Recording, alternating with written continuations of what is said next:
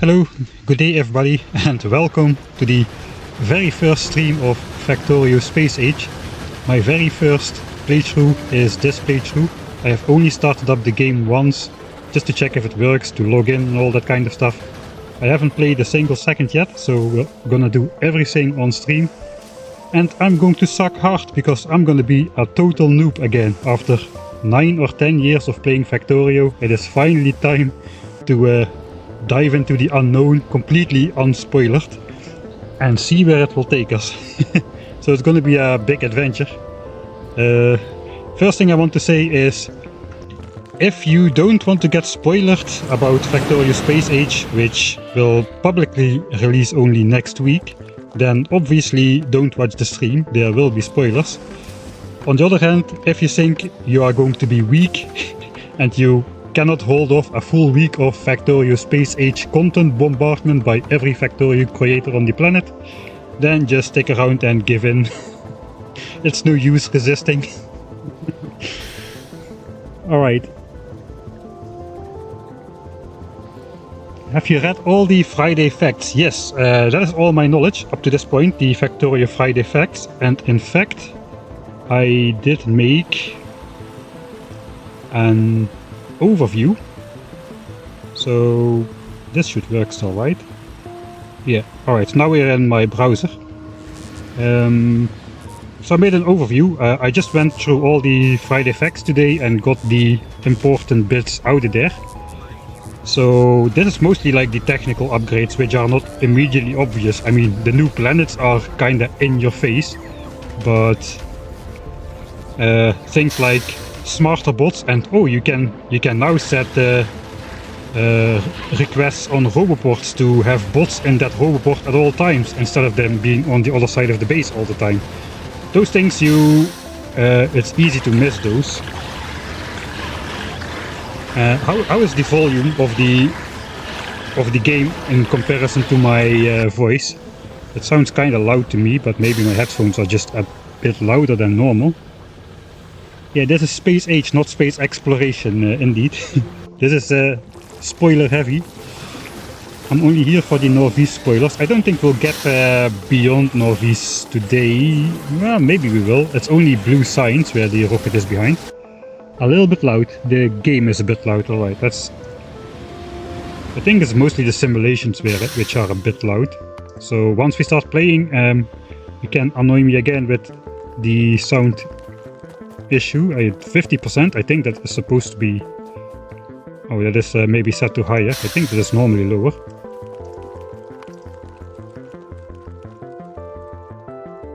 Right, is this is this better, or is this is the music just too loud? Let's get this thing. Let's get that thing out of there. Right. So there's no need to go all crazy with gifted subscriptions and super chats and all that. This is just my casual first playthrough of Space Age. So for me, streaming is more like a personal outlet instead of a like. My main gig is making videos on YouTube. This is just my, you know, my enjoyable Factorio experience. Not that I don't enjoy making videos, but you know, editing is still work. This is just my outlet basically, so no need for all that. But thanks anyway for the gifted subscriptions, something to love. And Crimson and Tuckerboy for these subscriptions. And now I have YouTube chat. I'm a pro screamer. I'm a pro streamer now. I have 2 screens. I have my old laptop with YouTube chat on the side. Thanks Plotter the Sailor for the $5 and Martinito for the 10. Okay.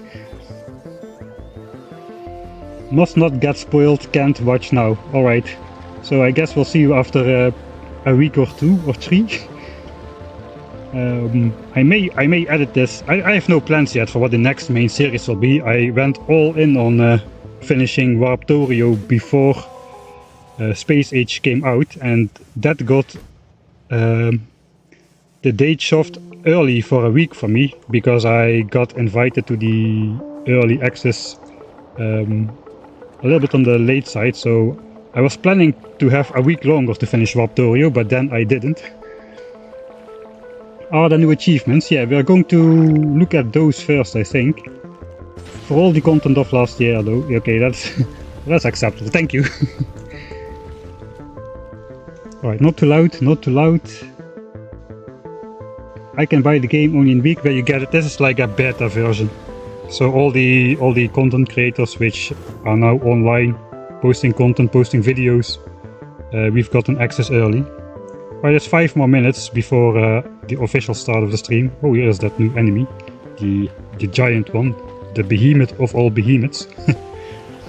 We can go over the Friday facts real quick, because that's not really a plan. So if you want to have a...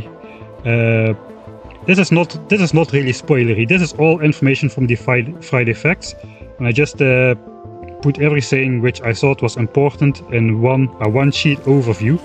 So make a print screen or something. You can use this for yourself. It took me quite a while to make, and some things I've completely forgot about, like the fact that you can set Roboport bot requests and stuff. So some of those things you will easily miss. The diminishing beacons, yeah, we got a bunch of things. I can go through some of the pictures. Let's see, am I on the right screen? I am. Right, so these are the Friday facts. One of the key changes, and which is important today, rocket silos are now behind blue technology, apparently. Then we can unlock the 3 planets, and then we can unlock the final planet. So it is going to be a lot easier to make a rocket. I do wonder though if if the achievement for launching a rocket is still 8 hours. That's going to be much easier. I'm missing a bunch of stuff again.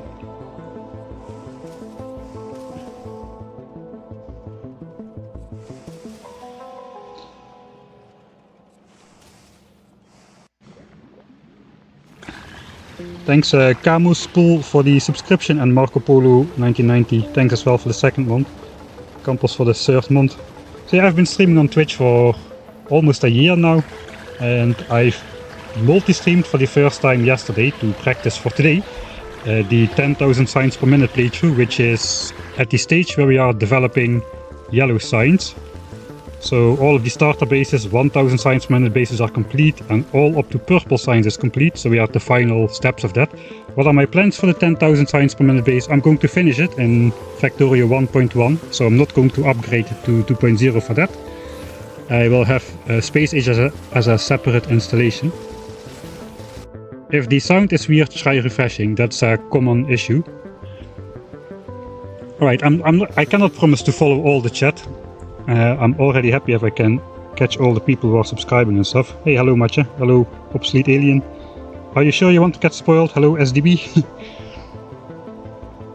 So yeah, streaming on YouTube is kind of new for me. I don't know how things work with like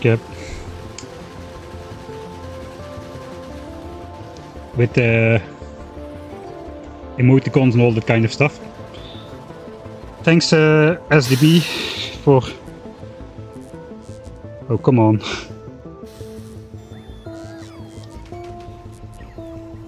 Maybe you are not here yet, but I said this is just going to be a casual first stream. I don't want to go... I don't want all the... You can just feel the uncomfortableness. I don't know, I just cannot yet get used to it, to this stuff. Thanks for the 25 gifted subscriptions. That is entirely too much, again. That means...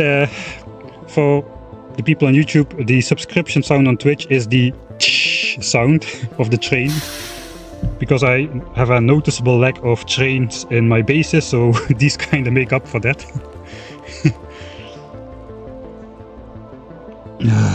Thanks Mergelmush as well for the 4th month. Let's go. Yeah, let's go. It is 1 minute before. So yeah, let's go through. Let's just quickly go through. I prepared these screenshots from the Friday effects. So we got rockets behind blue signs. We're probably gonna launch a rocket today, I feel, if that didn't change too much. And if we don't get sidetracked too much, big danger there. Getting sidetracked is my specialty. Alright, so what do we have? This is very important. Bots no longer get stuck when they try to fly through a roboport network. They now always will fly to a roboport which is closer to the destination than the bots currently are, so that is nice. Yeah, we've got quality. I'm not sure if we'll see that today or if we need to unlock that, but let's hope we won't need to get into that today. Some of the technologies have changed, so we have a couple technologies which no longer research, but which just unlock themselves after you reach a certain milestone, like crafting 50 iron plates unlocks steam power, 10 copper unlocks electronics, that kind of stuff. I forgot about this part. That was mentioned in the earlier ones. We've got, yeah, rails. I guess very exciting for all the rail players out there. Rail in 16 orientations instead of just 8, so that's a lot more flexible. And of course, to go with that, we've also got the elevated rails. So rail bases are going to be a lot more efficient and a lot cooler to look at. That's going to be a major improvement for intersections. This is some new of the force blueprint placing. You can see the solar panels get assigned to bots. They have a slightly different color. The color changes as bots get assigned to the items, so you can see if a bot is on the way. That is nice. Yeah, this is the first space platform. We might get there today, but I'm not sure. Deconstructing landfill. Yes, it is here. We can finally deconstruct landfill. We don't need to be super careful anymore with the placement. And you can even super force build water pumps back into the landfills. That is nice. The cursed belt stacking. Oh man. I'm kind of curious how this is gonna work out. We've got, this is a great change, we've got actual flippable blueprints now. So you can see the inputs actually switch and the outputs if you flip the blueprint. So that is nice. We've got better terrain generation with the pathways through forest and supposedly less annoying cliffs. Though this picture here very suspiciously is not showing us any cliffs at all, so we'll see. We're gonna play default settings, so that means with cliffs, and cliff explosives are hidden behind some planets, so that's annoying. This is a major change for the later stages of the game, where if you... Basically, rockets already start constructing while the animation is going, and the doors just stay open if you finish the rocket fast enough, so you can launch rockets a lot faster. So in vanilla, I especially noticed this in Factorio. If you saw the finale, you noticed that the rocket construction took something like 15 seconds, and then the launch animation is like 40 seconds, something like that. So with these rocket silos, which can be constructed during the launching of the rocket, rockets should be able to launch a lot faster consecutively. I do kind of think that the top of this rocket should be like burned black or something, since the other one just launched right above it. But anyway, sidetracks. Right, this is a very annoying issue, especially with burner inserters, which can actually run out of fuel by missing all these pickups. That has been fixed. Burner inserters now can reliably grab from belts, and we can reliably grab from super fast belt with all kinds of inserters on undergrounds and that stuff. So that's an important change. This had a lot of influence on our design choices beforehand, but now we can just go ham. Inserters are also slightly faster, and that was kind of it. So again, take a screenshot of this if you want to use this for your own playthrough. It kind of summarizes most of the important info, and if you want to read more about it, the Factorio Friday Facts, where you can find the information about it. So this is not spoilery, this is all previously known information. Alright, let's go back to the game. It is still going, I'm missing a lot of stuff.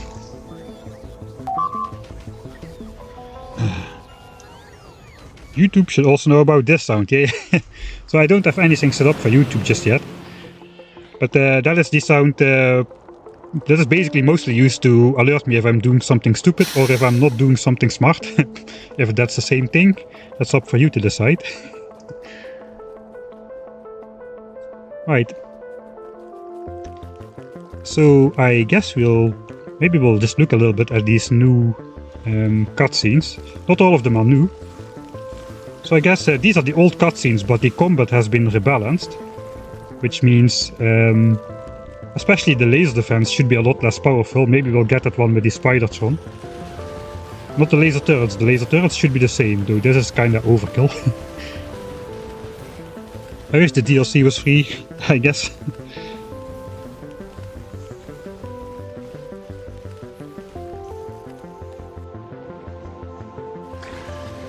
Alright, apparently we've got like hype chests now or something. That wasn't unlocked or something. So this is unlocked on Twitch now, some new emoticons or something. Oh, I got a lot of viewers. Well, thanks everybody for joining. I didn't know there were so many of you. I just alt-tabbed out. I don't see the chat on my screen and the numbers on my screen, so it was not visible for me.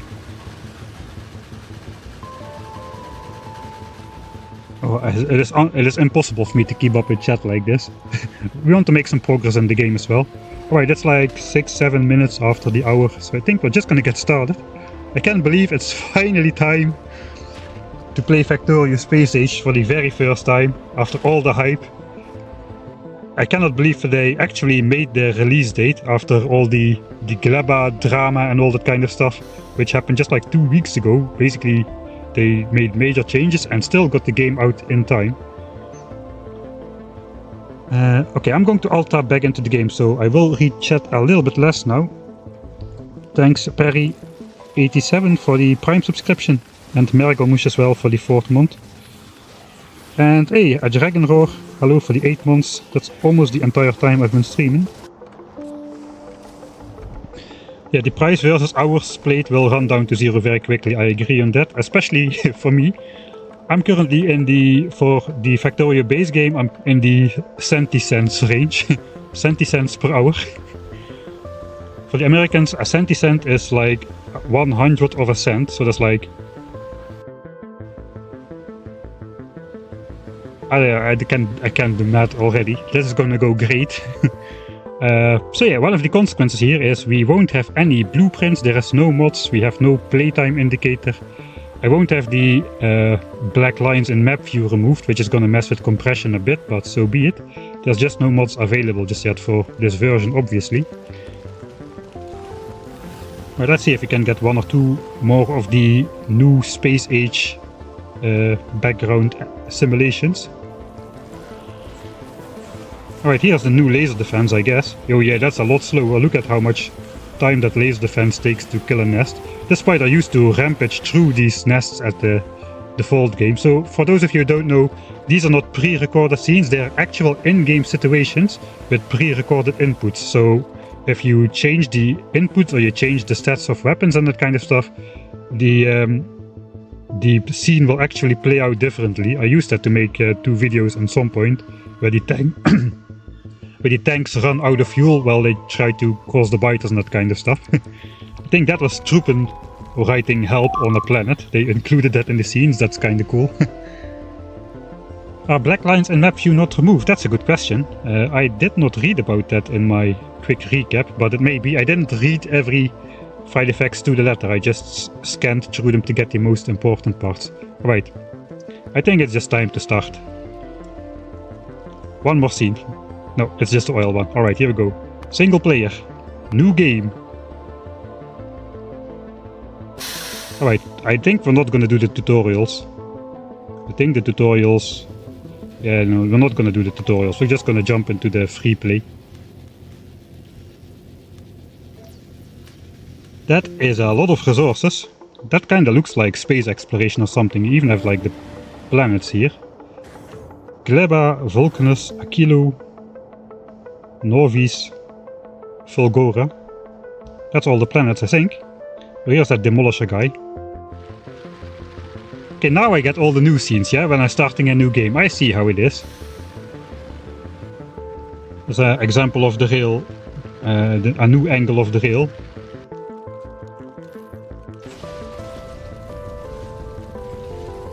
Whoa, artillery has been buffed. Alright, let's go. Let's go. I keep getting distracted. We may even get started in a new game this stream. If all goes well. I will click the play button in the next hour. That's the plan. Alright, what do we got here? Gleba plants, starting area moisture, solar power in space, cliffs. I'm gonna keep it on. Enemy bases. Oh, Gleba is also separate. Gleba has a lot of separate settings here. 7, 5, 24, 60. This looks all the same. How about that world? Okay, these look untouched really. The settings for those. How about pollution absorption?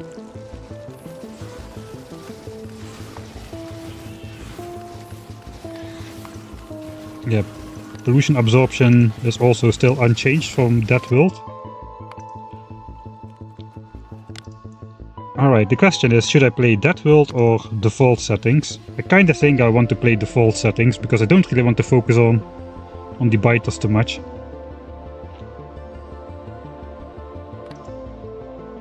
Let's see if there are new presets. Marathon, Railworld, Ribbon, Lakes. Ah, Lakes is new. Lakes is new. Let's scale this down a bit. So if you scale this down, you can see how the planet looks on a larger scale.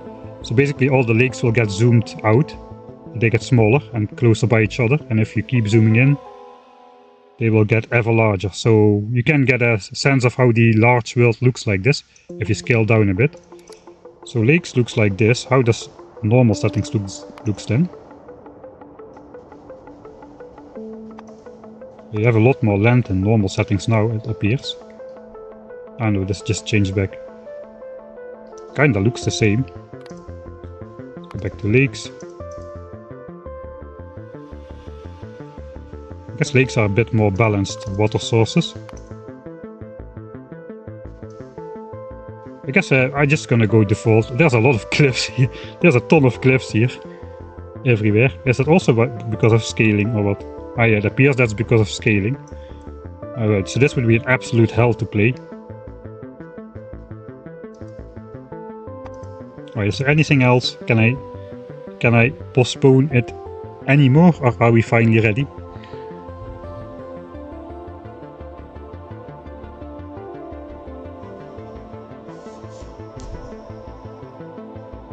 Alright, yeah, let's first look at the achievements. So I think I will Let's just start. I didn't really look at the map. The spawn next to the water, that is nice. Cutscene looks the same. I'm already missing my my timer. I kinda like having the playtime on the screen. Alright, this is new. Your task is to dispatch an interstellar space platform, not launch a rocket anymore. You will need to research advanced technologies in order to unlock the rocket silo. Really, it's only blue signs now. And discover other planets. Okay, I guess you need advanced technologies to discover other planets, perhaps. Start small. Okay, this is the same. Work your way up, blah, blah, blah, blah.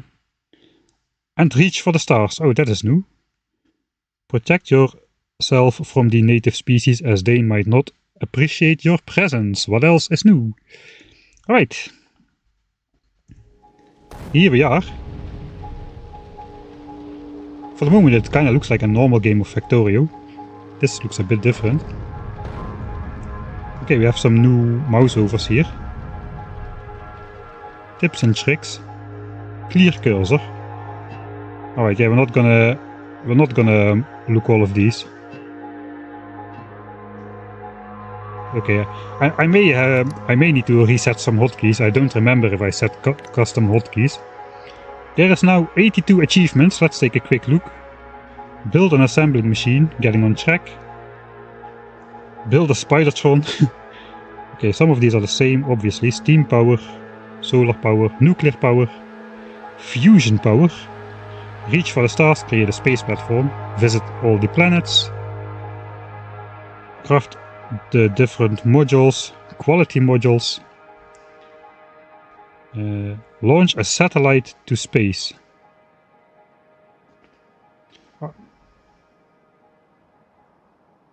Finish the game. Second star to the right and straight on till morning. Okay, these are all the same. I'm just skipping the ones which are already there.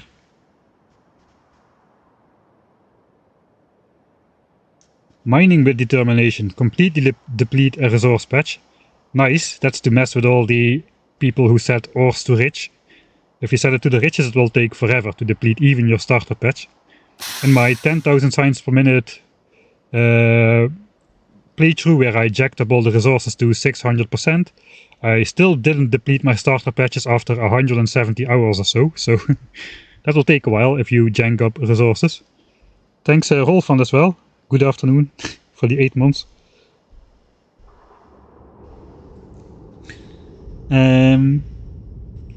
Travel 10,000 kilometers into interstellar space. Okay, that's not all that far. I think the moon is about 300,000 kilometers away. I guess everything orbits a bit closer here then. Get on track like a pro. We're gonna fail that because I already lost 3 minutes. Produce circuits is the same. The 20 million one is still in there.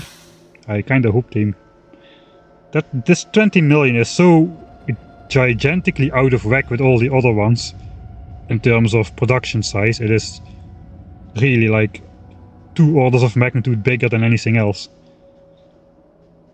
Thanks Rocky Lobster as well for the subscription. Hi, it is out. It is out for content creators a week early, so it will be on Steam and on the website next week.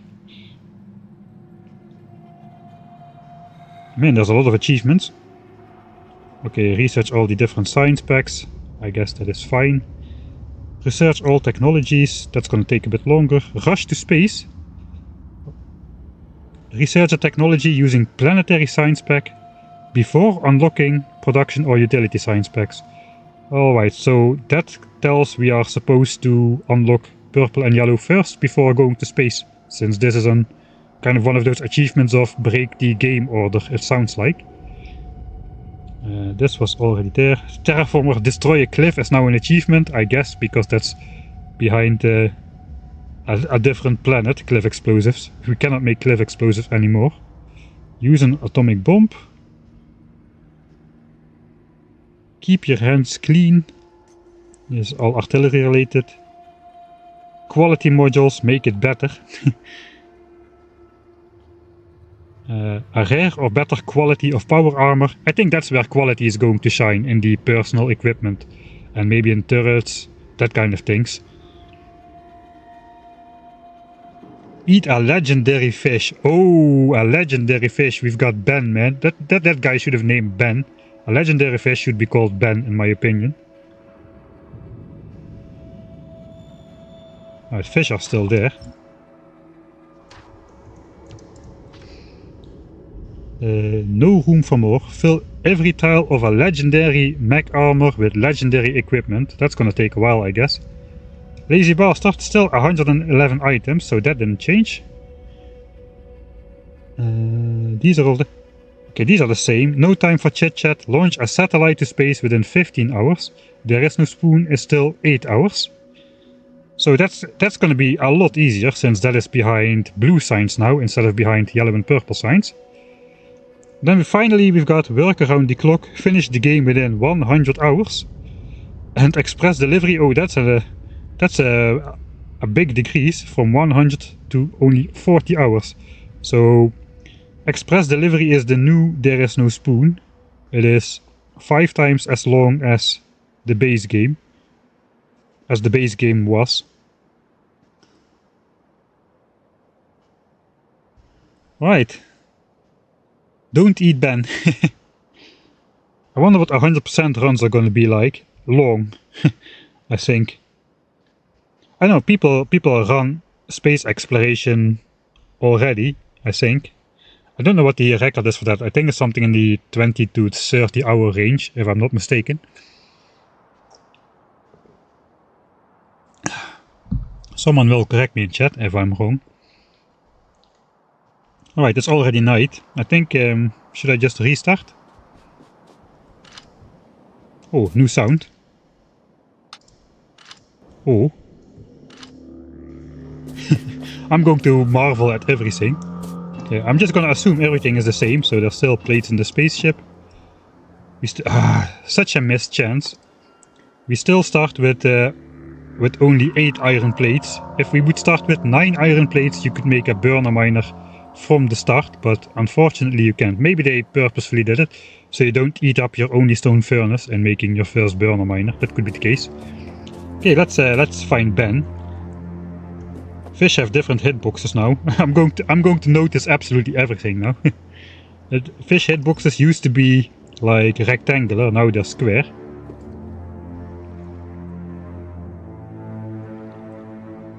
No. No, no, they cannot do that to me. Fish spoil.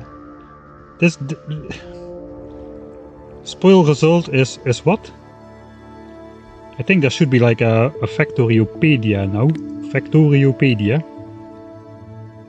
And everything should be searchable as well, so you can just press Ctrl F everywhere and you should be able to find something.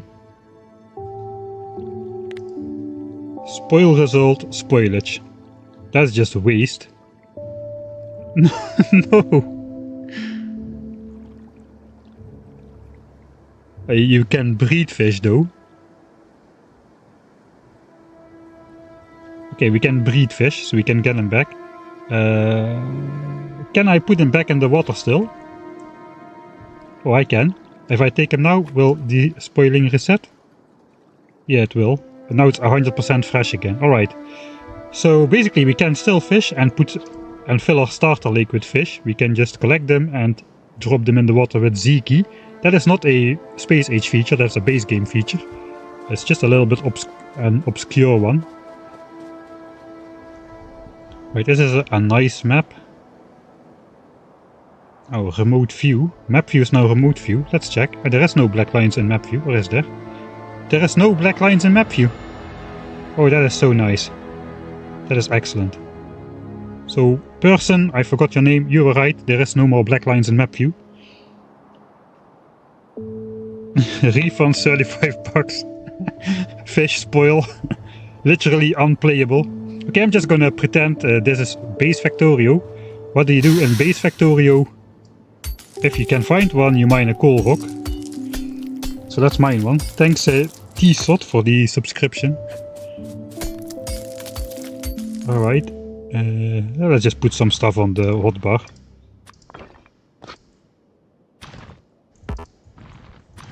Okay, apparently I have custom hotkeys for that. I remember I set a custom hotkey for clearing this because my middle mouse button was broken for a while. Let's just keep track of our resources on here. This has all new sounds. Oh, that sounds very good. That sounds much better.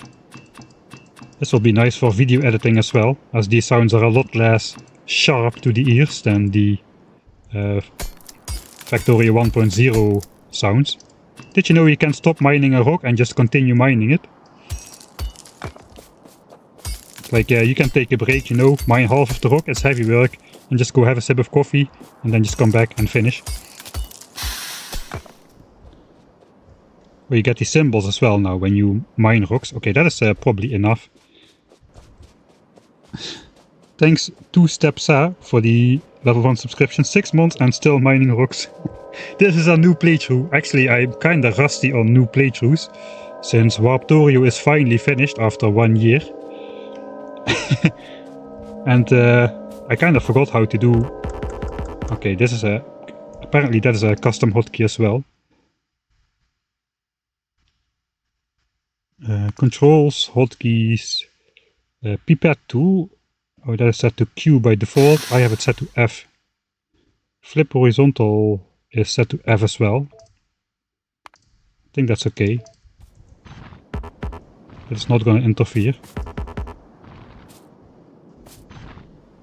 Alright, so let's go. I know how to play this game. I have played this game before, the base version.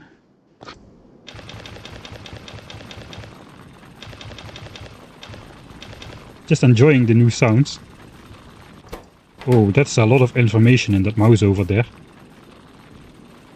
0.31 a second, okay. Pressure greater than 10 hectopascals. Alright, a lot of information is being thrown at us. Is this still just going 1-to-1 or what? It appears so. Not like they have some like Factorio things where you suddenly smelt like 5 iron at a time. Yeah, the ghost blueprints are now blue. That's also a change. Looks like the 1-to-2 ratio is still correct, so that didn't change. It's like 4 megajoules, right? Yeah, 4 megajoules still. I know everything could have changed in the base game. These ghosts look a lot better than in Factorio 1. Ooh, look at that! They're actually ghosts. Is this standard or is this like Halloween themed? Look at this wavy.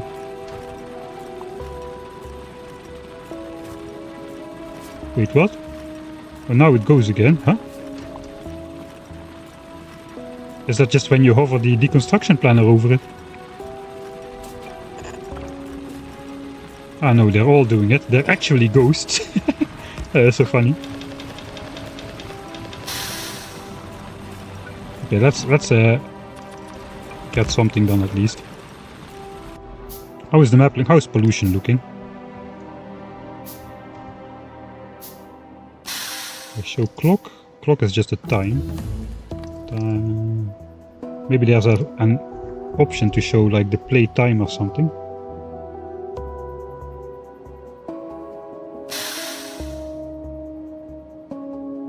Oh, Steam Power has researched. That is one of those things. Once you produce 50 iron plates, Steam Power gets researched automatically.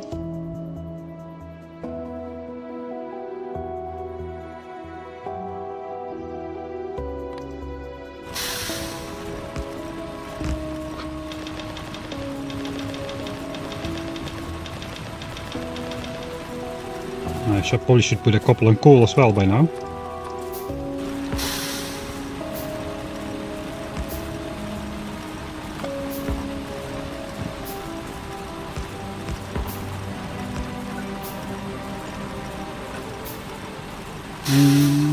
Let's keep the wood.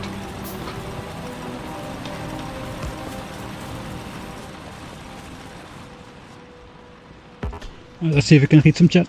This is early access indeed. Yeah, the ghosts really look awesome. Halloween ghosts. Spooky blueprints. The actual holograms, yeah. Whoop incorporate. Yeah, they actually incorporated a bunch of stuff from mods. People call it like stealing and don't have ideas for yourself, but that's not the case. That is, it is good if you just take good ideas and implement it into the base game. That's a good thing, in my book. Alright, so normally I would just like handcraft some red signs. Red signs, we cannot handcraft red signs. I also need some copper though.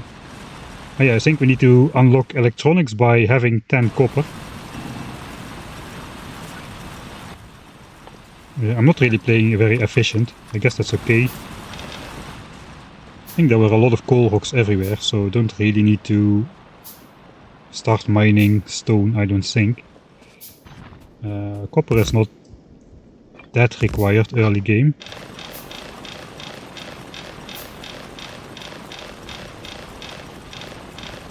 It is a bit harder to hear how much you're actually inputting with the new sounds, but in general I kinda like them. They're a lot less an assault on the ears, so to say. We're just gonna keep making stuff. Okay, there's electronics. What else can we research for free? This is just craft a lab and then we research red signs. Alright. That is the last one. I know. Once we craft 50 steel, you get steel axe for free. That is pretty cool, because in the base game this costs like 50 signs and 30 seconds per sign spec consumption time in the lab, so this takes quite a while to research in the early game, but now you get it for free. Here's all sign specs, sign specs, sign specs. Let's just scroll to the bottom, just see where vanilla stops. There's the rocket silo. What's the new path to the rocket silo?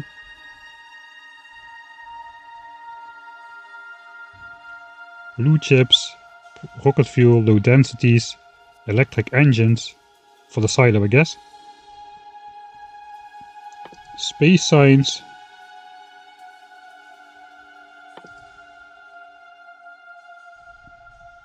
There's not a lot of text at all. This is all technologies now you need to go to the rocket silo. There's gonna be speedruns of launching a rocket in under 1 hour for sure now. Okay, we get oil processing for free. I think let's just scroll to the bottom, see how many tags there are. Alright, here we're getting into the weird new stuff. Okay, looks like not all technologies use all sign specs. That is nice. I like that feature in Factorio as well, where the old techs didn't use like the early game sign specs which are crafted with wood and a copper wire or something. Oh, here's cliff explosives. Tungsten carbide. Okay, now we're getting into the stuff which is normally in mods. There's also a lot more infinite researches that it was in the Friday Facts as well. Right, there are a lot of text behind the rocket. A tomato? Yumako. I guess we'll get into that. This one, let's not go ahead too far. So are these still outputting like 9 or 10 pollution? 12 pollution a minute? Oh yeah, it was 12. I have no more furnaces.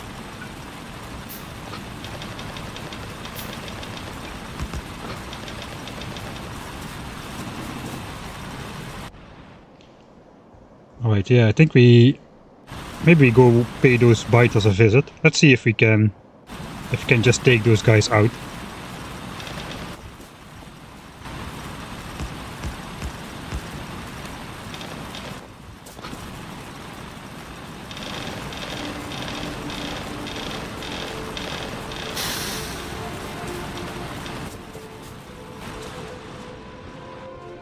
I guess now we'll get electronics research, because that requires 10 copper. Ah no, we already had 10 copper. Oh yeah, we need to make a lab. Let's set up some signs before we go. So let's go. Offshore pump. boiler, steam engine, lab. That's the 2 labs. And then we can make science.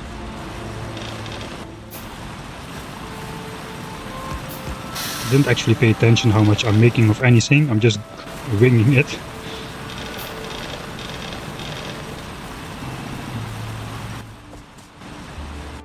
Alright, where is water? Water is on the left. What do we need for automation? Still 10 science packs. Turrets are 10. Military still 10. How is the heavy armor? We do need steel for that still.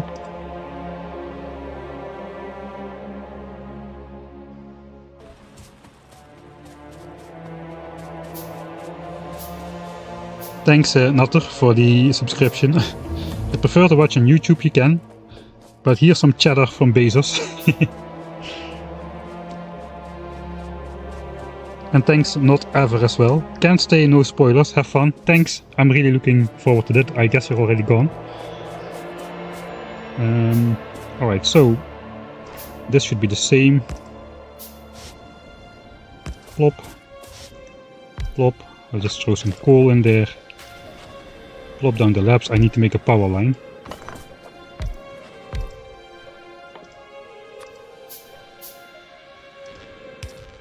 And then we can make science packs. I guess I'll make 30 again. Alright, so even if you research an automatic technology, you still get that blinking light in your face. I will forget that many times. If this starts blinking and it annoys you, just try to notify me, because I won't see it.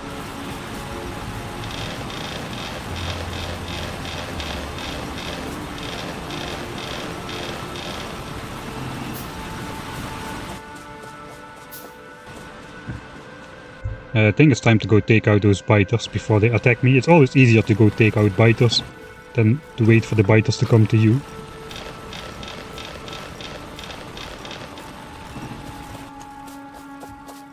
I crafted 20. I want 30 though, so I guess let's mine another rock or something.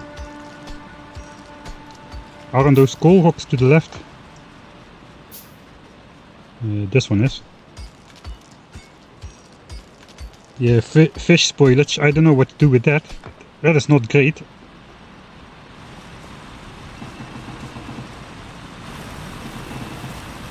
But these sounds are there. They may be a little bit too soft. It kinda depends on where you're taking it out from. How it sounds like. Alright.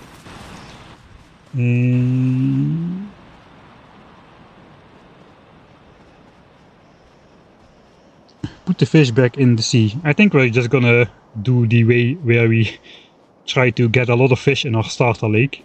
Because why not? Alright, this is not connected. What was that?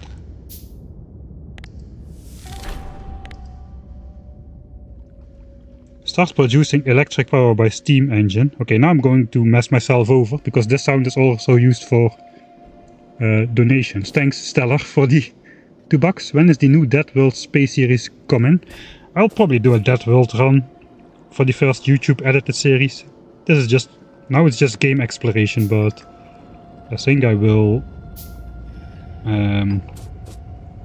do a Dead World run. Dead World has kind of become my thing, I guess. Let's just stand around here.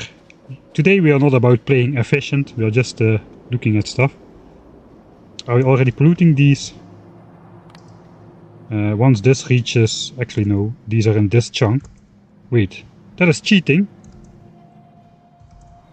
If I pause... That's a bug probably. If I pause the game, I can suddenly see in the fog of war. Look at that, these chunks aren't even explored yet.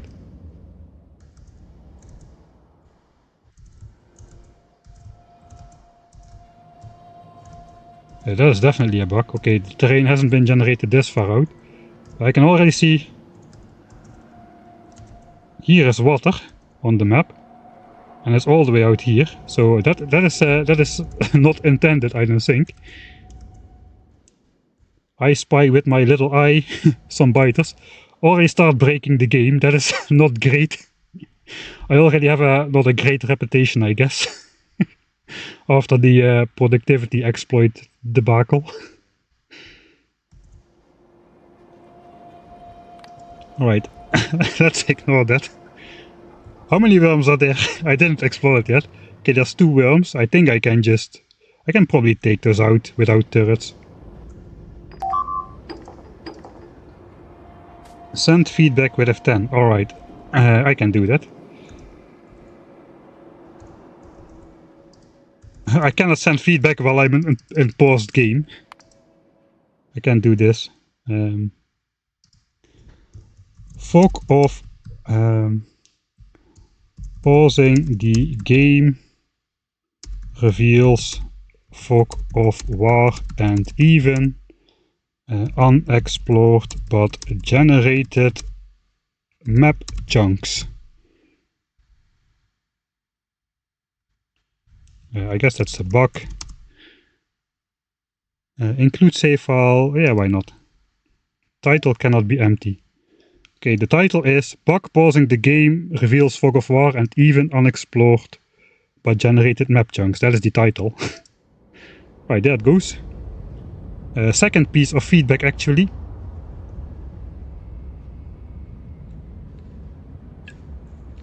Pausing the game is map hacks, yeah. Hello Johnny and Johnny. This is not a Johnny. We'll have a Johnny if we find a single worm without a nest somewhere. Then we'll have a Johnny. Oh, this looks very weird. So alt mode already reserves space for all the other science packs instead of being just a big icon in the middle this time. Alright. I guess I'm not going to be the only person who is finding bugs at the moment. I guess I think the shotgun was improved if I read that correct somewhere. The shotgun already was pretty good for taking out nests. 12 times 8 physical. Alright, that's good. In the base game it's 12 times 5 physical. They were gonna make a shotgun then. Is yellow ammo still 5 damage? How is gun turrets? Gun turrets looks the same. NQ Research. Is that correcter English? NQ Research? Alright, so those 3 are the things we have tags for. Science packs for. So let's just make that. I guess the shotgun costs us our wood. Did I still input my wood somewhere? I guess I did. So let's make a light armor. We're going on the offense. The shotgun costed 5 wood previously, so let's just grab a couple. NQ and DQ. I didn't know that. Alright. Alright. Okay, I start to drown in resources already. Can I still get there before I pollute biters? I think I can. I was going to say these guys are in this chunk. That's how I discovered this glitch. So if the pollution spreads to these chunks, they not will be polluted yet, as these biters are in this chunk. Thanks, pause screen, for showing me this very clearly to me, so I can explain it. There may be biters off there though. So yeah, let's not waste too much time. We have enough stuff. I guess we can just craft some more. Oh no, we need to craft the military stuff now. It is nice to make 2 labs in the beginning. That helps speed up the early research a lot. Research with automation, we got an achievement. So I guess now we can make all the cool stuff. The shotgun is going to be amazing, I'm pretty sure. We'll also make a machine gun and some extra ammo. We have the armor already. Let's get rid of the pistol. It gets a special place in my inventory. Looks like this is also... I also set this to be a custom hotkey. But there's a lot of guns. Okay, let's not spoil ourselves too much.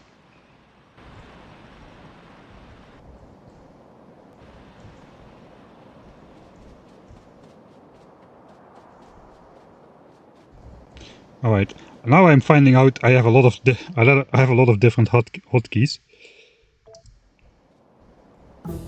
Okay, so tab is for what's M? M is also for map. Okay, so I can change that. I use M for map key and I use tab for changing weapons. Sorry about this. This is actually my first playthrough, so I didn't think I changed so many hotkeys. I can search here as well, I guess. Switch weapon. Switch to surface. Weapon. Next weapon. C. I'll set it to top. And then map. Toggle world map. We'll just set it to M and not set a second key. Alright. It's very nice that you can search everywhere now. Alright. Let's see where those biters are. Let's see if they have the same stats actually. Let's see. Yellow ammo is indeed still 5 physical damage. Where are those guys? Oh, they're up there. I walk straight past them. They have a trigger distance of about... Oh, I'm shooting with my shotgun.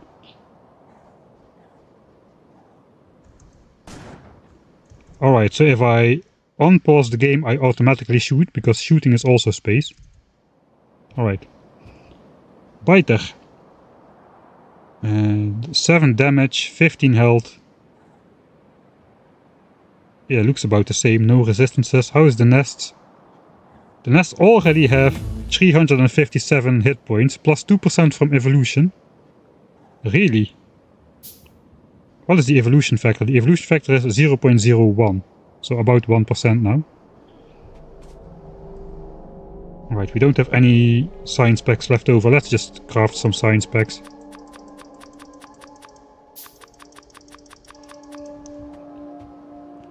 Oh, I'm standing too close. I don't have any fish.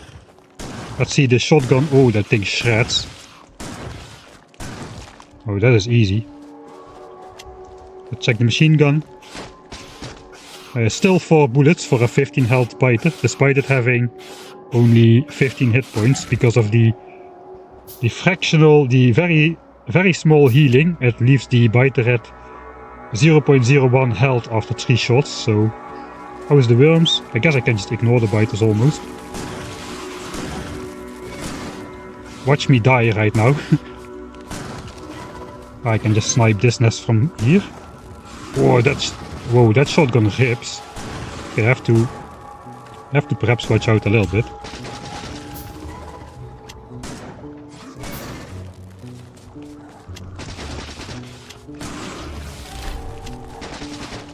Okay, the biters do good damage. We still have 3 physical resistance, so that's the same.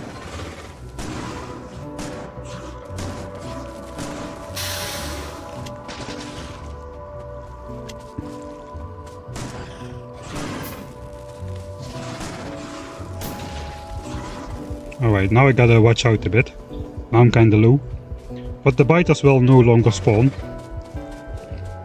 I could leave them up. Maybe if we don't find a Johnny, these can be the Johnny brothers. They look so peaceful next to each other. So let's just keep those guys there. Worms. I'm spewing a lot of base game knowledge here, but it may have changed. But in the base game, worms don't count for enemy expansions and all that kind of stuff.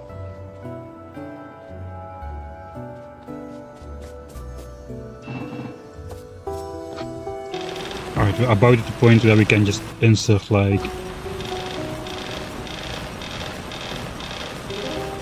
a quarter stack or something.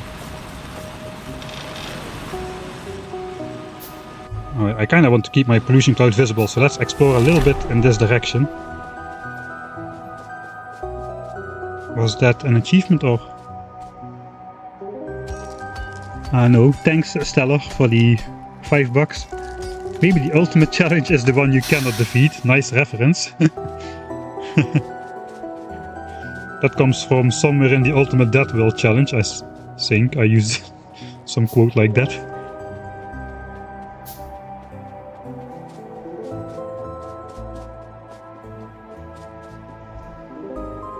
Alright. So if you play like a coward, like I play, you just explore your pollution cloud, keep it visible, clear the biters before you pollute them, and you won't run into any attacks at all. Should I just go for a defenseless base yet again? I could do that. The ultimate challenge is all the friends he meets along the way. The ultimate challenge is making friends along the way in these days. Alright, I just getting swamped in resources here. I should probably just stop just clicking stuff. Let's just go for electric mining. Can we make those? No, we cannot. Okay, let's keep those burner miners are good. Let's just keep those around. This is pretty new actually too. The overlay where you cannot build.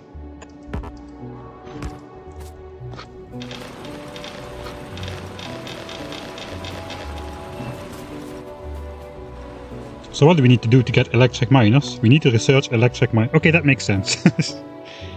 We need to research radars, we need to research... This we need to research already, but normally you get this from the start, this you get from the start. No longer. Alright, that kind of makes up for getting Steel X for free, I guess.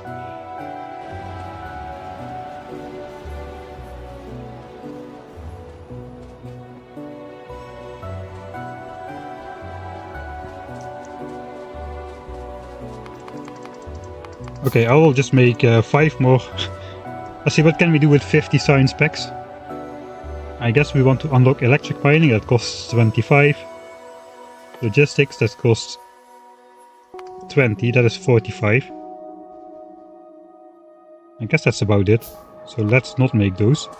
I have 45. Let's see if rounding issues are still a thing. If I delete this and switch it on a couple times, that could cause some rounding issues. I put exactly 45 signs in there, which should be enough. New tip inserters built by dragging.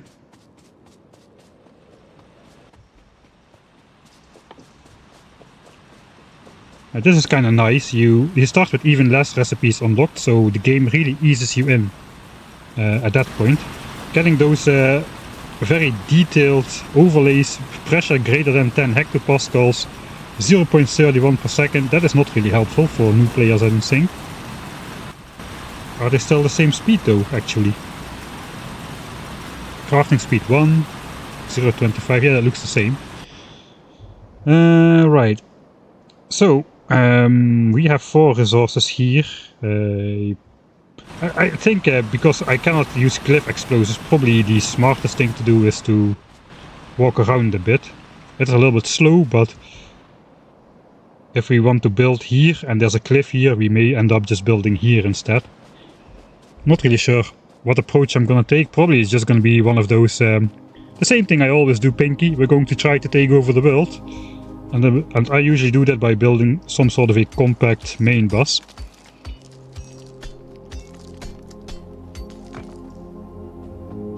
Now let's just grab some coal rocks on the way. I'm not in a hurry.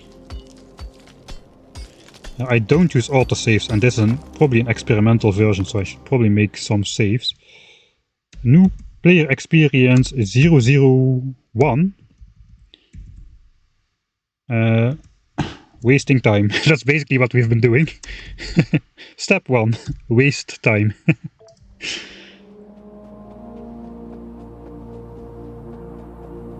Alright, so if we have got the resources here, we got water here, we can do like power at the bottom. And we can like, maybe we can do smelting. Can I fit it in there? There's a spaceship. I can see the map, why not?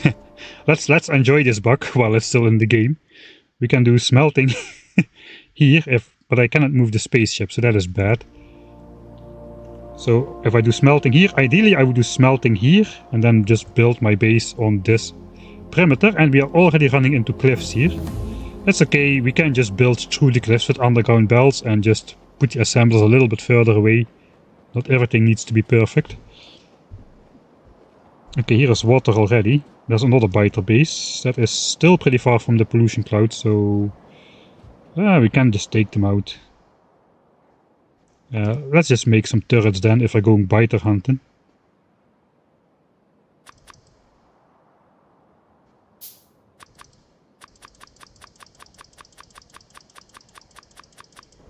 I'm just gonna use the shotgun mostly. The gun turrets are nice as a backline, but I guess the shotgun is so powerful now that it shreds through these biters with ease. I'm not even using fish to heal. And I can just manage my health like a resource. If I just take out the worm first, perhaps. Oh, the shotgun is also much more powerful against worms now.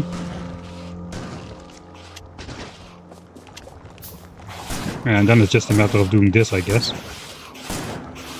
Ah, maybe not.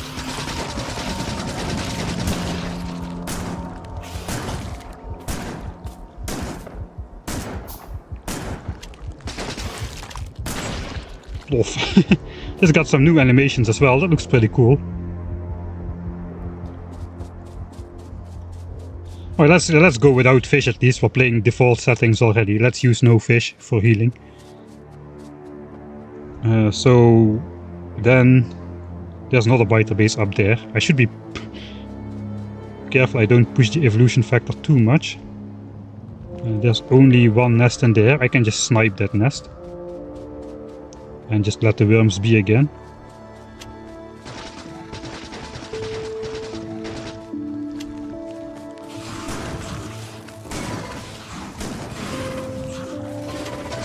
It's a little bit limited movement here in the forest. Ooh, that's pretty dangerous. Okay, let's see if this old trick still works. So if you put a turret in the range of a worm before you enter the worm's range, they will just focus the turret and you can just run in. Ah, it still works. Okay, but those two worms are out of range. Can we save it? No. Okay, I'm pushing my luck again. There's more biters up there. This is default settings. Have enemies been buffed or what? How is the visibility at the night shots? Is it very dark? Or is it visible? I could try to turn up the brightness a bit. But it will look a bit more ugly, I think. I already put it up a bit.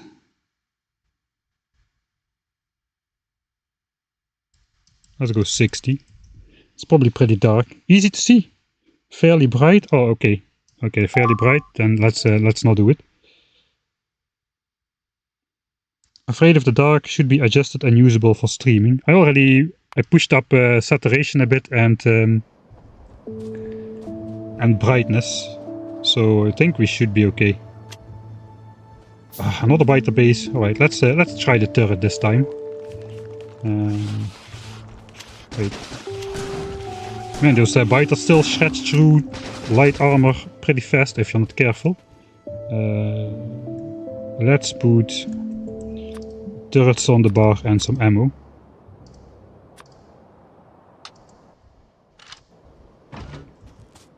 Let me just do this.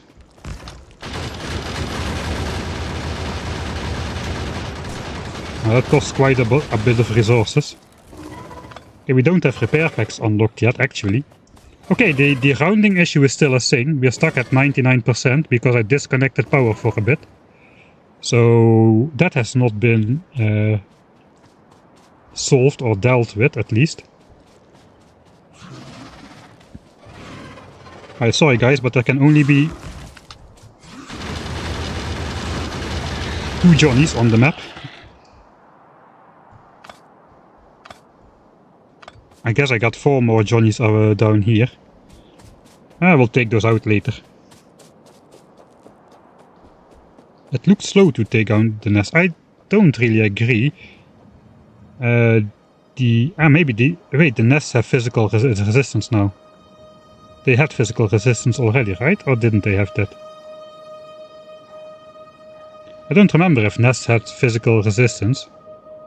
I think they did. Yeah, they did. Because beating a nest with your bare fists was pretty strong. We can still try that. Now we're... Why am I taking out nests? That's a good question. I should get rid of the machine gun because the ammo keeps popping back into my inventory. I thought I made 4 gun turrets, but...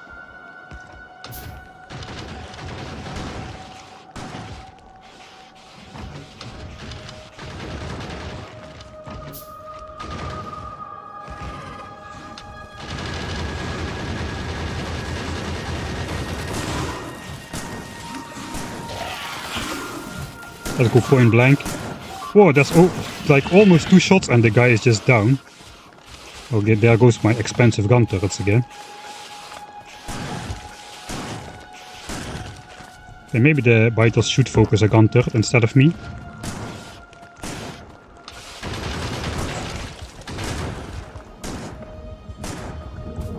Oh, the shotgun is really buffed, man.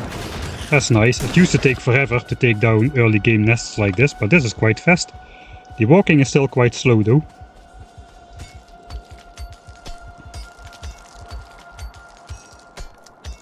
So I already lost 3 gun turrets, I guessed.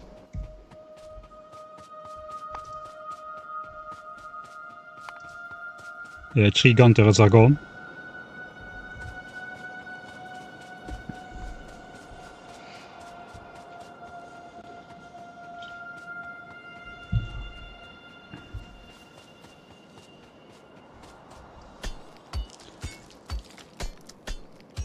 I just cannot resist mining coal rocks for some reason.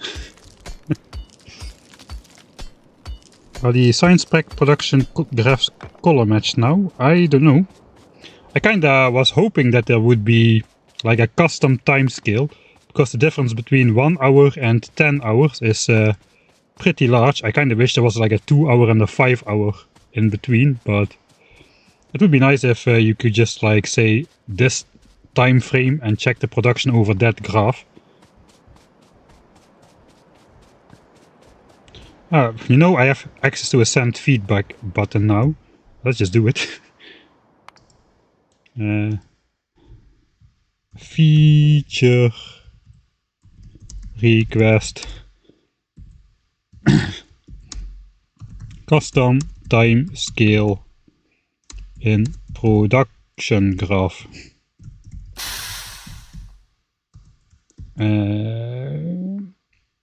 Difference between 1 hour and 10 hour is really big. They gave me the power. I guess we don't need to include a save file for that.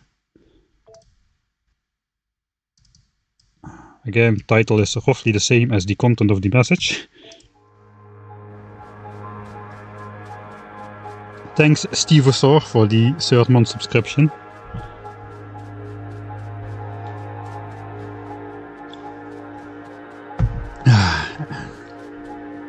And King Caesar for remembering me to hydrate.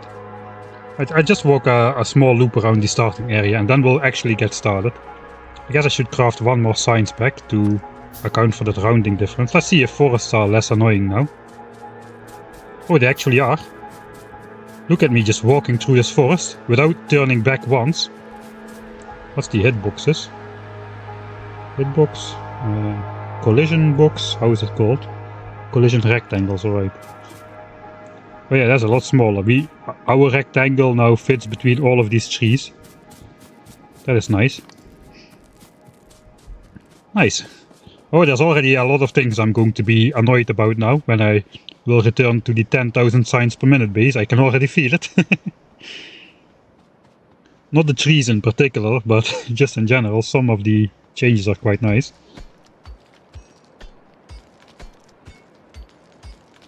Email got leaked, RIP. You can see the email on my YouTube channel as well, if you go to the About section. I probably shouldn't tell you people these kind of things, but it's there. You just need to click a button, do the I'm not a robot thing, and you can see it. I don't know why I still have it up there, because I kind of stopped looking at any sponsor opportunities after stupidly my account got hacked because of my own stupidity like over a year ago already, I guess. Or about a year ago.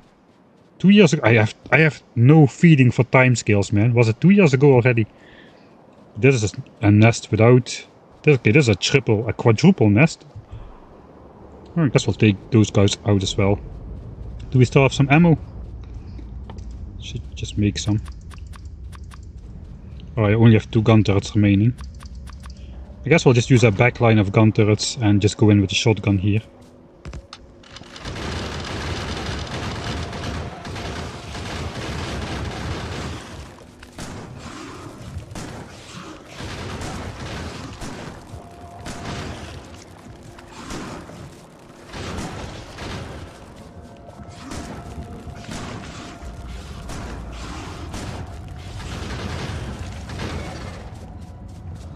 My gun turret's a bit too far away.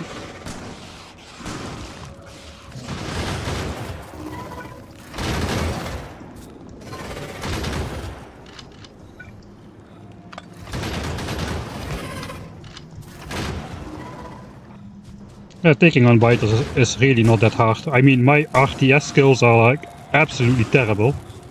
I can press like 2 buttons at once, and that's about it.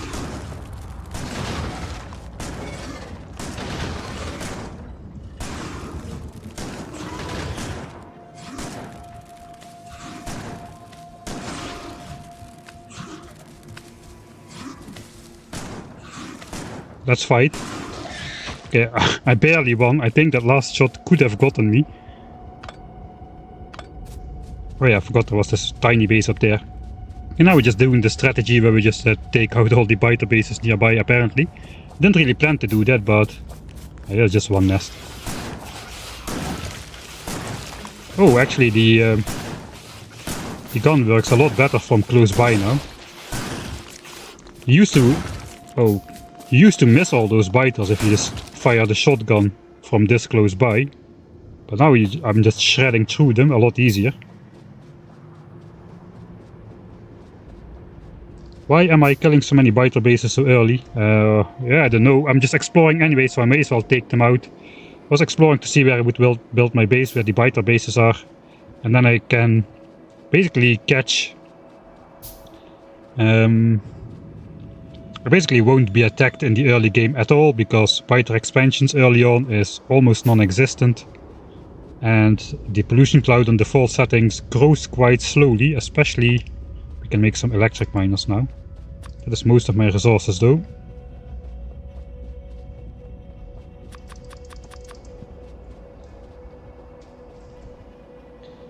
And this one is close by as well, so now if we take out this one and probably 1 or 2 over here, that's basically, we won't have to worry about biters until we unlock like the tank or something, I guess. Yeah, it's like a bit expensive, but let's just zap this down. Again, there's only one worm. And I placed my gun turrets way too far away. Way too far.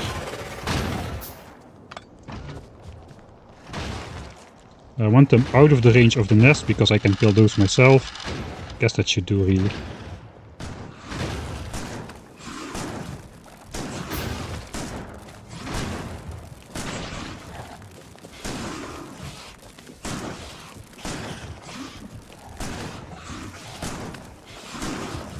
Man, that shotgun absolutely shreds now.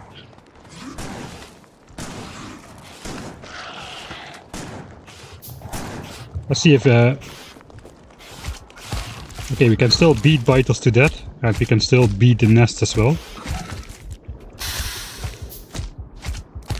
Oh yeah, but the shotgun is just absolutely shredding now. Like 60 damage in one shot. Thanks, hey Eveson, thanks for the 10th month subscription. I almost walked through the biter asset while looking at chat here. Nests already have significant health increase. Yeah, I guess that's another reason for taking out nests a bit earlier. Though I guess I don't know how fast evolution progresses. I guess on default settings not that much. Time is very slow and pollution only kicks in after you have a medium-sized factory. Okay, this cliff is very long. Here's oil. And some more water. Okay, we'll save the rest of the exploration for when we have the car, perhaps. Or when the pollution cloud threatens to spread off the visible map once again. We already discovered one bug. I can watch this, I can view this copper patch. Here it is. I paused the game and it's visible. I can even see what's in the fog of war here. Let's scan for biters. No biters.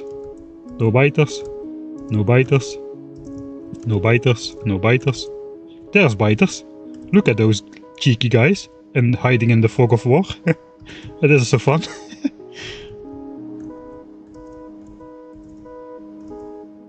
I need to be fairly zoomed in for that. There's not a biter base. Okay, this is when you play early access games, these kind of things can happen. I think that went wrong somewhere. This was not a thing in the base game, I don't think. Okay, we won't discover any more biters here, so that is good. We already know that now. The cheer alert gives me PTSD. Yeah. Turrets, I have like 3 of them now. Just to try them out. We can go with a defenseless base really, if we just keep an eye on the pollution cloud. If we get attacked, the first time it will be a small biter attack anyway. It will only happen if biters expand in our pollution cloud. So yeah, we're gonna be fairly good for a while.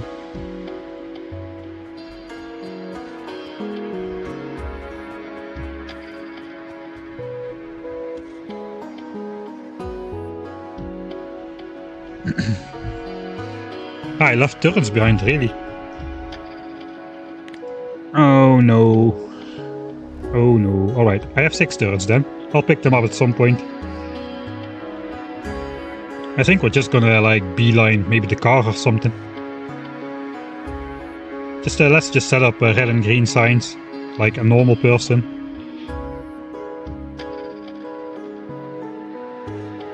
I mean, so far, well, there are changes, but so far it's still regular Factorio, I guess.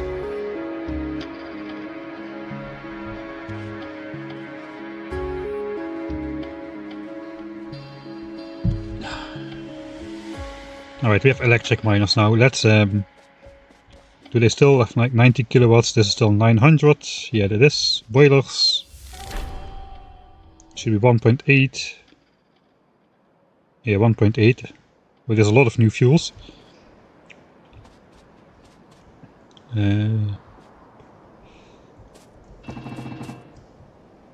Okay, the burner era has ended, I decided. Report the rounding bug. That is not a new bug, so I'm not sure it's a bug. I think this just happens when power network gets interrupted and then like fractional rounding occurs. It doesn't happen when power is uninterrupted to your labs.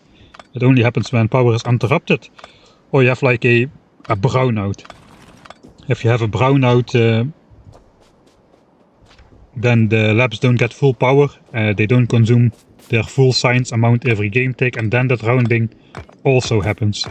But in general, I don't think that is fixable unless they give the player like the benefit of the doubt, that they just automatically complete science if you're like 1 or 2 ticks away from completing the tech and research stops. But that's a kinda hacky way to fix the problem. You will see, the millisecond I insert the science packs, this tech will finish. There it is. But that is nothing new. That is existing behavior. Alright, let's just plan a bit. Okay, let's set up some actual hotbars. Okay, how do I clear this? Middle mouse is a bit of a pain. I'll just set this up real quick so I can use my hotkeys. Power chest, inserters. I haven't even got all of these unlocked, but whatever. Yeah, I guess I'll just put gun turrets there. And ammo. We can put this one back. Just plop a bit of ammo in there. Keep a bit in the inventory. I don't really use hotkeys for furnaces and stuff. Maybe I should. Or at least I should put them on here. Furnace, like miner furnace and assembler. I should make some of those. It's so nice to just... It is really so nice to just not play efficiently again. Just like click random buttons, wait around, look at stuff. Handcraft. Okay, handcrafting is normal, I guess, in my... with me, but... the other stuff, I guess we need some power lines as well.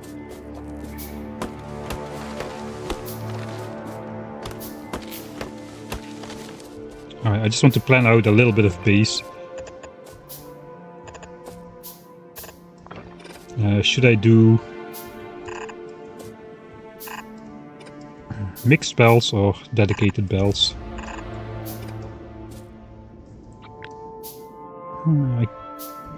Let's use a simple design. We're gonna go then mixed belts for the inputs and then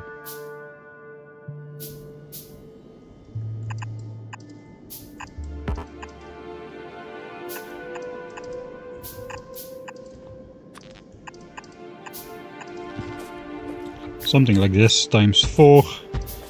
We'll find out if those ratios are still the same. And then we can put like... Should I do it the other way around? Maybe I should do it the other way around. So output in the center on one belt. That's probably a better idea. 2, 3... How much should I plan for? We don't really need to think about purple and yellow signs just yet. I think that's we can go to planets first or something. Iron, iron, copper, copper, 1 for steel. 1 for stone, can be on the back side, like half a belt of stone or something.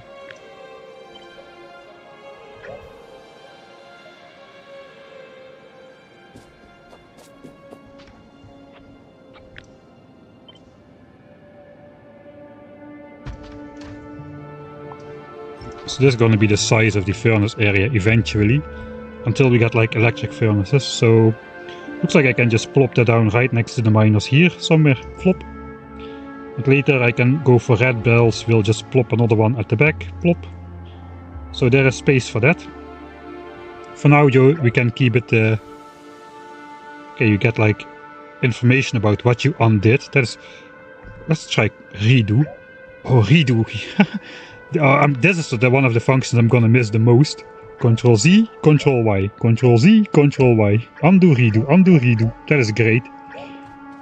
That may be my favorite feature in all of Factorio 2.0, of the behind the scenes mechanical changes they made to the game. So yeah, I guess that will work. But before we set that up, that's just for the location. Can you check out later picking up landfill? Yeah, that actually does work. At least there is this... let me find it real quick. It's literally in one of the Friday effects, so you can pick up landfill, you can even force build those pumps on there, and it will just get automatically deconstructed. Back to the game. But yeah, we will definitely try it out if we get access to landfill. Thanks Sagittarius1987 for the 8-month subscription as well. Yeah, redo is a thing, that is my favorite feature. You don't know how many times I pressed Control Z one too many times by accident, or try to Control Z something which you cannot Control Z and it just goes to the next item in the list, and then suddenly somewhere some belt is rotated anywhere in your 10,000 signs per minute factory or something like that. That's horrible. Now you just press Control Y and you can just redo that, right? I can just do this. And if I Control Z... Okay, no, that doesn't work. If I Control Y... Okay, the rotated belt still gets there though. Okay, so not everything is in there.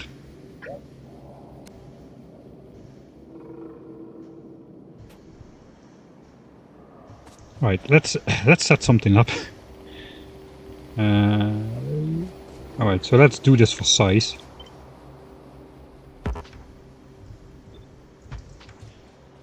So do I just build power over here then? I may just build power over here.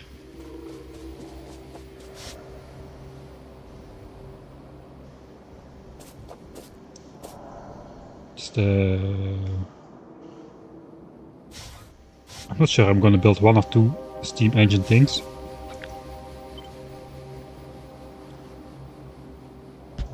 Just in case, let's keep space for 1 more furnace stack, which I don't think I'm gonna build, but that would be there. And then we can do steam engines here. Let's just do it at the top of the furnace stack. We'll keep like 4 space distance. Oh, this is confusing.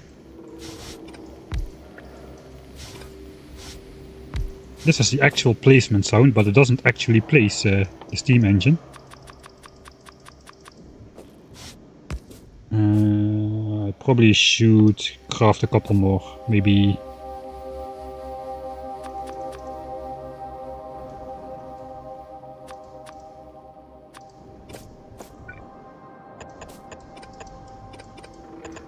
Yeah, we'll just start simple, just 4.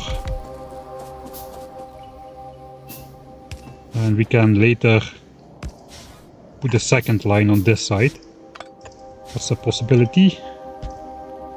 That will fit in a vertical fashion as well. Coal we can just bring in automatically from somewhere over there. Yeah, we have enough space. I usually use burner inserters for power, because as fail-proof, even if power interrupts at some point, we can easily... Okay, I'm going to connect water at the last, because water transfer should be like fairly instant, if I understand it correctly now. So I'm not yet going to keep...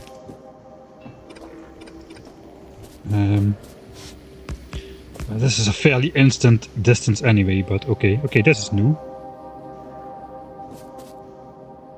Okay, I got these water pipeline things on the map.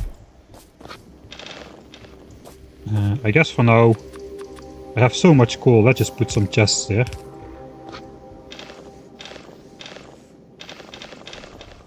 Yeah, that's good. Power lines. So later there's going to be another set of steam engines there with pipes in between.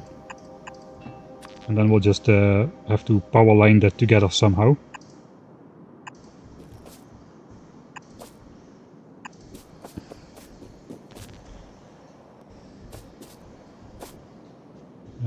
I guess, why not?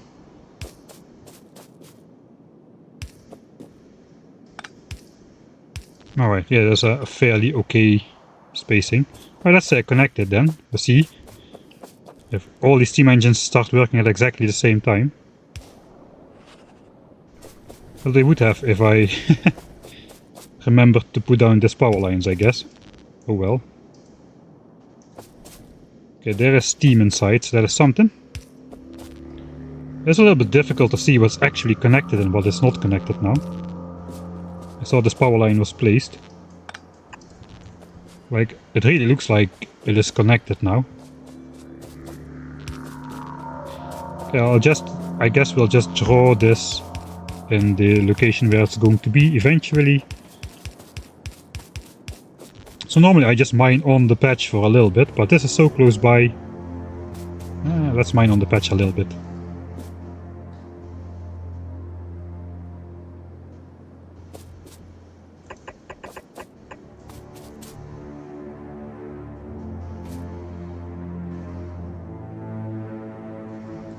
I guess we'll just make one mixed belt in the end.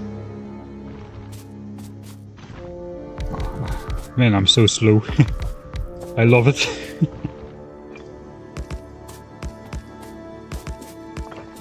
Alright, so technically this should still be like a couple times cleaner than burner mining. Pollution 10 a minute instead of 12, but the mining speed is doubled, so the mining costs only like less than half of the pollution compared to I can speak, compared to thinking is hard. Electric is like over twice as clean compared to burner. That is what I wanted to say. Let's just pretend that's a miner as well. And here we go, iron mining. Plop. You can run like 10 of these miners of a single steam engine. So with the 4 I have, I'm gonna be good. I guess we have to account for like 1 belt of mixed mining eventually. So let's skip that. We can place the next miners up here or something. Let's build a couple of coal miners as well. And just do that in chests for now.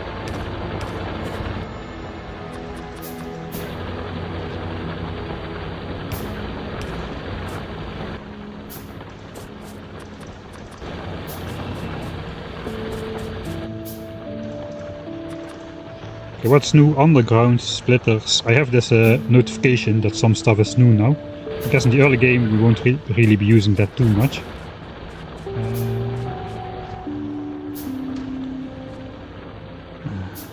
I'll just leave that up.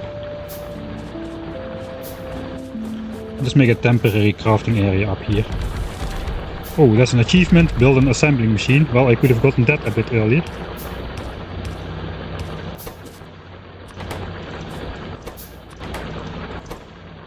What else do I need? Not much really.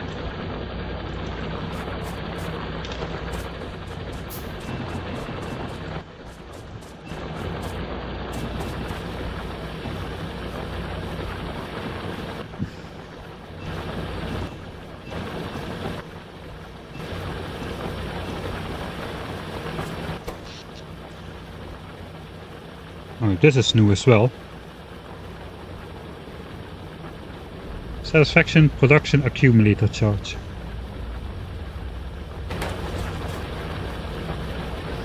Oh, I'm missing a bunch of chat.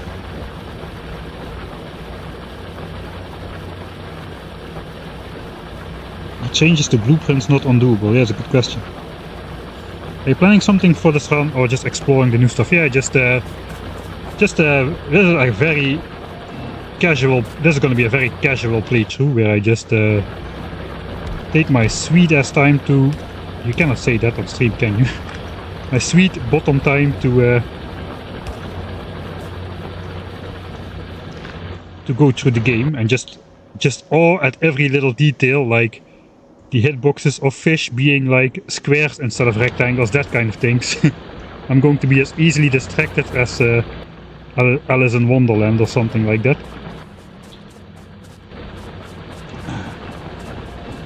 I have a serious problem with like speaking and playing efficiently at the same time. I have absolutely no clue how speedrunners do that. I absolutely could not play efficiently and talk at the same time. Hence why my 10k signs per minute playthrough is at 170 hours already. Okay, we'll figure this out later as well. Just put some on there. Can I make 2 more? It's nice to have a bit more copper just to make bunch science packs later.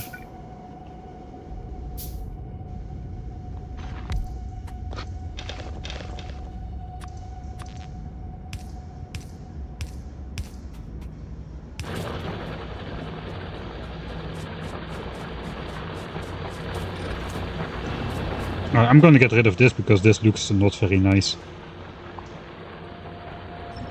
We just use that for the spacing, so we can in the future we can fill that in. For now I'm just going to do like a belt of copper and a belt of iron, and that's going to be it.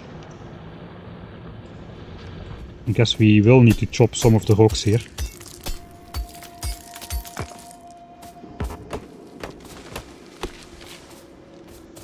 Yeah, I guess it helps if you're a native English speaker. I'm often looking for words still.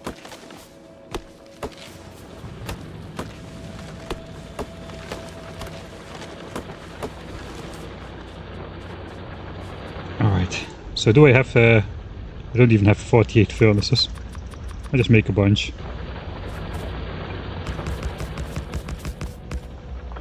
I don't have belts, I need gears for that.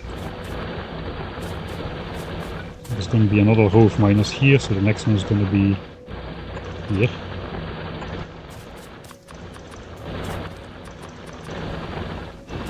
So handcrafting already goes a lot faster if you have copper wire and gears in your inventory. There's no need to set up a mall very early.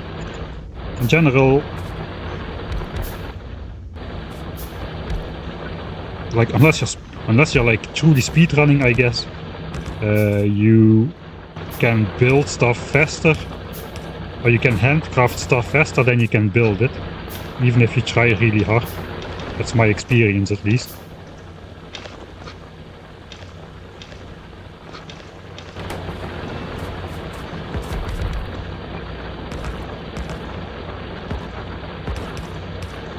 It's all a little bit temporary, so let's not be too precise with the power line placement here. Yeah, let's throw some stuff in there.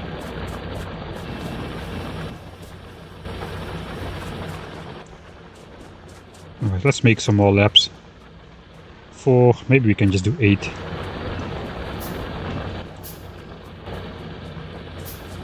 Am I gonna do temporary red signs? Do I still need anything to build the bus? I guess I need fast inserters. Steel processing would be nice. I can make 50 steel and get steel X for free. 80, 155 if I want this one. Do I need anything else? Radars would be nice actually. 175, 85, 95. I guess we can just make 200 science packs right here. Just like temporarily.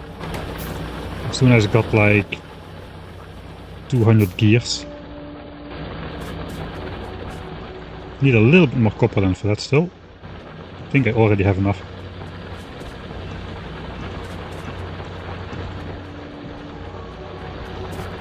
Let's just reset these to red signs.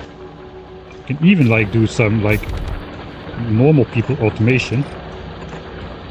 Use actual inserters and whatnot. Look at me.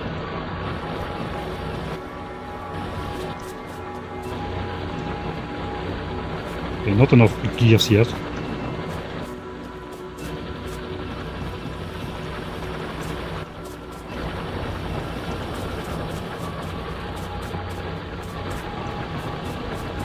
Right, so how is the pollution cloud looking now? Yeah, look at this, look at my pollution cloud. So the entire area here is free of biters. It probably will be free of biters for a long time. If I have really bad luck, some nests will expand close by. But as we see here, the biters were hiding in the fog of war somewhere. All this land is already generated in the background. Pretty far out, up to 20 chunks around the player. And very far, and all this land is generated. Okay, this land is not really generated, but this is. So biters can expand, even if biters are here, they can expand that way. I would have to be quite unlucky for biters to expand 2 times in my direction to settle in my pollution cloud, so I won't have to deal with biters at all. That feature was a bug, by the way, it's already reported. That feature was a bug, that is not a sentence, is it?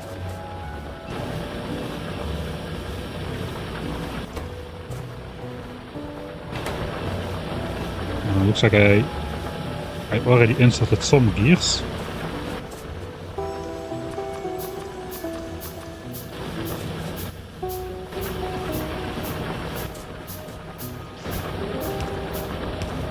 Laps actually may tip the power balance.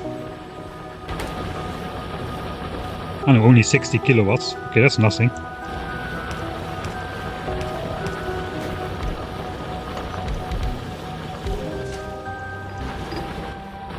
This looks really weird with the red signs in the labs.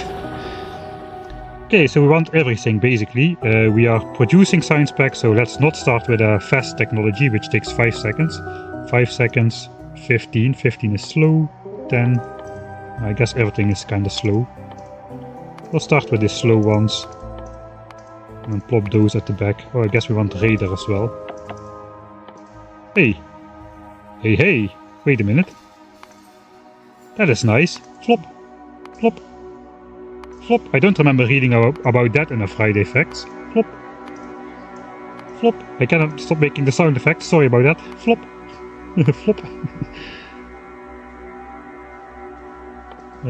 30, 40, 50, 70, 120, 195. I am making 200 science packs, so even with the rounding error, that should be enough.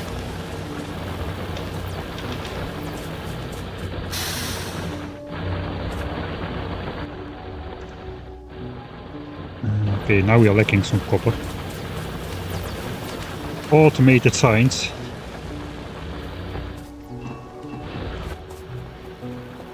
I guess we're gonna want a ton of bells. I think I'm just gonna set up this small smelting thing.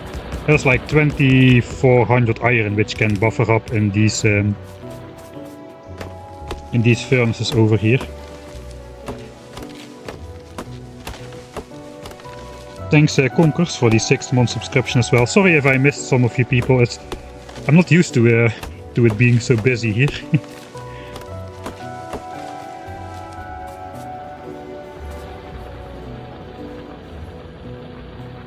if you could add one more thing to the expansion, what would it be? A customizable timescale for these production graphs. I really miss a 2 hour and a 5 hour function, or 2 and 3 hours. Those are the timescales you normally want to look at to verify production. 1 hour is often not really enough, and 10 hours is way too long, so it would be nice to have that. It's not like super necessary or anything. What the heck is that? Okay, that is somebody in Twitch chat. You could also drag and drop in the tech queue. I cannot drag text up there, but no, I cannot drag and drop. I can delete it, looks like. Yeah, I can shift click it in there, but that was already possible. I'm not sure if I understand you correctly, but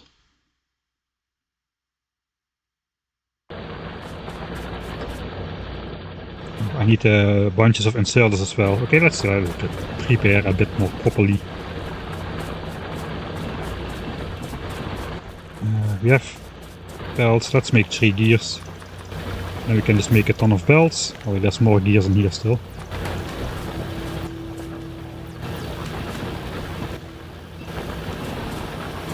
And inserters we can just handcraft, really. Maybe I'll make some circuits. Circuits are nice to have.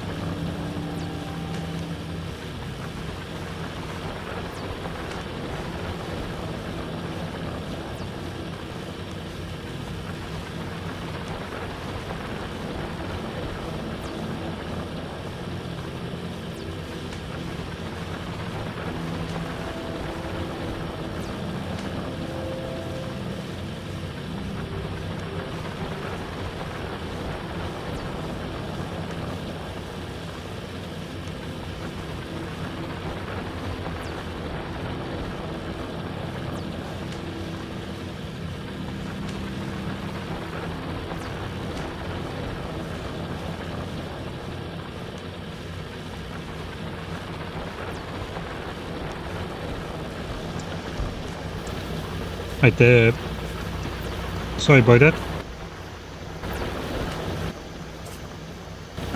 Let me catch my thing. I think I was going to make some copper wire and circuits for making inserters.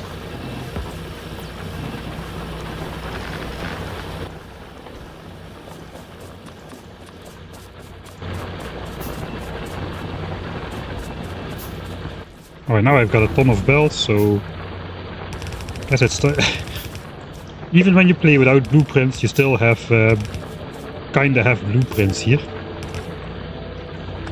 Oh, wait a sec. I'm misaligning everything.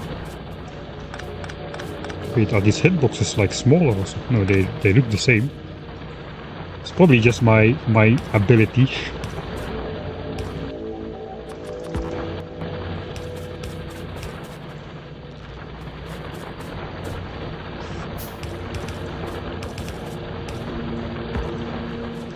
Did I really just copy like 11 instead of 12? Looks like I did. I probably just cut that off when I deconstructed half of them. That's why I'm getting confused here. Alright, so that should work.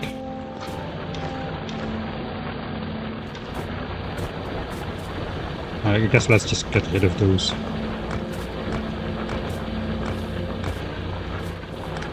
I will need some underground belt as well.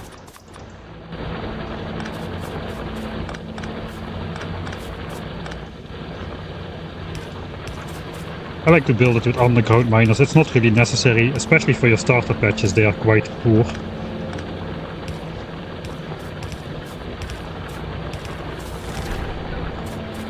But I still like to do it like this.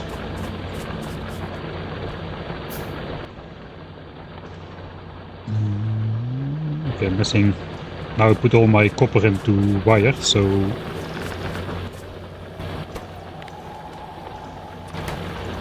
I cannot do my favorite activity, which is handcrafting.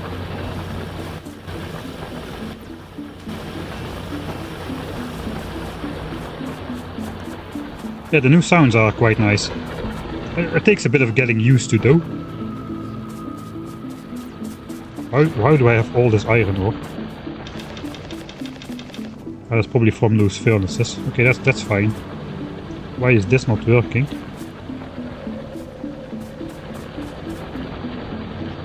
I see. Alright, that makes sense. It was not working because of my own stupidity.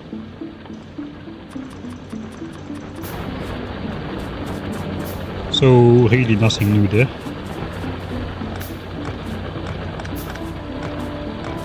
And now I did it again.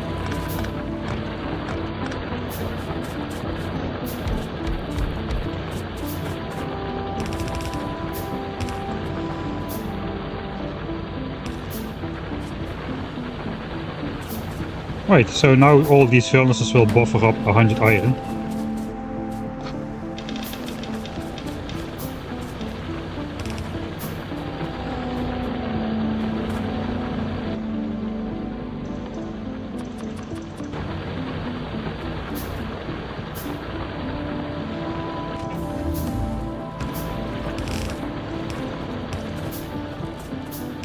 Okay, that was the last technology already. How many red sciences are there still? Just repair pack, 25, heavy armor, 55. This is for free. And I guess these we can research later. We are using the shotgun mostly anyway to take out nests, so we don't have biters attacking, so we don't need efficiency for taking out biters really. Probably should research military too. Not too much time. In case I do get attacked, I can just throw a grenade on my own base or on my own face, and that will take care of the biters. So let's say 25, 55, 75. 75 science packs.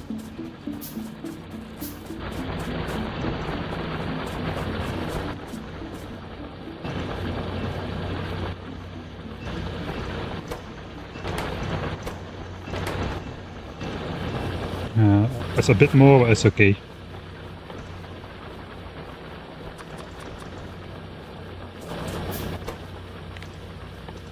I guess we'll prepare some green signs then for the military signs. This is really...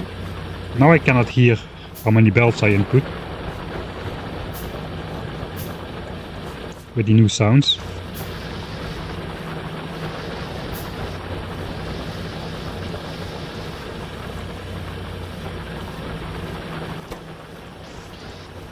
Now this is new as well. Change recipe, logistic science. You can like click on stuff, right? Yeah, you can click on stuff now. Okay, this is too much information. I think I set this up myself. I think I just set there's a setting for that. Show all items in selection list. Let's switch that off. Ah no, that doesn't really help. Okay, now I cannot set filters of stuff I didn't research yet. Okay, I guess I'll just keep that off for now.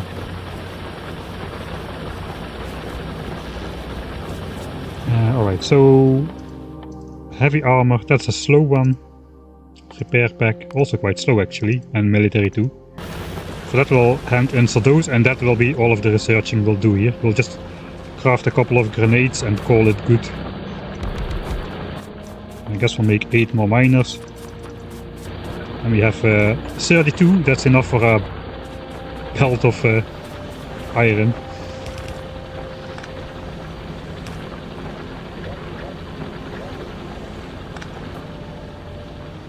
Oh, that's impressive. Or is it?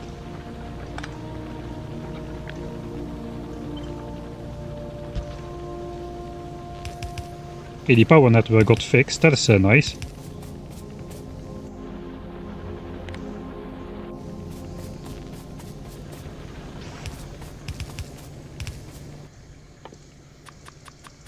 Okay, now I have gears, I have some circuits, and handcrafting is pretty fast.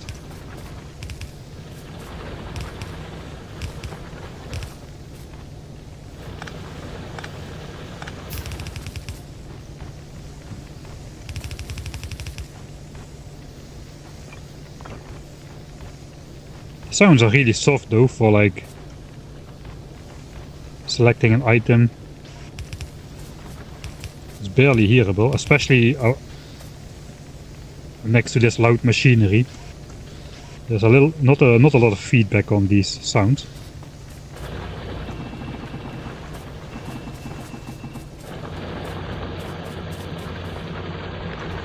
Technically this should still work, and I can just drag the power lines.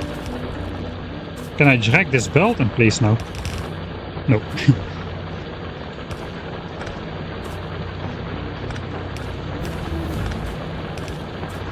Thinking maybe we can drag over blueprinted belts and just build them that way, but apparently not yet. They have entirely too much iron right now.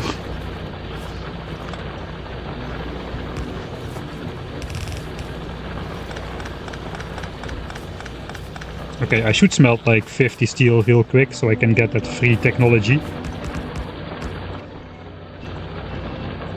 It's also still required for the heavy armor, right? Yeah, 50 steel. Alright, so 2 birds with 1 stone. This should get me that free technology of steel axe. You need to craft 50 steel for that, and then you get it for free. And after that I can just use those to make the heavy armor.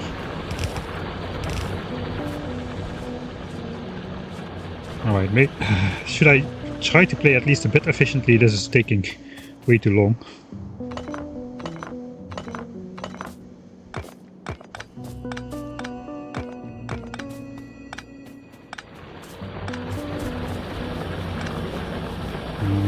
Oh wait, we are still waiting for military 2, 20 science packs.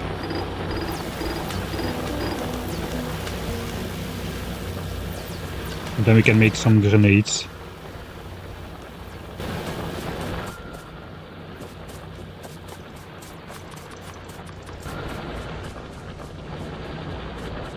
Alright, let's see. We're just gonna do like a sort of a boss build, I guess. I guess we'll do the belts on the bottom and just do all machinery on top of that. Then the belts can just keep going. We'll ignore the cliff, we can just pretend it's not there. There's some starter oil over here, so we can do the oil build at the bottom or something. Yeah, something like that. Research with logistics, that's the achievement.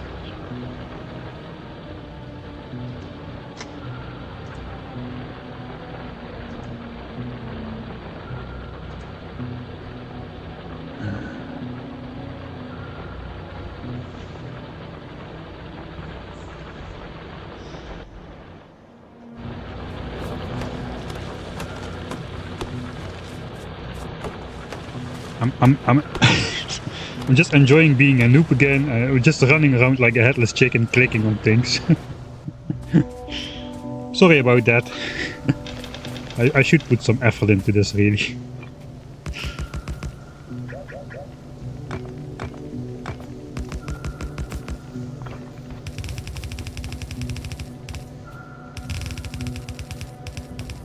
Okay, let's set up like half a line of copper for now. Good, now we're building. Okay, I'm out of inserters. Still have some circuits on me, no gears though.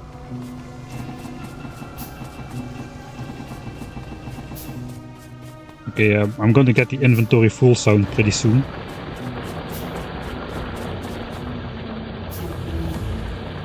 The steel axe is finished. Oh, steel axe is finished automatically.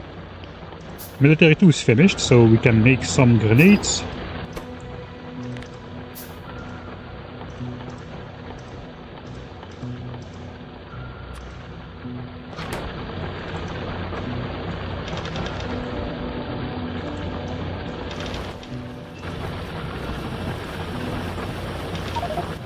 Okay, there it is.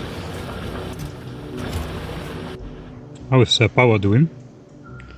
I cannot mouse over though, so I cannot see how much coal is in this chest, but I can see the steam engines. Yeah.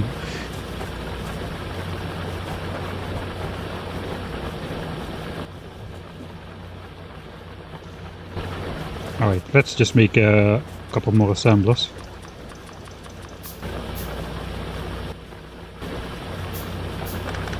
And get rid of signs now.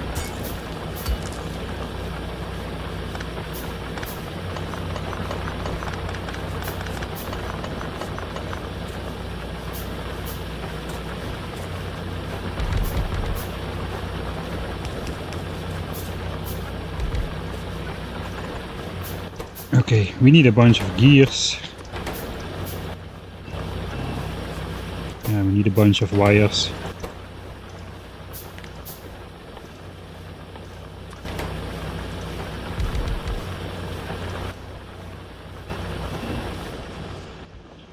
I actually got rid of my copper mine already. Got 4 miners. I guess I can make a couple more. Right, now we got grenades though. Grenades are good.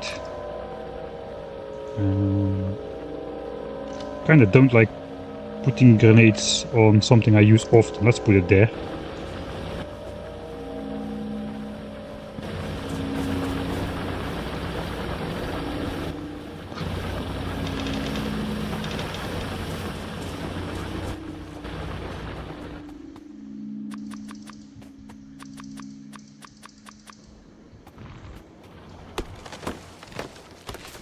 It is a small copper patch. It is still 300,000 though.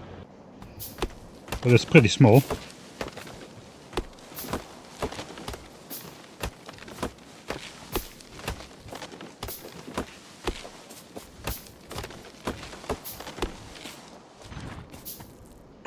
Okay, let's just figure out how that's gonna fit. How can we fit the most miners on here?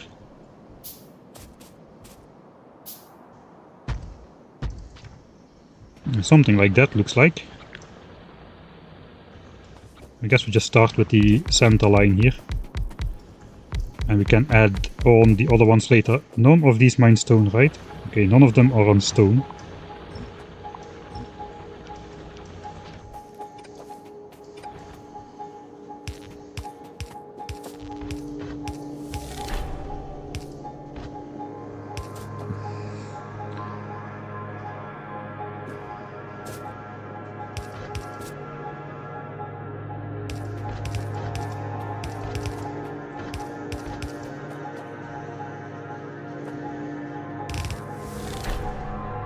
Okay, what's going on?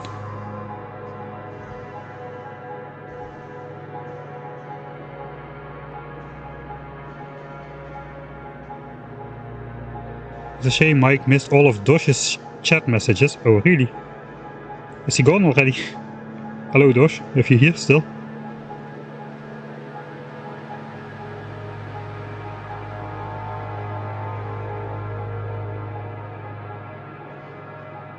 Second underground from the top is in the wrong direction.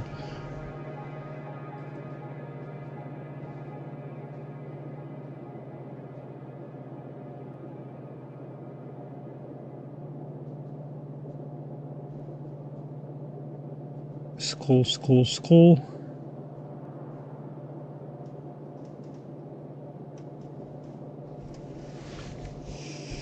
I'm horrible.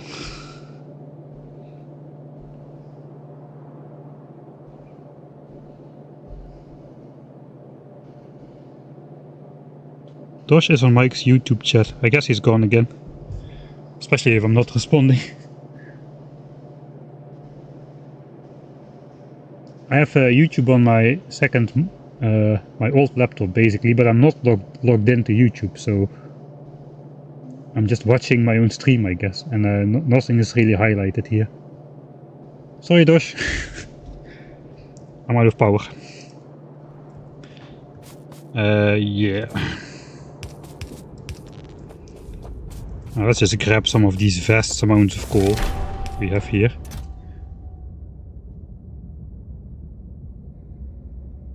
Thanks, Fowler, for the $5. I've been hearing a lot of those achievement sounds, but I didn't see the notifications, so I hope I didn't miss a lot of important stuff.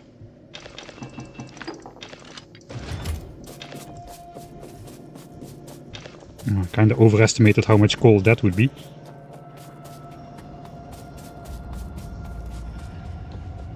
I definitely don't deserve it for this playthrough. I'm really like, I promised you it was gonna be a new player experience. I'm just running around like an absolute noob. I mean, how far are we in the game? To wasting more time. We can see how much time we played. 1.5 hours. And I have... oh my god. Let's do something. I want to launch a rocket today, man. What the heck am I doing? What is this even? Where is space for the core? Really, what am I doing?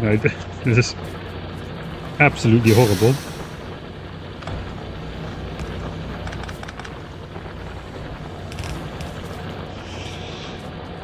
I'm shaking my head now. It's telling you because I don't have the face cam thing.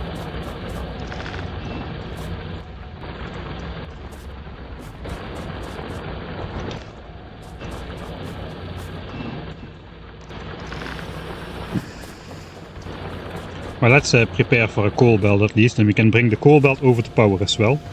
So if we do one of these things, we basically have to put some extra inserters on there. So probably just a coal belt which goes something like this.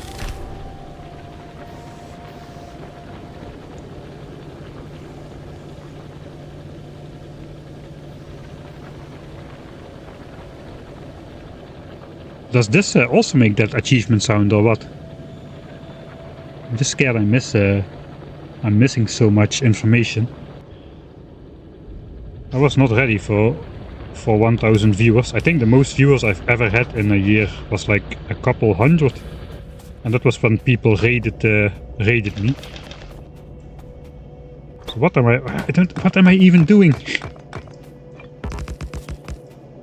Really? Just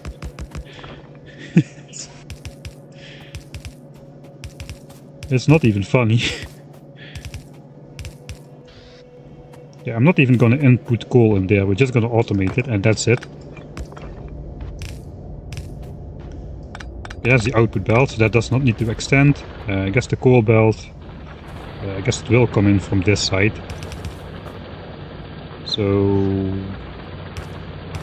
something like that. Oh, that's a new feature as well.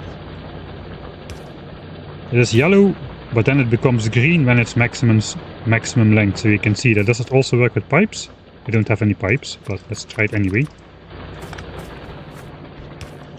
Okay, something about getting sidetracked easily. Okay, that could be cool. Well, let's just throw that in here.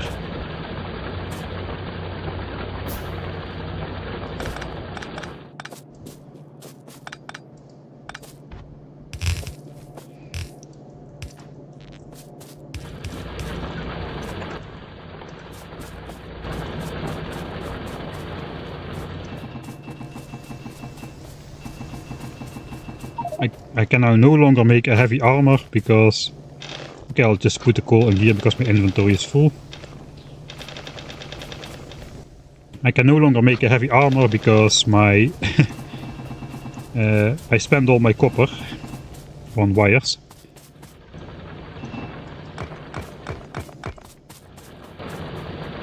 Alright, look at that. Automated smelting.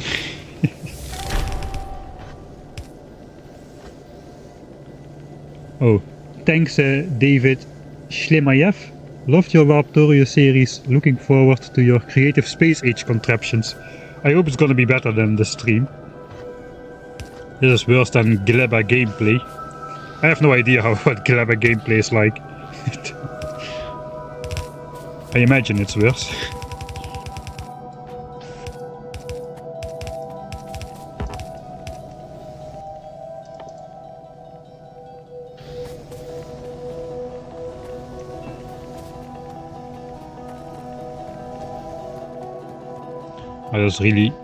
I'm ashamed of what I'm doing right now. Let's just smelt some steel in here.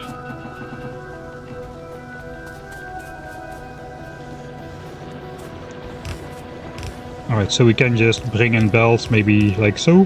That looks nice.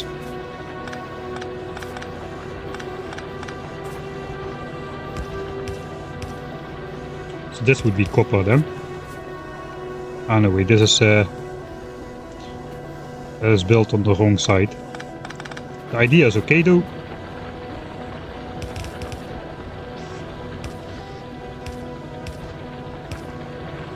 So basically we have to split this iron belt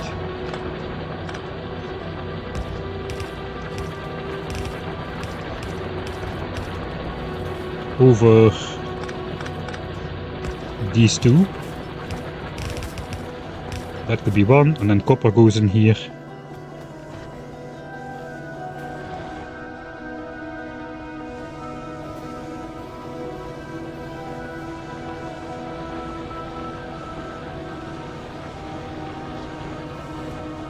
Yeah, that's alright, I guess.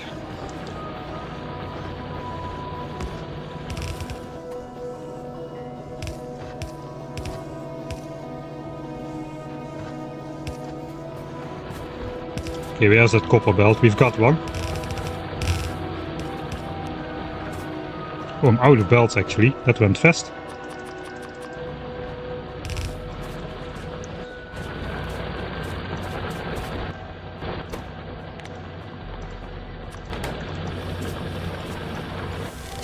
Okay, let's prepare for some serious business. In my patented handcrafting area. I forgot about some underground, which was the wrong way. Can I flip this from map view now? Oh, I can. But this is entirely the wrong way. So I cannot. You can rotate belts from map view now. And like hook up wire conditions as well, I think. No?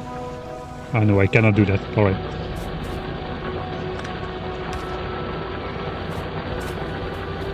Okay, that is flowing now. We need more coal for sure.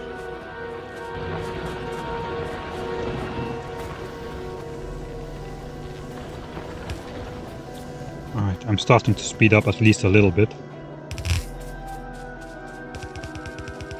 Now let's just go up somewhere. This is all temporary anyway.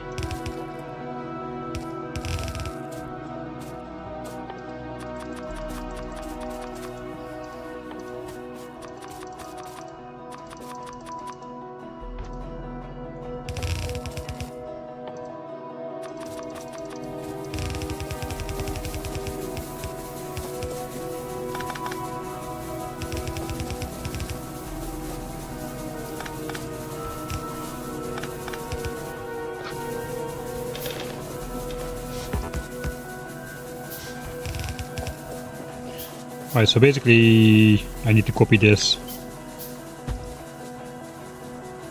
until here.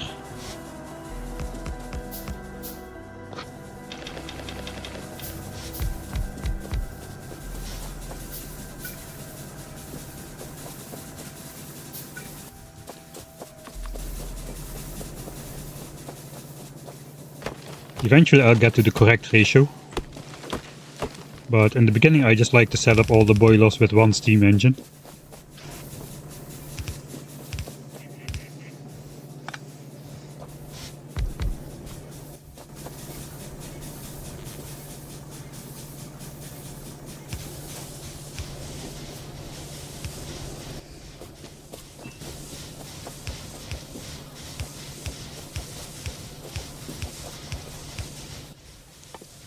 Don't have enough iron to craft another set. Okay, at least we have something. Automated power.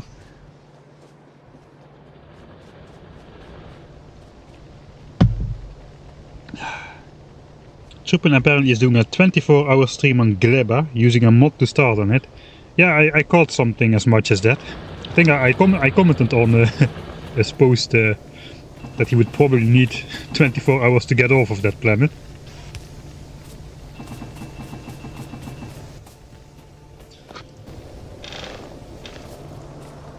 Alright, yeah, we need a bit more coal. Can I make miners already? I can. Okay, now we have a whole bunch of gears. We're out of belts and we're gonna build a bus, so we're gonna make a lot of belts.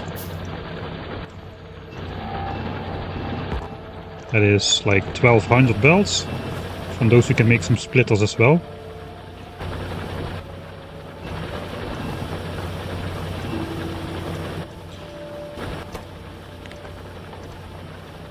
I guess let's make more gears. The iron furnaces are full again already again. Or not, I just emptied them, okay.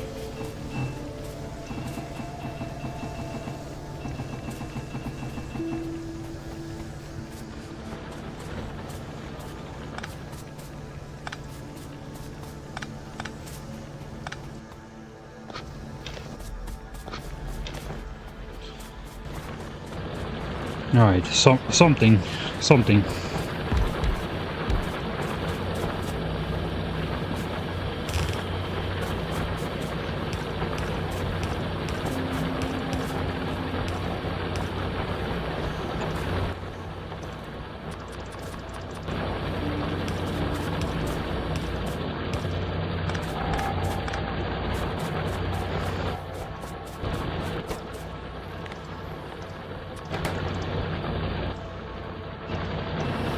Just too many.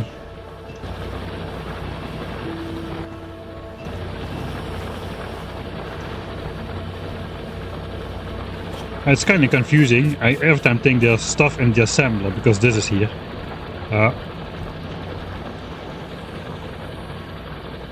Maybe I just need to get used to it, but intuitively it would make more sense to have this on the top, what's actually inside instead of what you are doing. Every time think there's some stuff left in the assembler.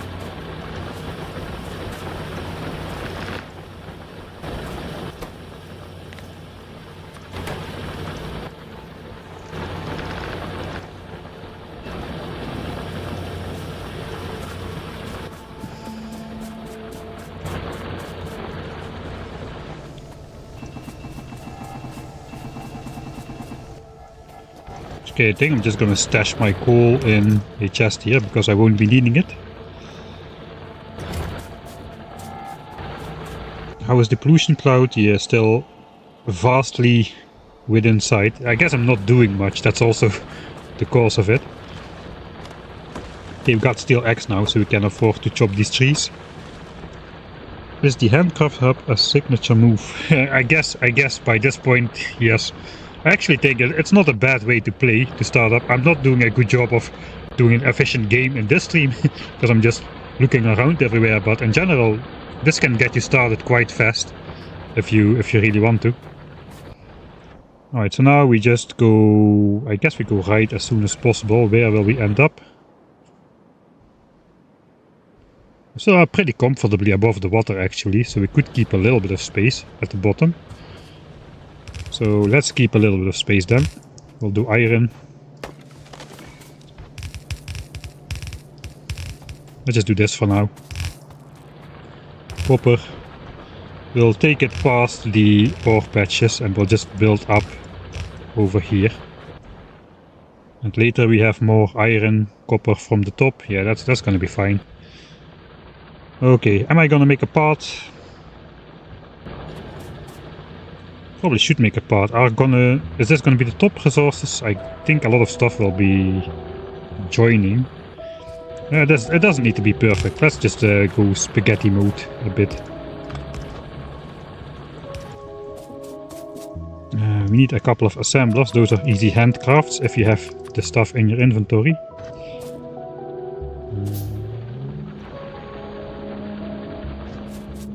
I mean, the early game should be the same. Let's plan a little bit at least. So usually green circuits. I've got one for green circuits, probably on top actually. So we get iron gears. I put gears on the bus. I'm a believer of gears on the bus. And my brain is just not functioning today. I don't know what's going on.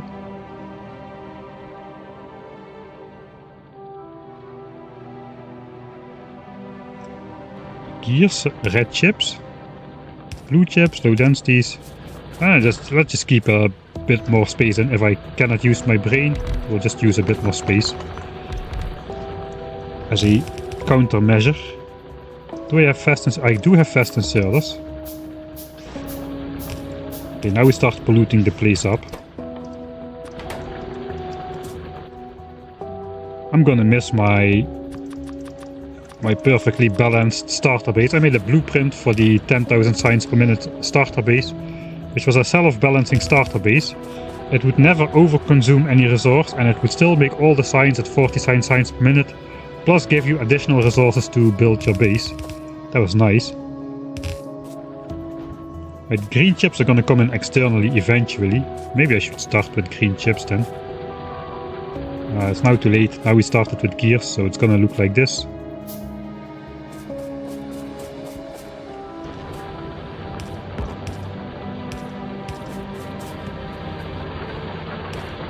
Oh, look at that. We got a signal for miner running out. That is nice. Before it was really only visible in the night, because then you could see these lights glow. Like now. In the daytime it's almost not possible to see this. But now you got this blinking symbol. That is actually annoying. I like to keep my starter mines around like a legacy thing, but now it's gonna be blinking at me all the time. Yeah, it's like first world problems, I guess. Alright, we got something. Let's make a bunch of splitters. We start slowly stashing that in the chest, not very fast. I guess we do need tons of gear, so let's just leave that unchecked. So, do I do a big circuit? I guess I should do a big circuit build.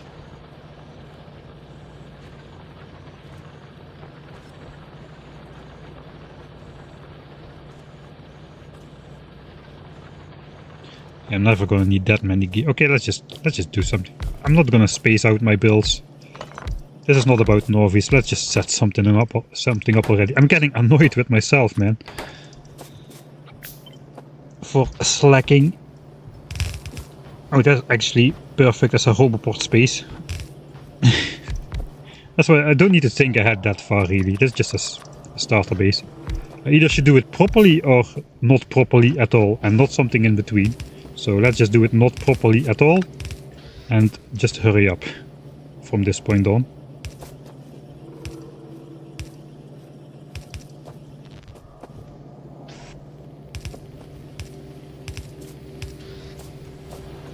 Plop, connected. Copper comes up somewhere over here.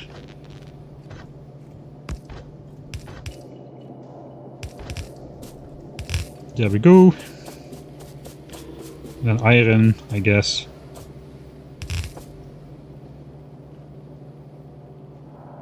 I guess we'll just do this. We'll do a double circuit thing eventually.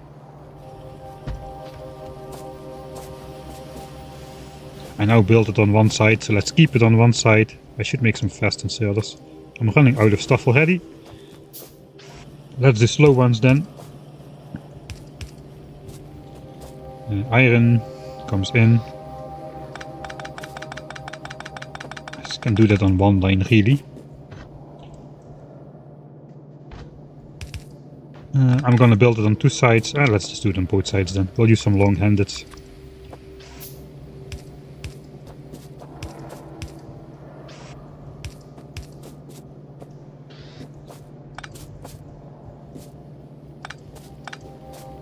We'll upgrade those to fast inserters in time.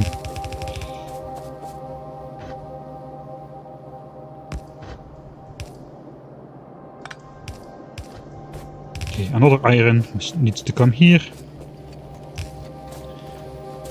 If we're gonna have two belts of iron, this should come from this belt.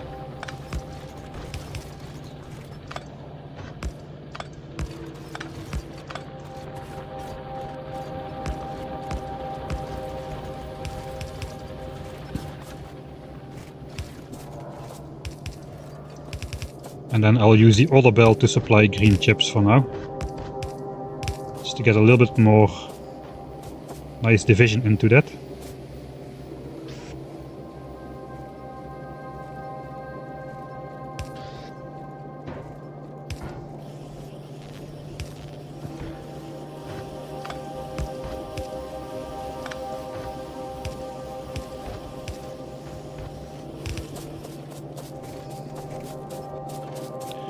I guess green chips go here then. Iron gears go here.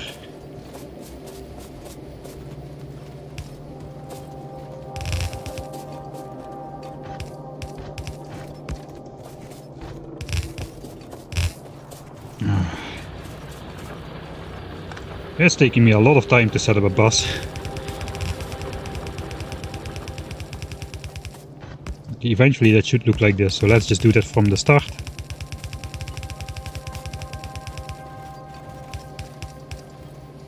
And I can get rid of these. Alright. I guess that's all the stuff we need to get started on red and green signs. So let's do at least that. We can then, at least I can research text in the background while I doodle around like a maniac. So yeah, gears, that's all we need for signs really. Some more assemblers. Okay, now I can grab this stuff, that is good. Grab, and I have plenty of stuff to keep crafting. Let's first upgrade this to some fast inserters here.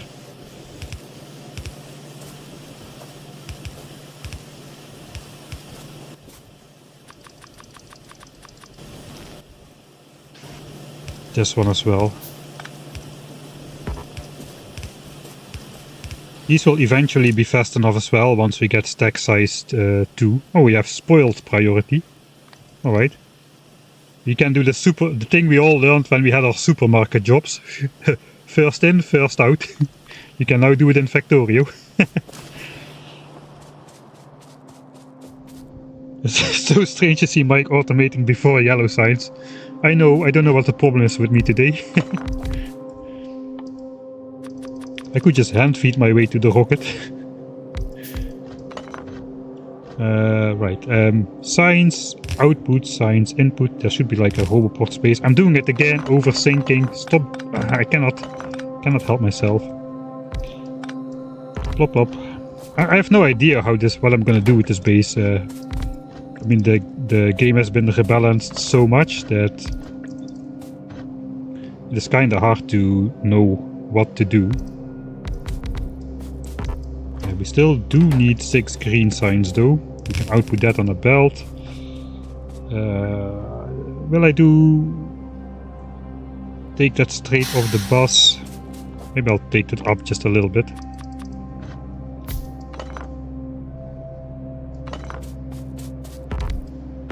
Something like this. I give myself a bit of space. I do automate some stuff. I do automate like belts and inserters usually, so let's at least automate those.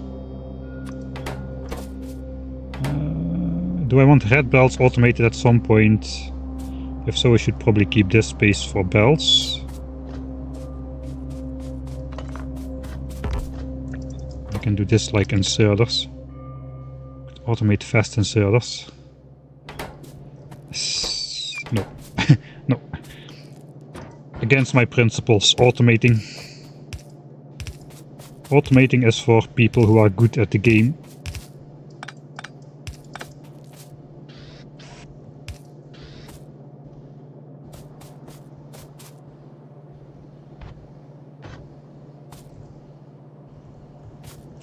So I guess I'll just combine iron and copper on a belt for this guy. Send half of it here and half of it to over there. I can just do that in the middle perhaps.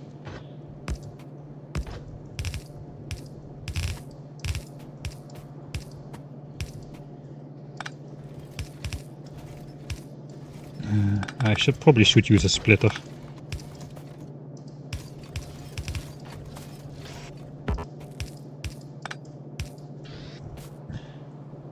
That's belts already. I could output that in a chest instead of on a belt.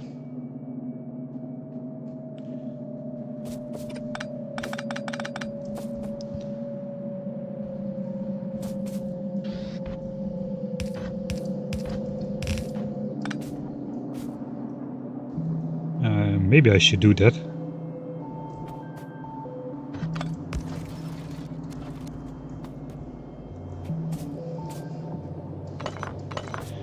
If I do that, I should move it one tile. It's really been a while since I built a starter base, as you can clearly see, and Factorio does not really count. I basically hand fed my way to everything in Factorio. And for the 10,000 signs per minute base, which I'm currently streaming, I had also pre-developed a very cool starter base, which required no syncing. So it's been a while since I actually thought about doing a starter base. If that wasn't clear from how I'm playing.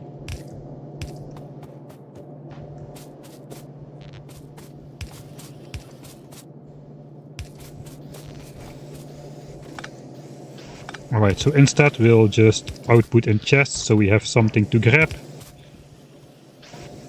And then put it on 2 belts.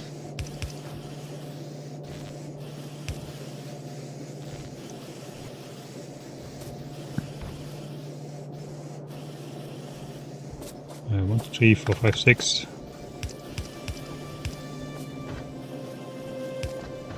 Would still fit the other green signs here really.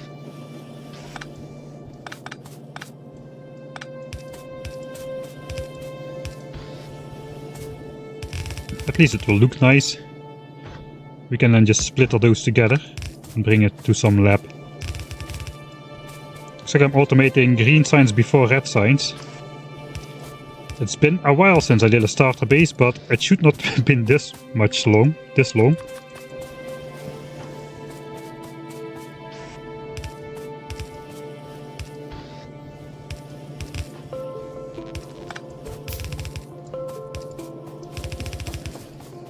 Alright, so here we just need gears and copper. We are dragging from the left belt over there. I guess we'll drag from the right belt for this one. So it doesn't really matter, we'll just rebalance and then I'll take copper.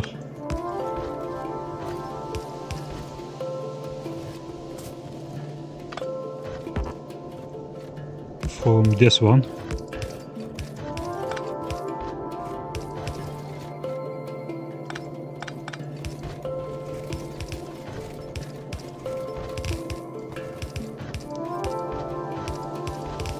Okay, let's at least fill it in a little bit.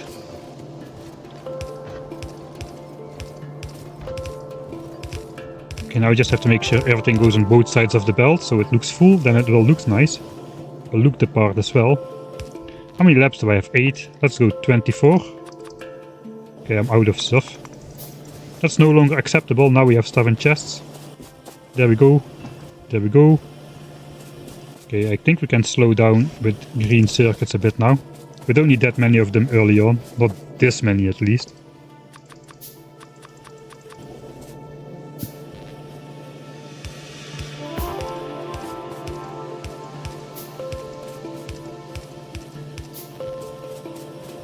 Alright, and that should be both signs is automated. Where do I put the labs? I guess just up here. Let's not put it in the way for green chip expansions. I guess we'll just plop it up here.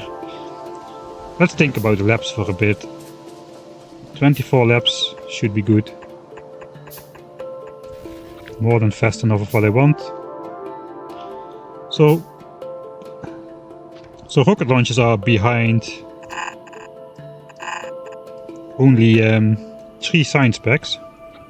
I guess we'll do military science as well, that's 4. Usually I do purple around, and by the time it comes to space science I usually build a different lab setup. I could keep space for space science maybe down the middle or something if I really wanted to. Yeah, let's do that. So this will be the size then. But where will I build it?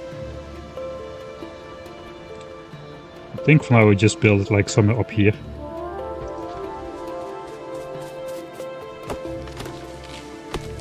Right, so the belts will also be on the other side. So this is the amount of space I will need. And space science can later come down the middle. I have no idea. There may be a lot more. Oh yeah, we have a lot more science packs actually. So okay, then I'm probably over engineering. Let's just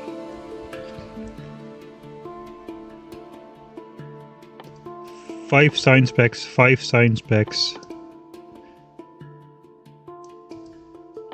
Okay, of course we got production science as well. So where's production science? Okay, we got production here as well.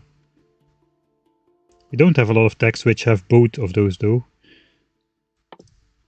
I guess logistics system uses space science, so we do need all 7 science packs here. I guess with this 8th belt we can put 1 extra on there, but there's a lot of science packs in total. So we will have to redo that anyway. I'm not going to think about it now, but let's just keep this then. For now we'll just zap that in here. And until we have more science packs, we'll just loop it around for now. Oh yeah, I was making labs. 7, I have 8, 9, 10, 11, 12. 24. 24 inserters. I guess a bunch of power lines. That's all we need.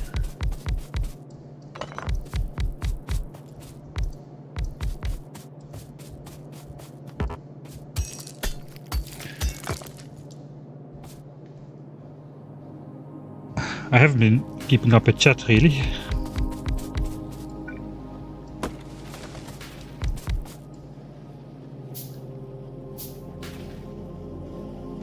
Over-engineer in Factorio, never. Maybe.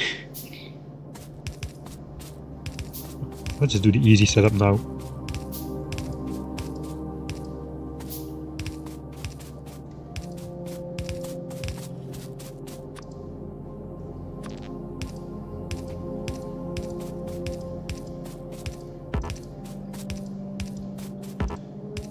All right.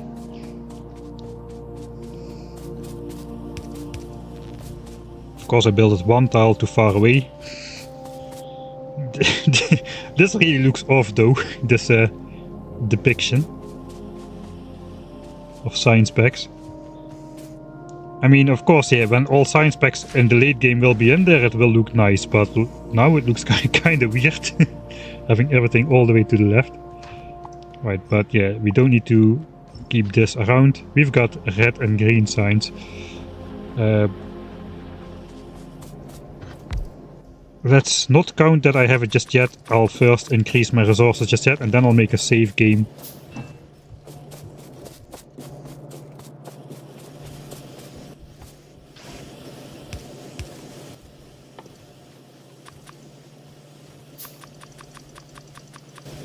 I need definitely fast inserters in here.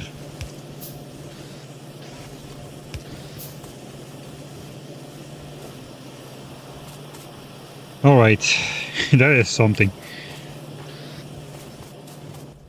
Now that should really give me all the stuff I need to automate away in the early game. Let's see, where is the car? Has the car been nerfed? I hope not. Car is exactly the same, it looks like at first glance. It just requires like 400 signs. Let's do that, why not? I have automated red and green signs, now we can goof off again for a little bit. I will build this side of green chips as well though. Way too many green chips, but at least we will be able to make modules. Alright, that is 20k signs per hour somehow.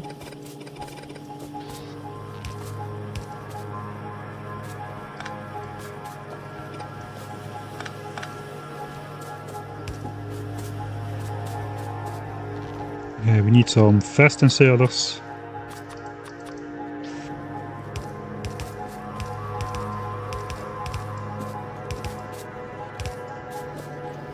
And here we output. So we take iron, we need 4 of those. And take iron, here we take iron from that side. So I'm not taking from the same belt tile. That used to be important. Maybe it no longer is.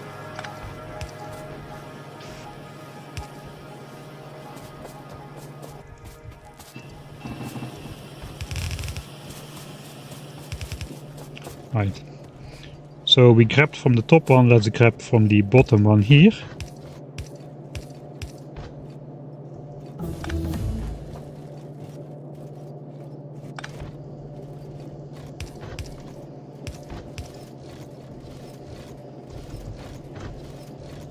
Okay, so if I I try to select the underground belt with the pipette tool, but it won't let me if I have a belt in my hand already. That's a change at least. Like again. It's because I set flip to F key as well. That used to work in regular Factorio though, but looks like now it doesn't. Guess I have to probably get used to a new hotkey for that. This is entirely too many green chip production for the early game though. We cannot really overproduce too much because we have a slow insert of filling. So I guess I'm fine with that. Just keeping the pollution cloud in check. It is default settings though. We can still grow quite a bit. We'll have the car soon, so I guess let's go full ham. How are the starter patches? Yeah. A full chest of these represents like 6,400 iron.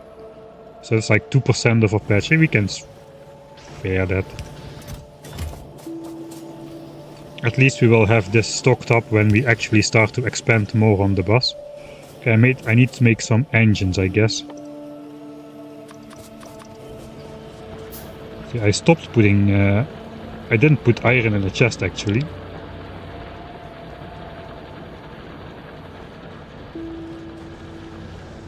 I should have some steel.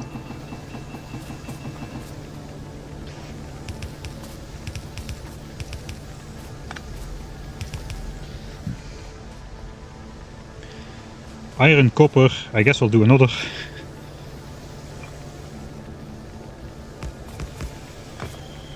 Iron over here because we have the iron.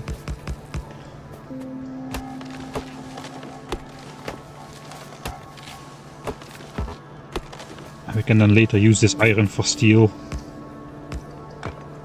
We have only one tile in the middle.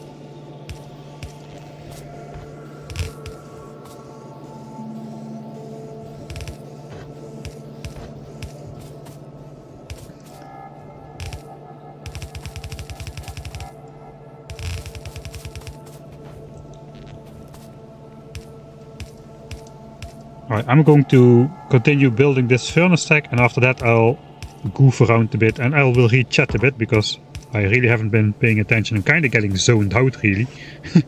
Somehow. Like the Factorio effect where you just start to... That is the point where you start losing control of time. And just 3 hours pass in 5 minutes. I guess most of you will know the effect that can have. Did I ever increase my coal miners beyond 4 at least? Kinda.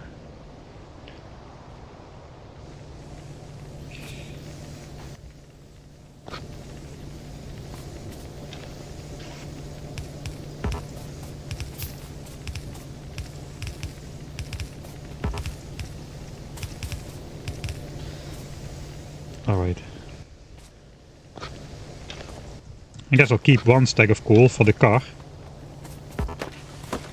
We're doing a fabulous 30 signs per minute now.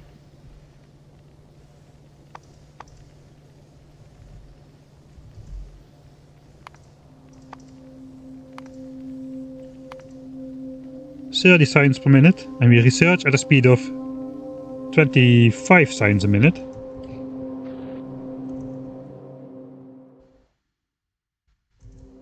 Don't know why exactly. I just chop this wood because we need more power poles anyway.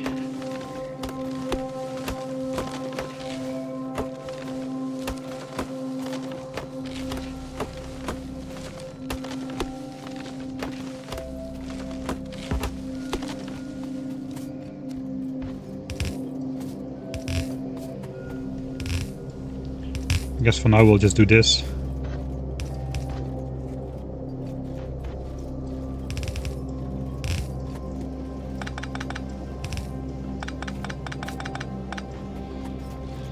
Oh, that's at least we are using this full.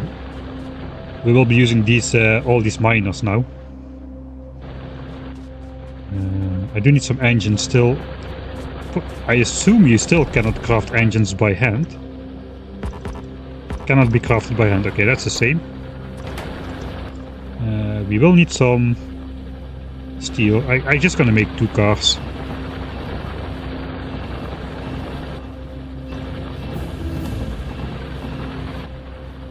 And a bunch of pipes.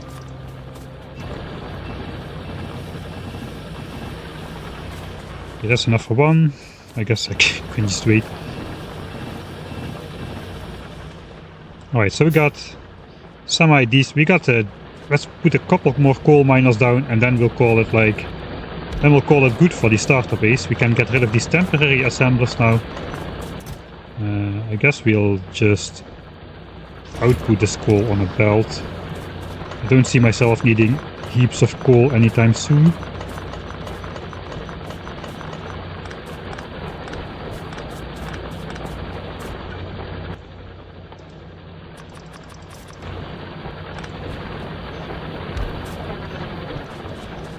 And then we'll actually make a separate belt which goes to power with output priority.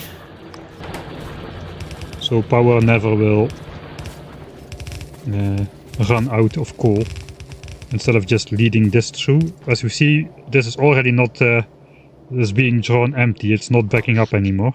Okay, we're also at the limit of power. That is very easy solvable now.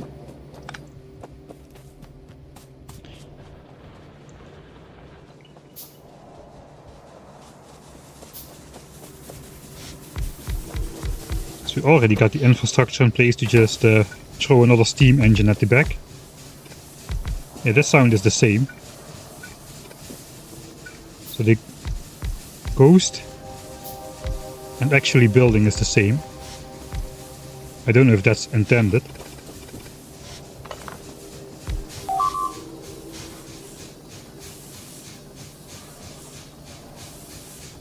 The underground thing, yeah, let's take a look at that.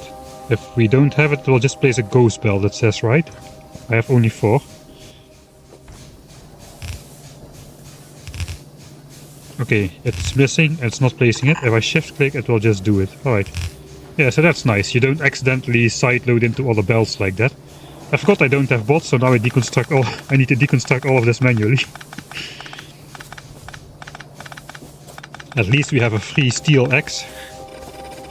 At least Empty Elites doesn't need to question anymore if it's worth it to research steel axes. Now he will just get it for free. It will be forced upon him for his speedruns. Alright, let's fill in those last miners and call it a day. We still have 30 active miners here. 2 have run out, we built 32. 30 is... I accidentally built the perfect ratio then of furnaces. I have 48 furnaces fed by 30 active miners at this point. I guess that counts. Alright, automobilism is about to be completed. My engines should be done. Again, I get confused by...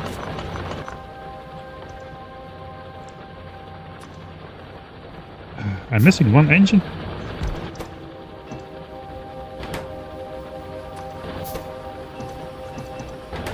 For the second car. Should I take out more biters in the meantime? I think I could do it.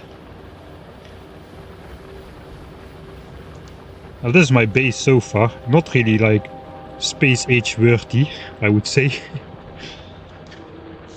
This is just a regular Factorio base.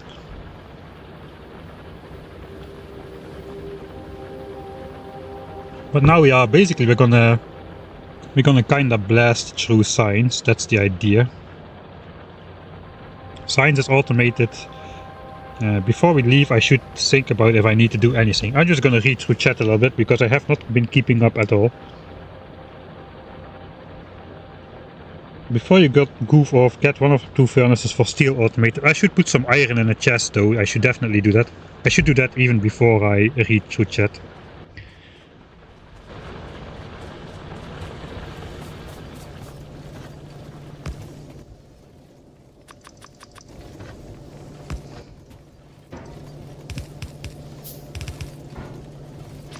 I think we'll just do slow inserters here. And even copper will be stashing.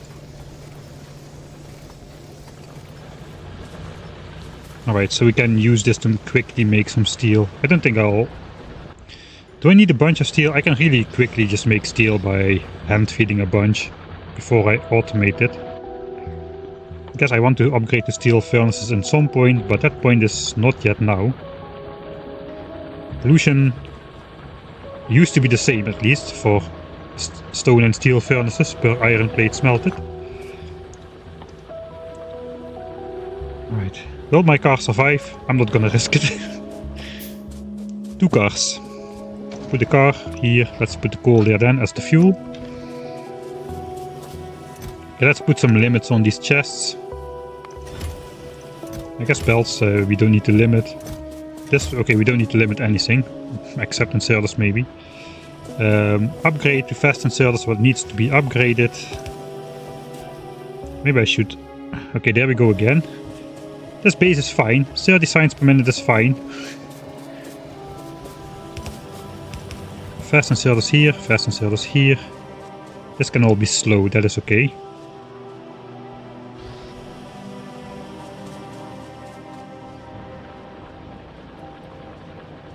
Okay, let's make a save here then. Wasting time, wasting more time, and now it's save number 3. Yo, we got a starter red-green base. And it only took me... oh, actually 2 hours. I thought we were 4 hours in already. That is okay. Pollution is fine as well. I have a bunch of grenades. I don't even need ammo or turrets or whatever.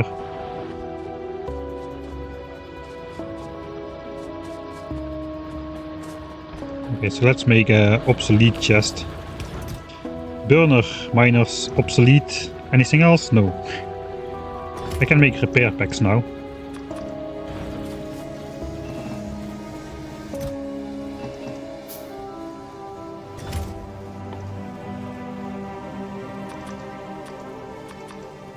I'm not sure how much... Now we've got grenades, I'm not sure how much we'll be using the shotgun from this point on.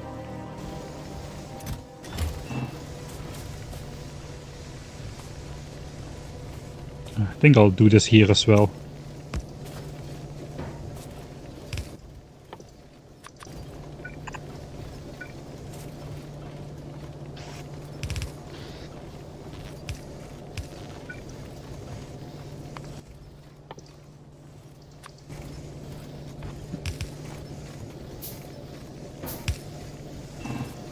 Alright, because this furnace stack is full.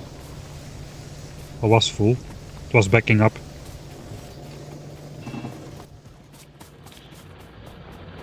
Will I make some ammo? If I go take out biters, I probably should just upgrade this, because this will save us 1/3 on the cost of killing small biters, just this upgrade here. This won't do too much in addition to that, until we encounter medium biters. I have no idea what the evolution factor is actually. Normally I have it in the top corner. It's easy to find out though. As soon as we find a biter nest, we'll know. You can also type evolution, that's a valid command, which does not block achievement. We are at 9%, okay. Oh, very equal. Time wasting 33%, pollution 33%, spawner kills 34%. Not too bad at all. I never saw it this equal. Okay, let's keep a little bit of space in the inventory. I'll do some quick hand feeding to make some turrets and some ammo. I have 100 grenades, is that enough?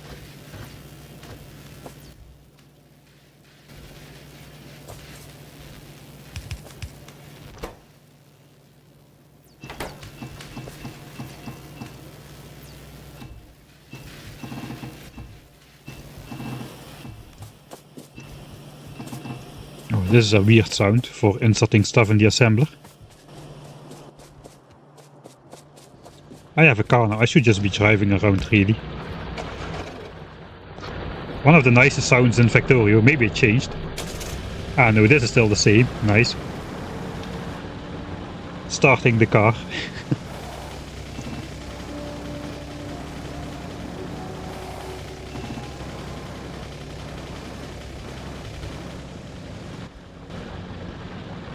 Actually, I'm just complaining that I'm doing so bad, but if really it's not that bad.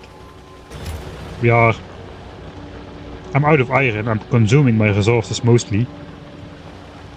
Of course I'm stashing like thousands of gears and circuits in a chest, but that's details.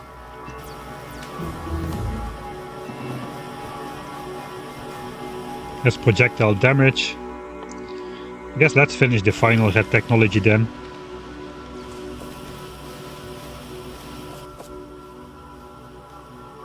We got some steel. I could do automation too real quick. I should read chat. I was gonna read chat. Dang it. I suck at this stuff. Right, let's zoom out. Base shot.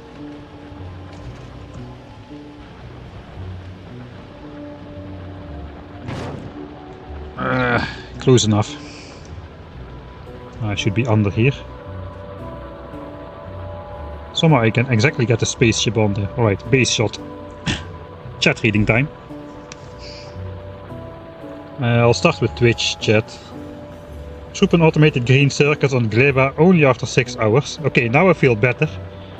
But I'm not sure if I should. I don't know how difficult it is to automate green circuits on Gleba. Yeah, some good old hand feeding. I mean, there's just so much stuff to look at, especially I guess on Gleba everything is different, and this is still good old Norvese.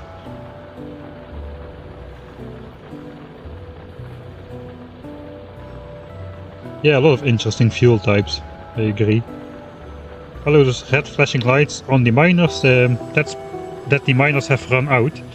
So there goes my nostalgic starter patches, which I just keep around, because I cannot stand stuff blinking at me all the time. Yeah, 20 million green chips is way bigger than anything else.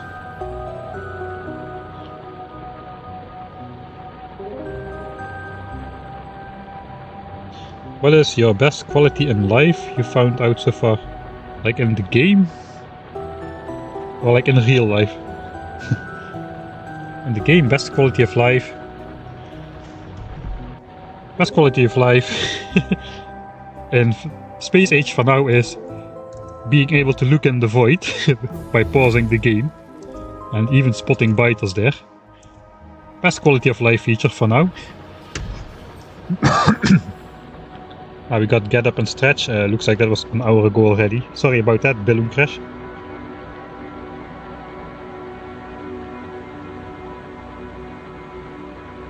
Yeah, a lot of the visual improvements are very nice.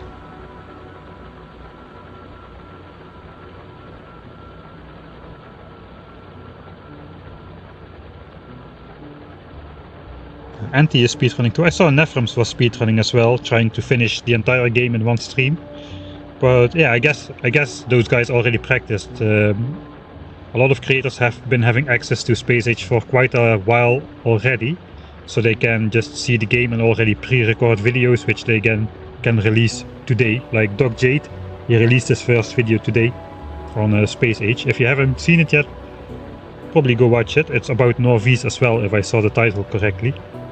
I didn't watch it yet myself. Thanks Akilda for the 7th month subscription. You're not here anymore because you don't want to get spoiled. Okay, this I already read, so I think I am up to speed on the Twitch side of things. I am not at all in a hurry, that's true. I guess Troopin is also not in a hurry. Though I cannot imagine Troopin is not in a hurry to get off of Gleba. He definitely should be in a hurry to get off of there.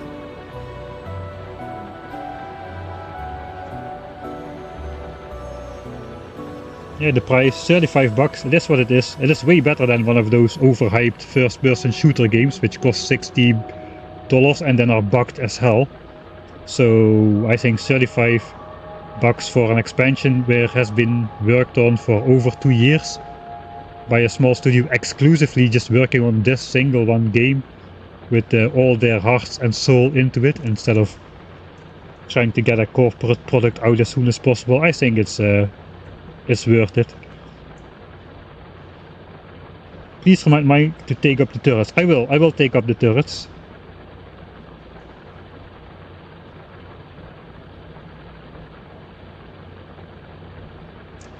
Yeah, I usually have one of those obsolete chests. There are regional prices. That must be a Steam thing. I think Factorio Whoop doesn't do that. It's by themselves, but I think Steam may mess with it a bit.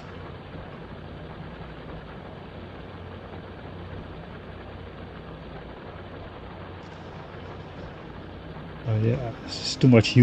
There's too much of you on YouTube, man. I just wake up, Mike. It's been 30 years.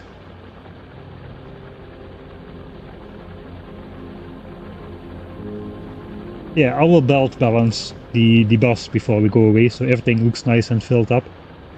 There's also, let's just research something. We can do, I guess we'll use grenades. You know what, let's just, okay, that was not all that useful. I put away all my coal, I remember now.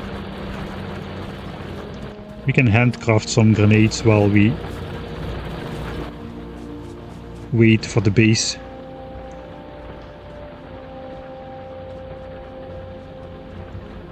While I read some chat, at least we're doing something. Game sound music quite loud as Mike's voice.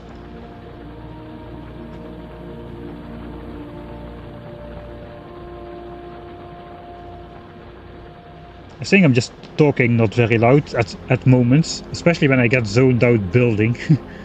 then my voice goes down to a mumbling state a little bit like this. I try to not do it, but it's it's fun to see somebody else do the basics very badly. If you compare the way I build this base to my end game Warptorio mega base under the warp beacon, that is like two extreme opposites. Of base building.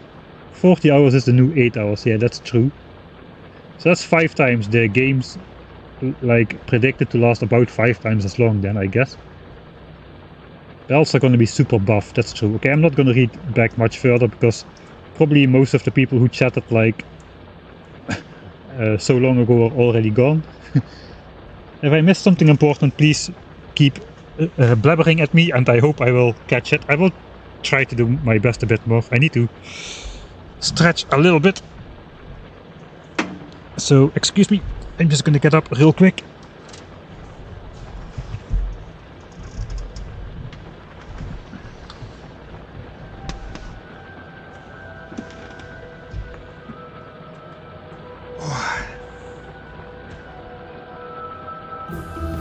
Alright, but this is the good point.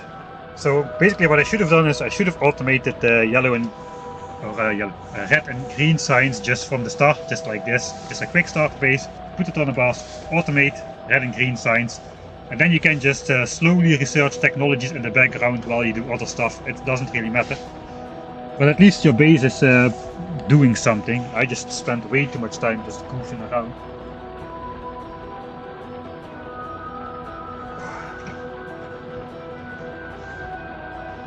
Oh, it's already 10 o'clock. I guess a rocket launch is only 1 science pack away though. Strangely enough. Alright, let's continue. We're gonna drive around in the car for a little bit at least. Just explore a slightly bigger circle. I probably want to make at least some grenades. I did research repair pack. I already have some repair packs, alright. Also repair those 2 turrets then. We need to pick up those other turrets as well.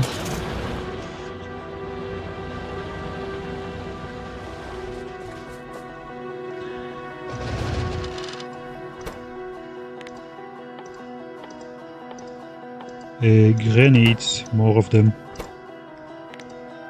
I'm not really planning to take out that many biter nests. I don't think there's going to be that many on the map even. Okay, I don't have iron. Let's just take this. I don't have iron, he says. Near miss. Near hit, I should say. Okay, we'll catch up with the car. Okay, that is some iron production, that is good.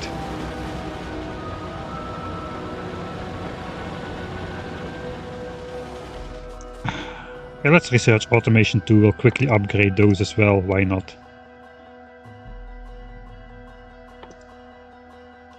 I don't have stone bricks, I should set up some stone bricks actually.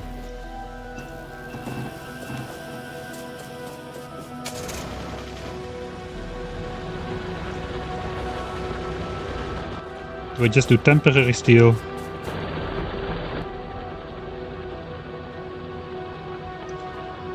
I'm actually out of stone.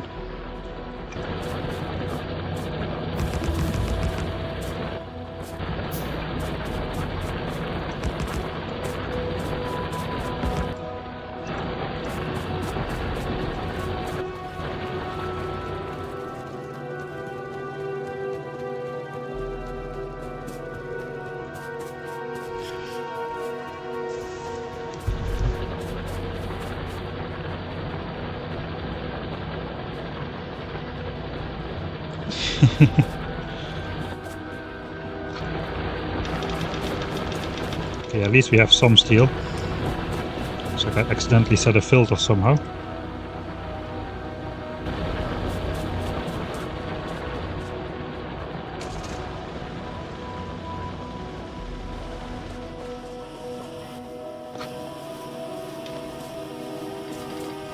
Ah, this is the last one. So we have a bunch of this, a bunch of this, a bunch of steel. It's going to be very easy to upgrade assemblers.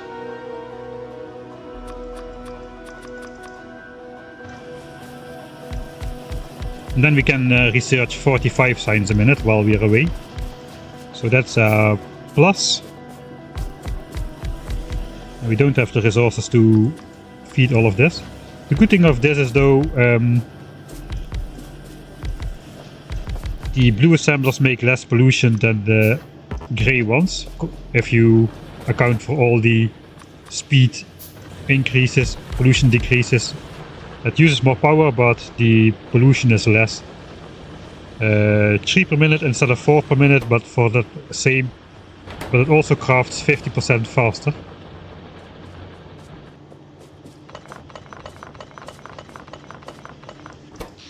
Okay, that's the last of the grey assemblers gone.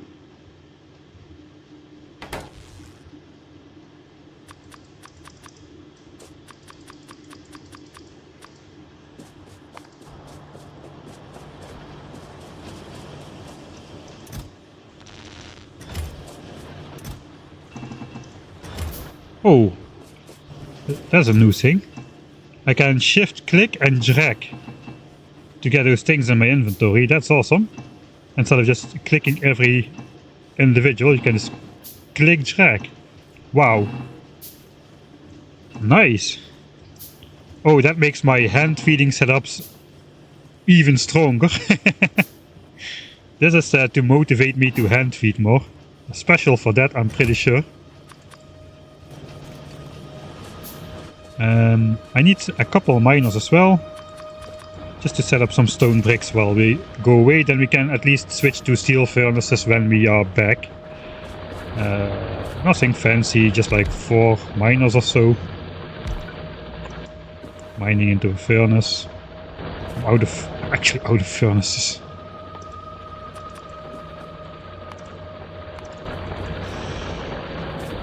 Out of stone for furnaces.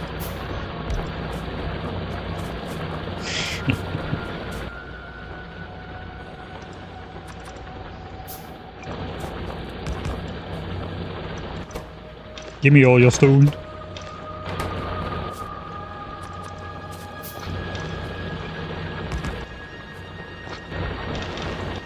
Okay, I guess we'll do some chest output here.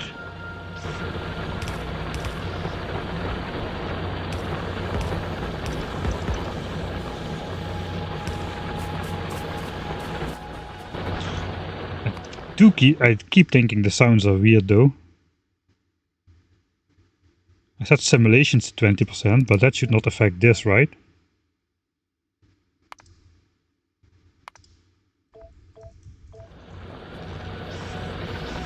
Now this is like almost not hearable. Can I just turn it up then?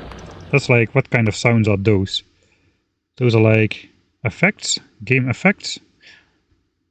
I don't want to turn up game effects just before going into combat though, because that's also game effects. Okay, so let's not do that.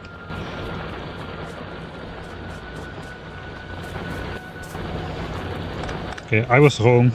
I do want to have some coal.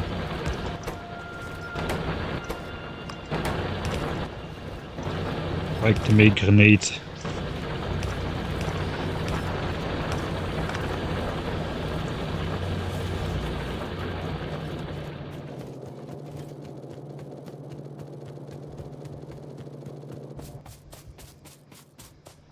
And to put at least a full stack of coal into those stone miners.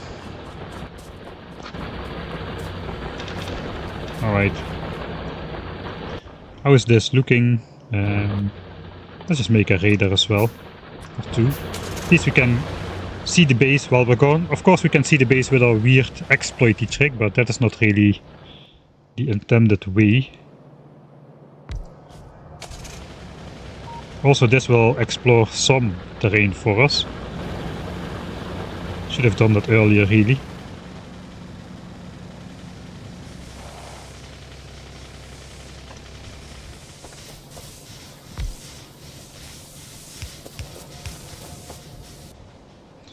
Alright, that's a radar graph. As you can see, we are still nowhere near polluting any biters. How is power? Now that we have assembly machines too, looks still okay. All of my smelteries are going, so that's good. Yeah, let's I guess let's drive around then. How many turrets do I have? How many turrets did I make in total? Production.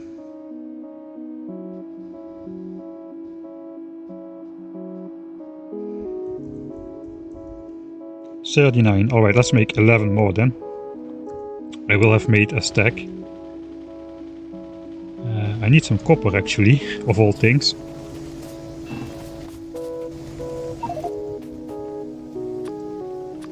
We can also turn the rest into grenades while we do nothing. And then the rest into ammo. Not sure I'm gonna use all of that, but we'll see. We also have another inventory in the car now. Alright, let's do some car exploration. Car exploration. We could do solar energy, and we can make some solar powered radars. I don't think I'm gonna do that though. Let's just drive around first and see how it goes. Is red science backed up as well? Red science is backed up as well. So now we can research science is equalized. Let's see, let's just go on the way to rocket silo. I just automated red and green science, so let's just go to rocket silo. That sounds like a logical thing to do.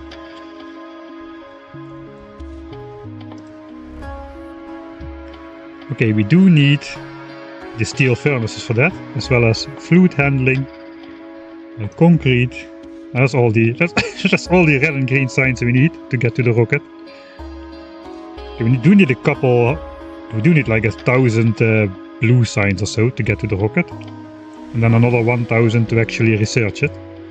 So it's not super cheap, but it's still a lot more cheap than in the base game. Let's also make a save. Oh, I did make a save. The saves are in the other order.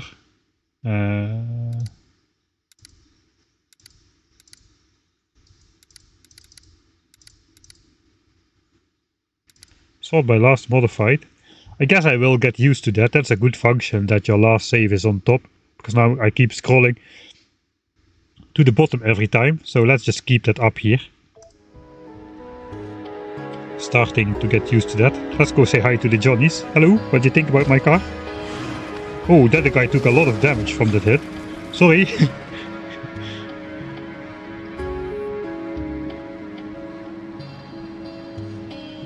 Okay, so the map generation, we can look at the new map generation now a bit. So theoretically, cliffs should be a lot less annoying and there should be pathways through forests. So we can enjoy the new Northeast terrain generation a bit. Here's some oil as well. Okay, I guess we're already in medium worm territory here. Yeah, I don't want to mess with those guys at the moment. Medium worms is too far out, that we won't pollute those guys for a good while. If we beeline efficiency modules, we'll basically never pollute those guys.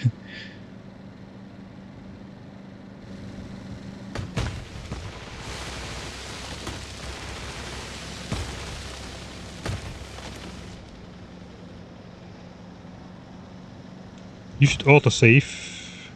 Maybe I should, yeah.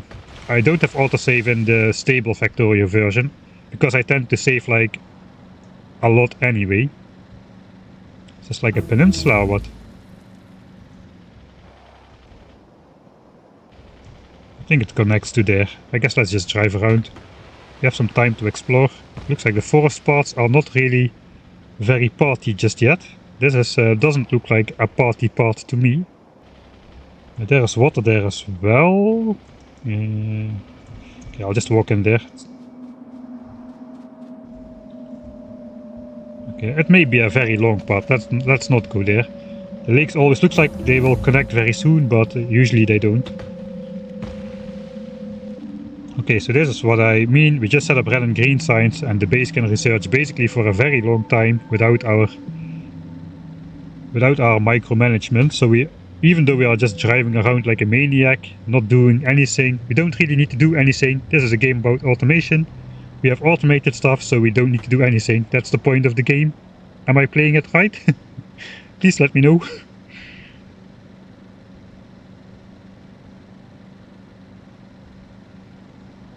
I can't wait to get all of those fish out of the lake with my construction bots and dump them in my starter lake.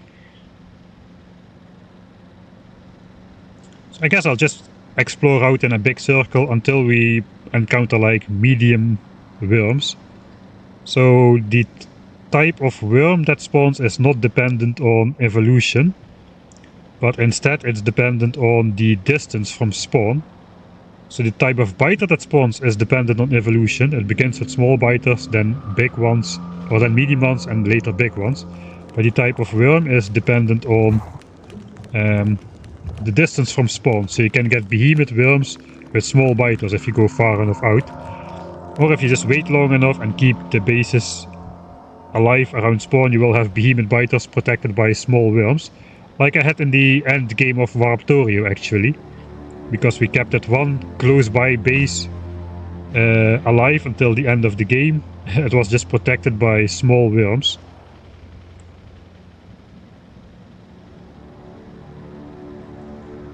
This looks like an expansion to me.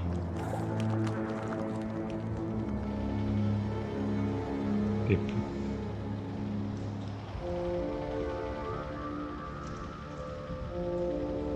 It looks like a dead end here.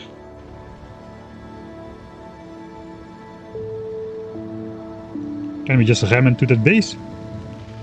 Oh yeah, we can. This is not protected, so...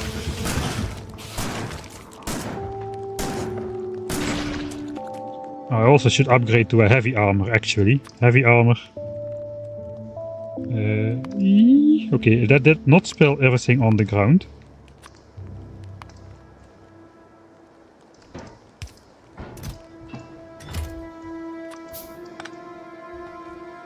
There's my car. It's in my inventory. The car is kinda squishy though. It went down in health real fast. I'm overconfident because I got 2 cars. But since we did so much damage to the worm, I was kind of wondering if I could just like bomb that nest out of existence like I had a tank instead of a car, but no, that was not the case. Oh wait, I should check the health on the biter spawners. We got 11% evolution, I saw that, but I didn't look at the biter spawner health.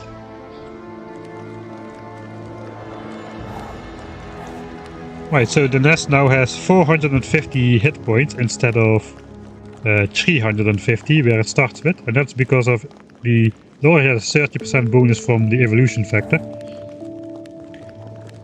Evolution factor is 11%. You can see that on the mouse over. That's why I use EvoGMod. You can see the evolution factor on the mouse over.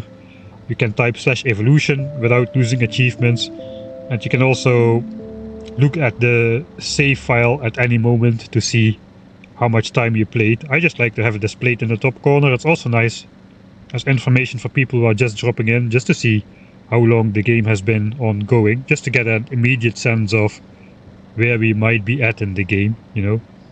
So, and for my very first YouTube series, I didn't have EvoGMod, and I just added it in. I just looked at the time played for every save, and I calculated the accompanying evolution factors and just edited those manually in the video. And after that I found that EvoGMod for the second series, the Ribbon World, Factorio Tightrope. And I was really glad I found that mod at that time. I cannot say I find the planet much easier to drive around just yet. There are still a lot of forests. There's still a bunch of cliffs, so I guess, I mean, it doesn't need to be designed like a parking lot or anything, but I thought the pathways would be a bit better. Like, yeah, I kind of stuck again. There's like some sort of pathway, but it is not at all like... Let me just quickly get it on the screen. I have that somewhere.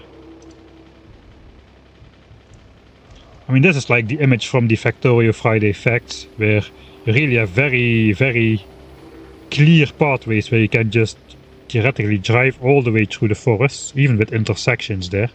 So it's not at all like that, at least not in my spawn just yet. I'm back in the game, alright.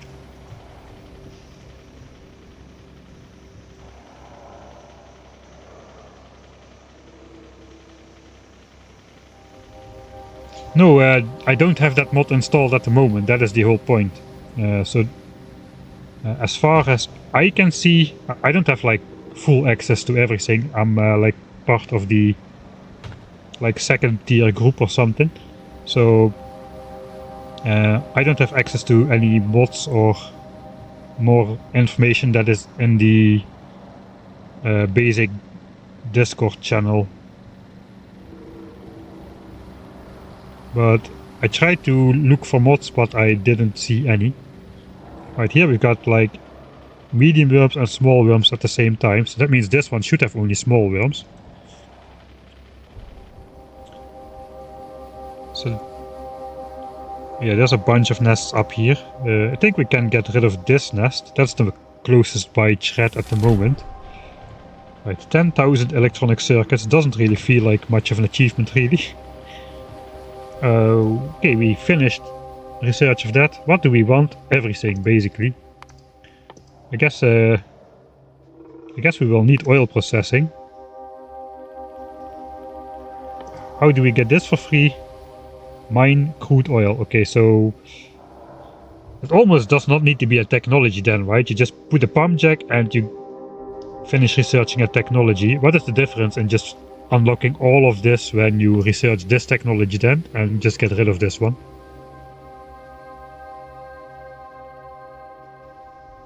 I guess it makes kind of sense for like discovering the game step by step as a new player. I need to drive around this with a wide arc. Actually, there's a lot of biter bases here. Oh, I triggered those guys. Let's do a drive-by.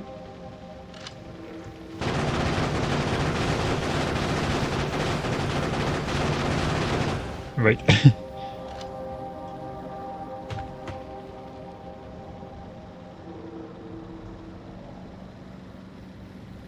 Okay, can I get around these guys at least? Without running into even more biters.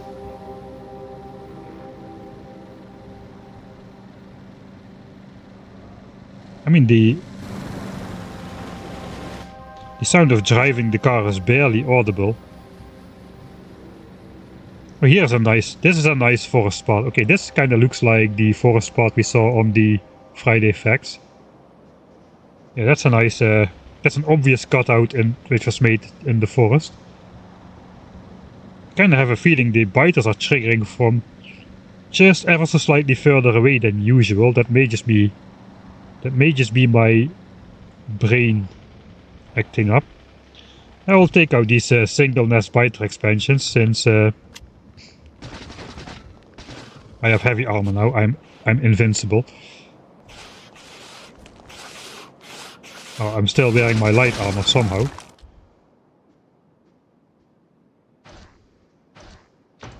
Oh, yeah, but I'm basically invincible now.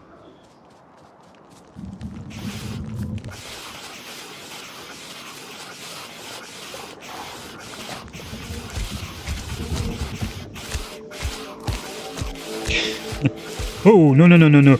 No, no, no, no, no. Click. I just go gadgeted that back in my pocket. Sneaky, sneaky biter.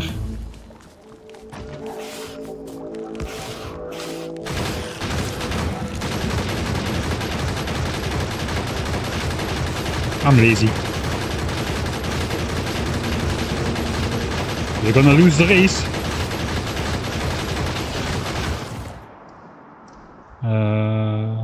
I haven't picked up those 3 gun turrets yet, actually. One of my cars is damaged, this one.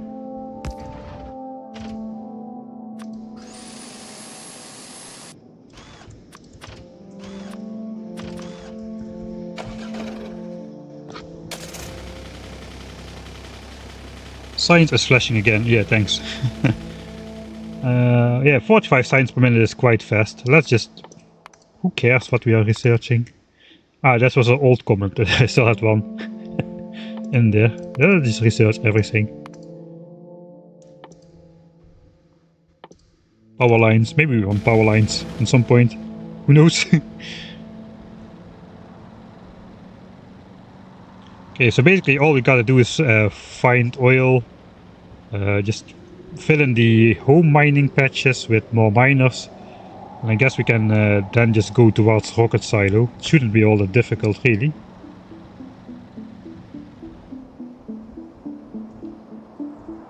Oh, the scrolling in the map view is a bit all over the place.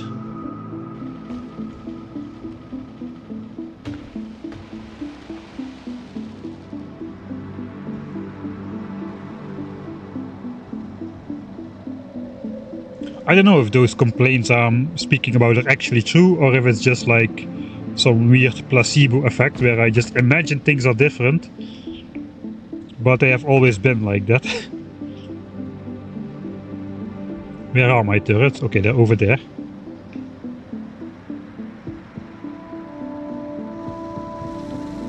Let's just do a dog jade, since I need to repair this turret anyway.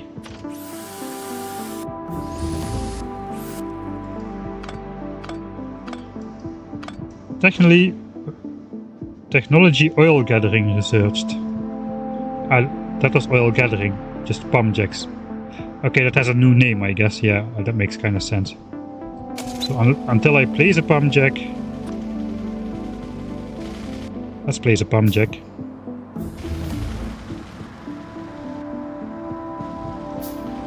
I guess I need a solar panel if I want. Oh wait, we can do this now. Yep. Can I shift click it or control click it? No. I need to do it one by one.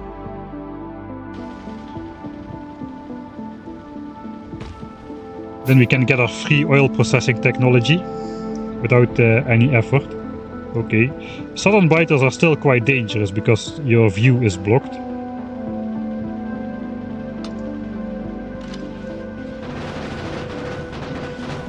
Flop.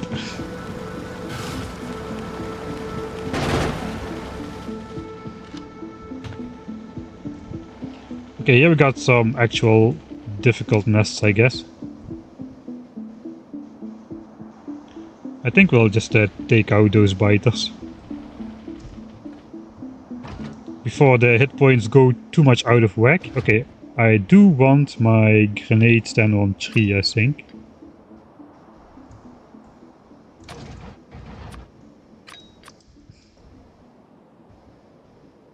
Normally I have fish and grenades on 1 and 2. I don't like to have grenades on 1 really, because if I have the wrong hotbar I keep throwing grenades on my own base instead of placing belts. I said we do a no fish playthrough, so let's keep that empty. We'll just do this then. Right. Worms, not really a problem. We just need to make a backline of turrets.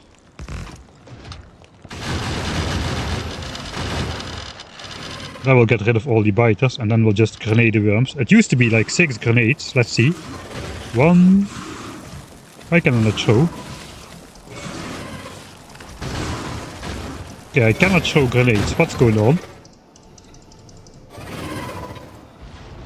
Right click. Huh? What?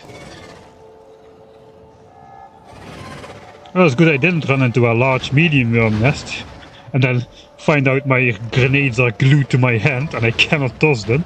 Alright. 1, 2, 3, 4, 5. 5. Have grenades been buffed or have worms been nerfed?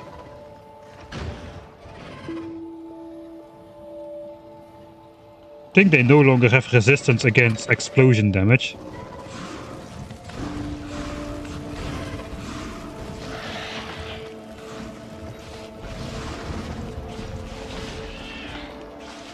Let's use just a shotgun. The shotgun is so great against this stuff, against these nests.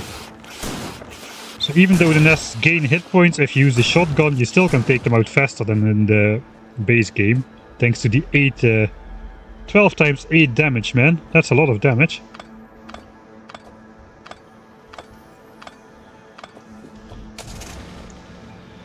Even against medium biters you can now use the shotgun. Whereas before, with 5 damage for both the shotgun pellets and the ammo, you really had to make sure you had research like weapon damage 2 by the time you got medium biters.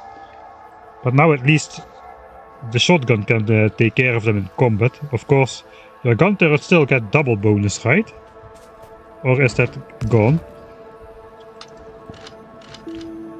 Okay, so I get 5 plus 0.5 is 5.5 damage. Yeah, gun turrets still get the bonus applied twice, so 5 plus 0.5 equals 5.5.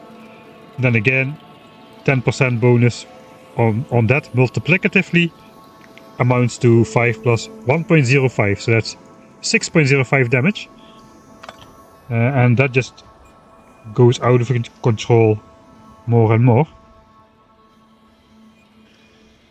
Okay, so grenades throw with the right hand. I guess I can still just face tank everything now with my heavy armor.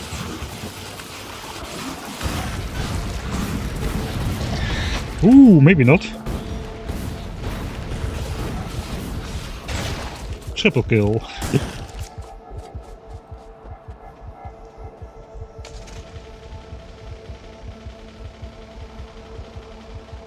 Did you play Factorio? What did you think of the extra tech? I actually quite enjoyed Factorio.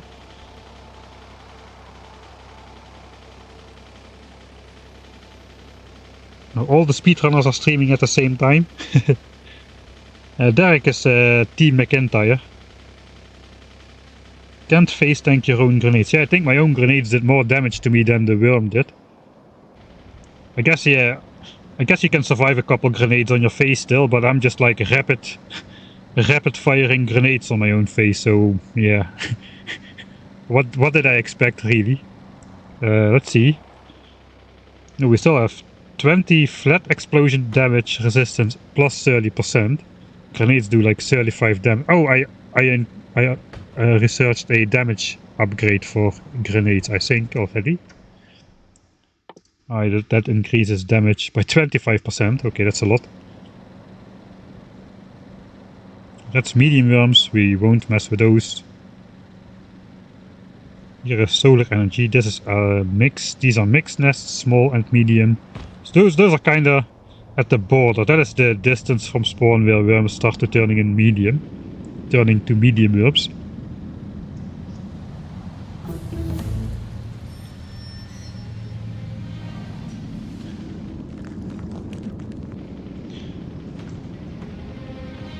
Let's just run in with the grenades.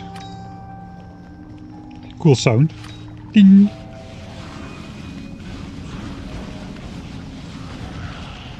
These nests are a little bit too far to efficiently grenade together.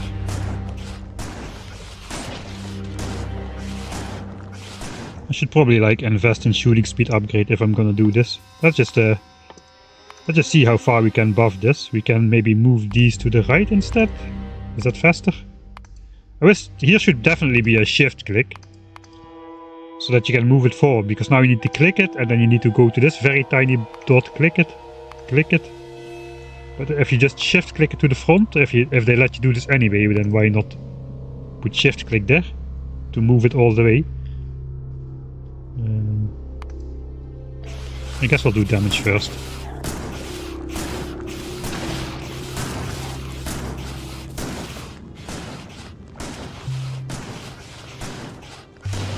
Okay, without fish, still very possible, really.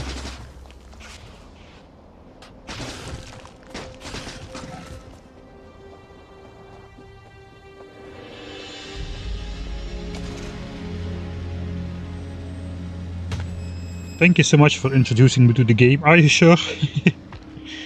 It's like a double-edged sword, really. Getting to know Factorio. I mean, I had my first free sample from Zisto, and for the rest I had to pay with my time. Okay, this is pretty grenadable, I would say. Forgot right click. Now I'm stuck.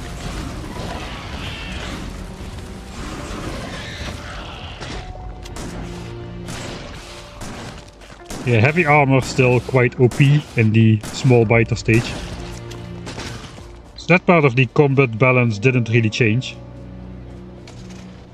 I guess we just explore a bit in the south still. We take out these worms, we take out this nest, maybe this nest. Then we got everything close by, and then we don't need to think about biters anymore until we have a tank or maybe a spider. No, spider is hidden behind different planets. Okay, I see a small flaw in my theory about not about proactive biter defense, and that is we will be leaving the planet at some point. And that means we will not be here, and our base will be undefended. Which could be a problem. Okay, there is another Johnny. That's a medium one. Yeah, that's medium Johnny. He's alone in the forest.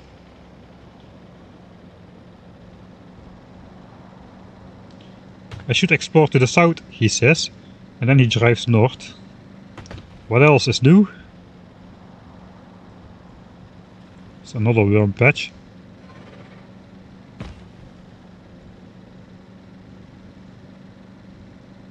Yeah, where's my car engine sound, man?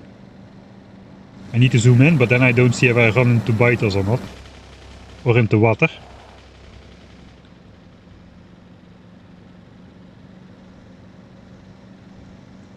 I love the sound of the car engine in Factorio. I always make it more loud in my edits than it really is in the game.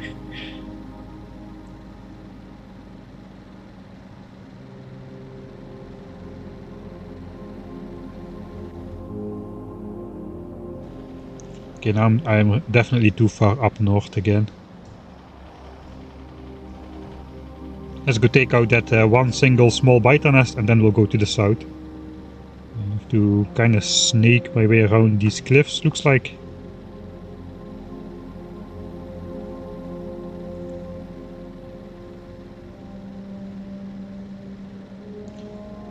You don't have to aim the shots, no.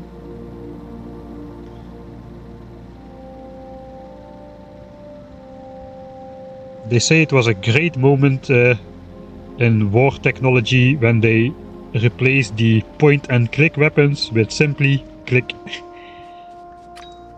Bling.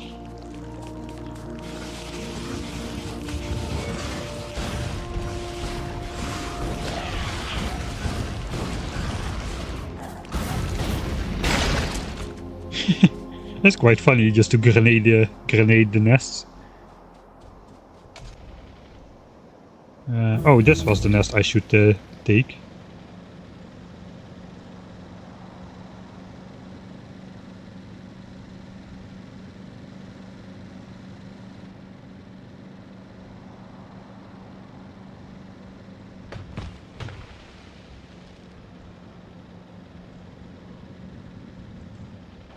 So this is kind of the biggest nest yet. I think I'll just place like a couple turrets just to keep the car safe mostly.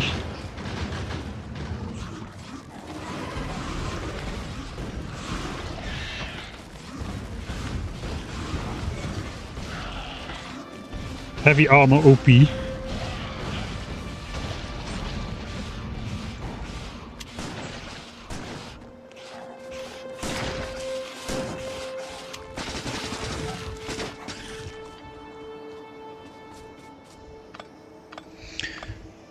Oil gathering is done. Oil processing will only be unlocked after mining oil.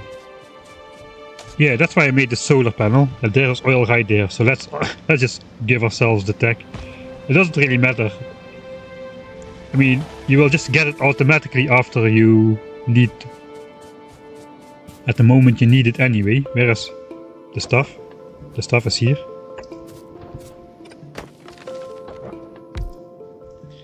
We need a solar panel. I need to make one. I have exactly enough steel for that.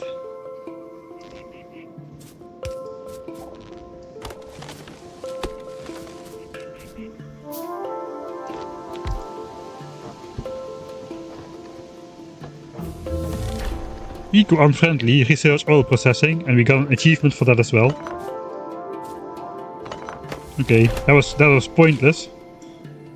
Solaris. Or solar power. Start producing electric power by solar panels. Does that count? No. Okay. I'll take it. How many achievements are we up to then? 9 out of 82. I guess you always get a bunch of achievements for free in the early game, really. Just to motivate you. Okay, let's go back to the base soon. We'll take out those worms. We'll explore a bit in the south. And then we'll forget Biter exists for a while.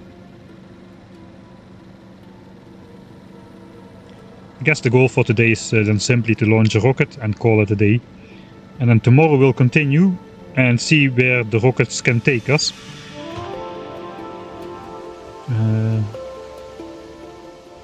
I would do a drive-by.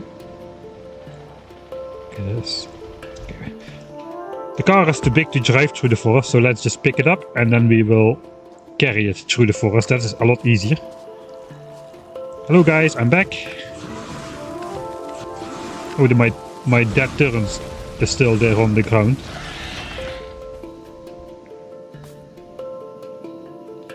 That is staying for quite a while then, those remnants. I think in Vanilla or in Factorio 1.0 they kind of disappear after a while.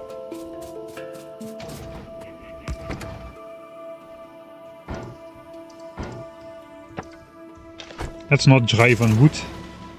I hear that's not good for the engine. I don't know if coal is any better though.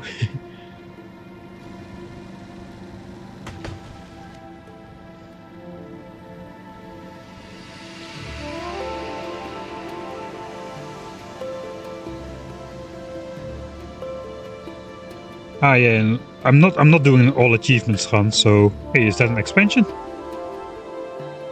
I think that's an expansion. How many expansions have there been already? They should expand like once per hour in the beginning. 511 health already. Already almost a 56% increase. Oh, the shotgun absolutely rips now. No, you don't. No, no, no, no, no. They just don't like my car. How much health? It's like almost 70 to 80 damage per shot there. So yeah, at that speed you're ripping through nests no matter if their health increases a bit.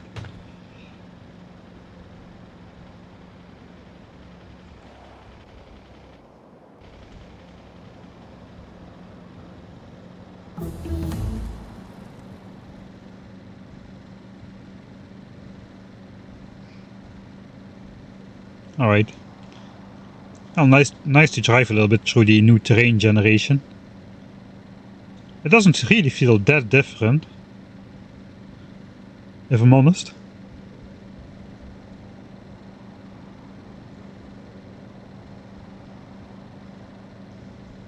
Okay. Yeah, the car engine is barely hearable. A lot of sounds are barely hearable though.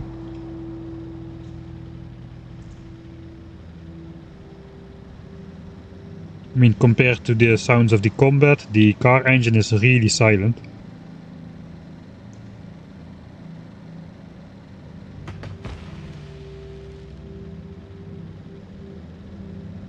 Okay, I think we explored enough. Let's go back to the base. Is that a path? I don't know. Now it is. Another Ooh. That may be the real little Johnny. He's a little bit far away though. I think we'll just stick with Johnny's twin Johnnies for this playthrough. I mean, we've got one for Factorio and one for Factorio Space Age.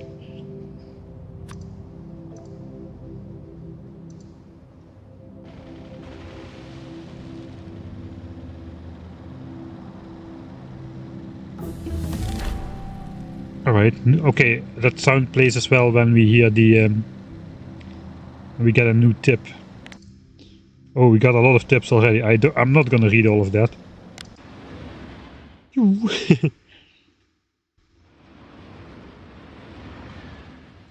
Yeah, no.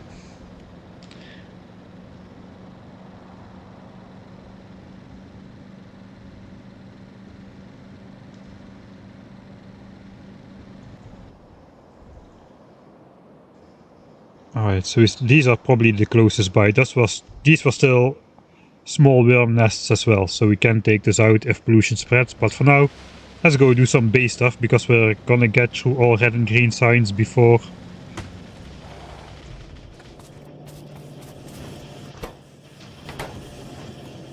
Okay, we have not enough iron gear production.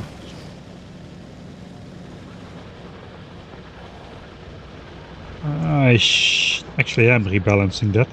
I'm just stashing too much iron in chests, that's the real problem here.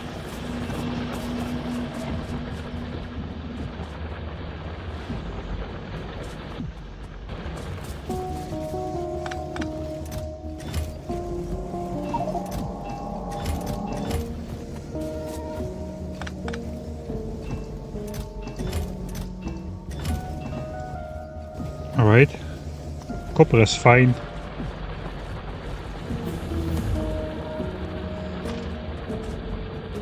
Actually, the game will tell me.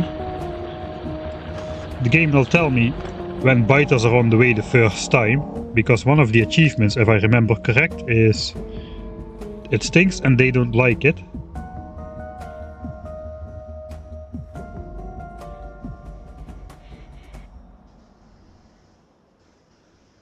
Yeah, it stinks and they don't like it. Trigger an attack by pollution.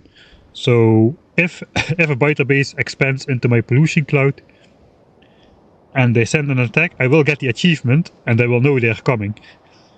So I have a little bit of time to prepare for that, but that's only for the very first time a biter attack occurs. Still though... Okay, all these chests are full already.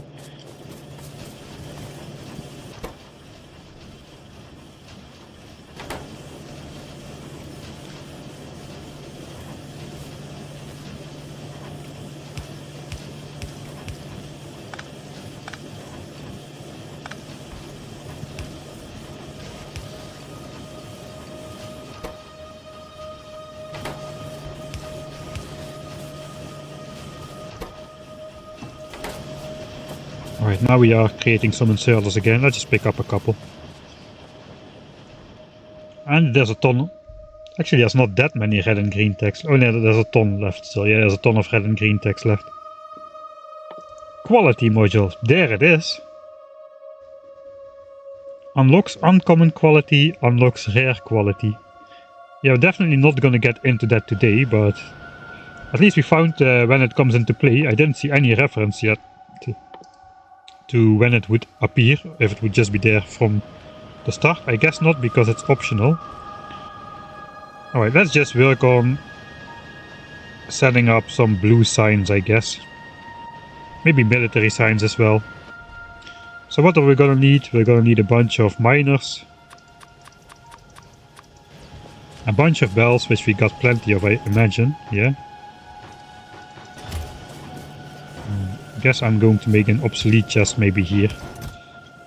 We're gonna need a bunch of power lines.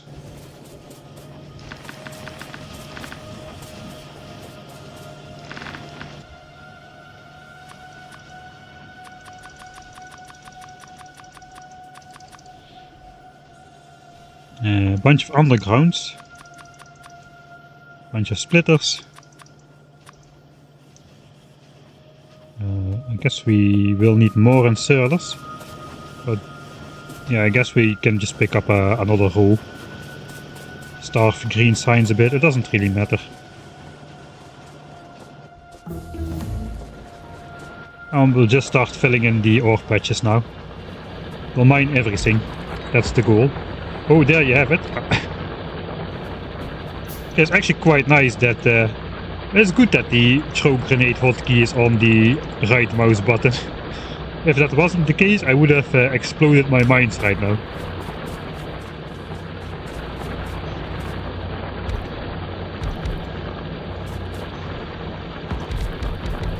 So we'll just fill in everything.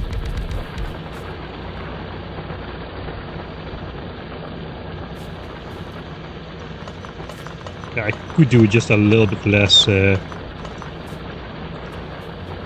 this is the rich part. Okay, no, we'll do it. We'll just fill in everything. Why not?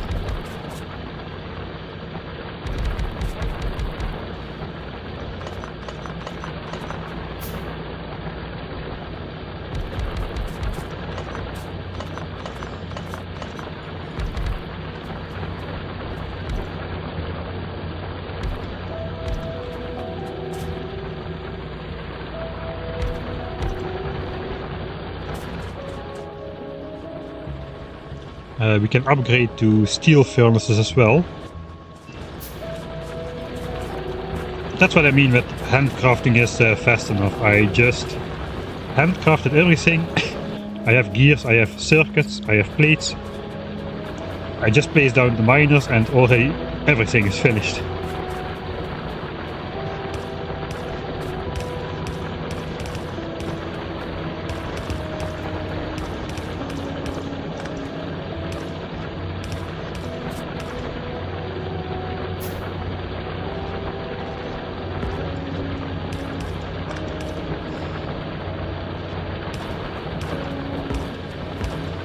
I guess the steel furnaces take a little bit longer though. I got a lot of new stuff. Landfill, circuit network, trains, the fluid pump. Oh, the fluid pump is now horrible with 1200 units a second. So basically you have infinite throughput until you reach tile 251. And then your infinite throughput is artificially going to be limited by a pump which has a value of 1200. Okay, that's a lot of bricks. What's the recipe again? Like 10 bricks? Yeah, 10 bricks, so let's grab 1000, we'll grab 600 steel, that's 100 furnaces.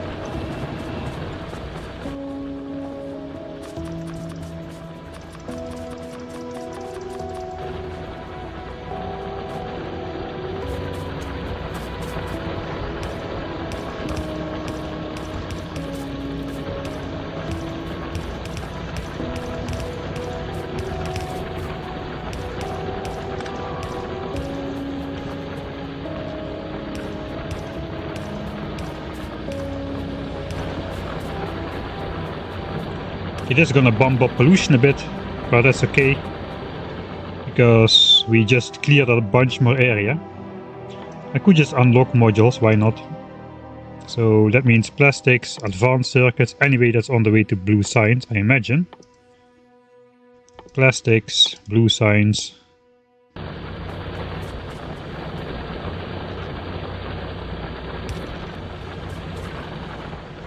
Okay, that's kind of the entire iron patch filled in.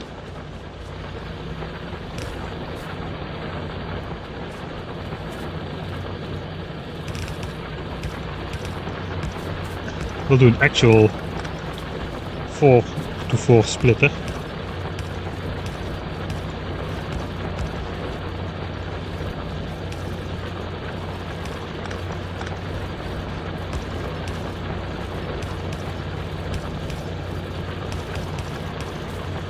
It's one of the only splitters I know how to build by heart.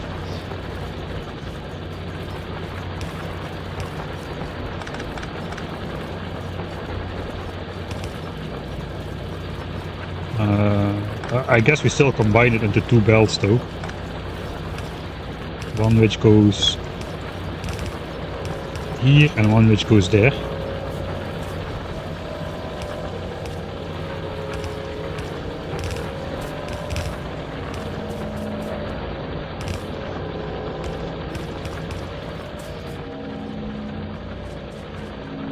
Okay, let's check if all the ore is actually covered. Yes, no. Here we've got 8. I almost want to hand mine that. I'm out of miners. Oh yeah. So here we have to do a mixed line. Yeah, let's just make the mixed line. Oh, we are still doing the steel furnaces. I guess I can do the steel furnace upgrades already. Since now we have more ore. We can make full yellow belts. 2 full yellow belts of iron with our new mining capacity. That should fix iron gear production and science again.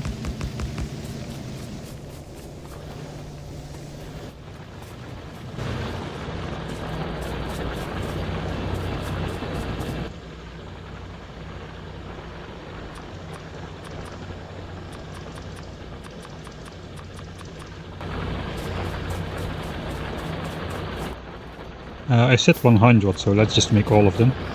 Okay, this is gone. This is actually full iron, so we can just throw that on there.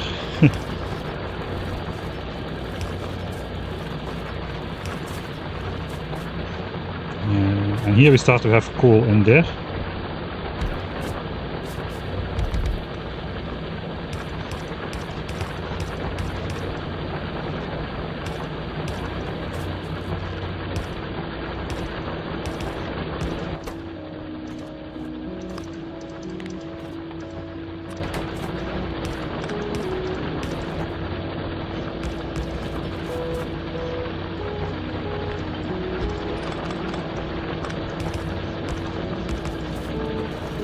My input priority is now gone.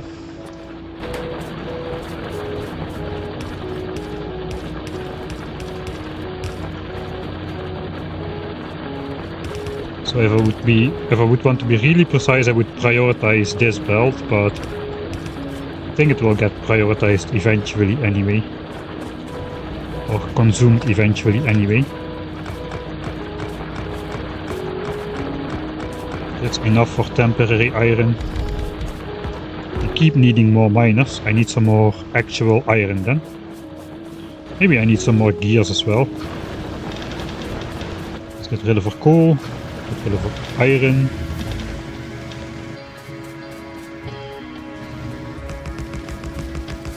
I don't have enough copper miners to support these yet, but that's okay.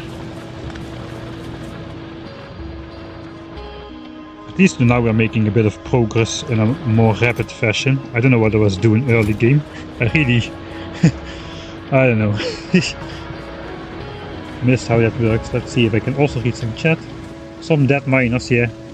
Still thinking should I keep them, but I don't think so. They're just too much in your face with this I have run out symbol. I wouldn't mind if you could switch that off. No, this one is not powered.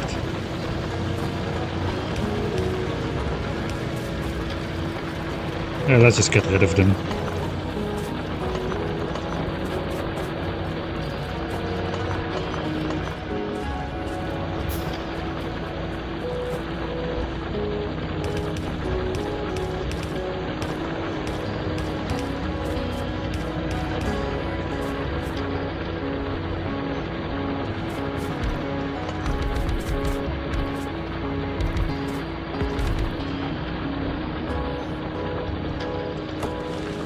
Here we got some micro coal.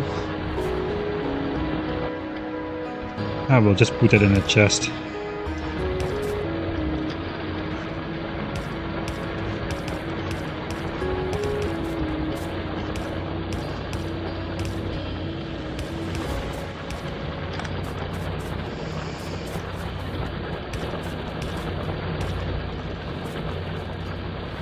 Okay, where's the center coal? I think we'll prioritize the center coal. So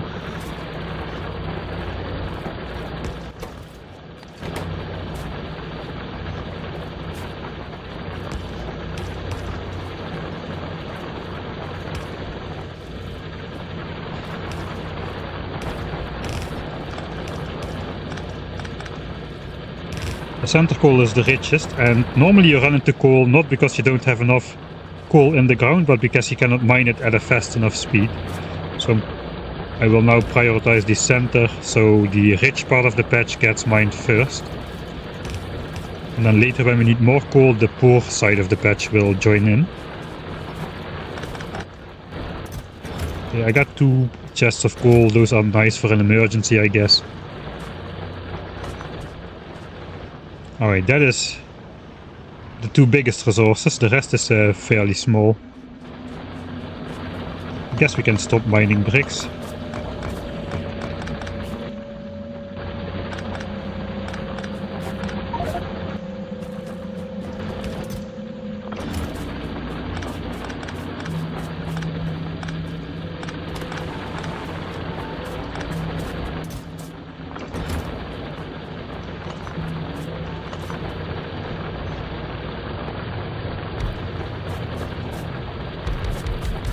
More miners, forgot about it. I forgot to pick up iron as well. And we have some miners which we don't need anymore here. We just do this instead. That's fine, let's do that.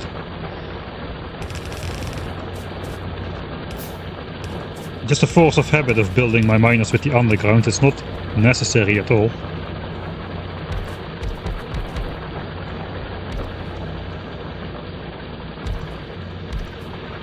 Especially on the poor side of the patch, we can easily get away with this.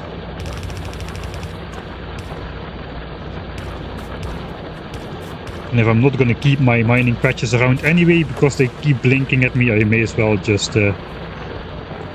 deconstruct them.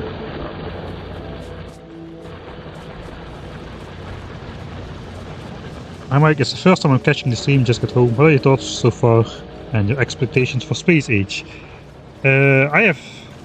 I don't know, really. I don't really know what my expectations are.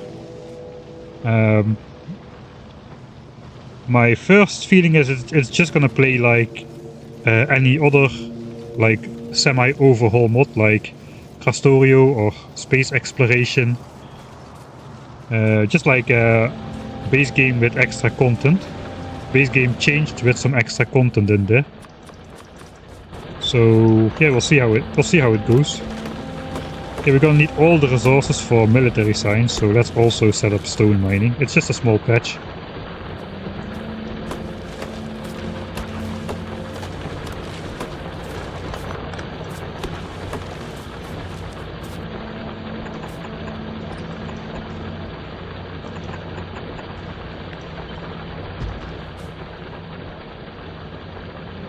That fits exactly, so let's do that.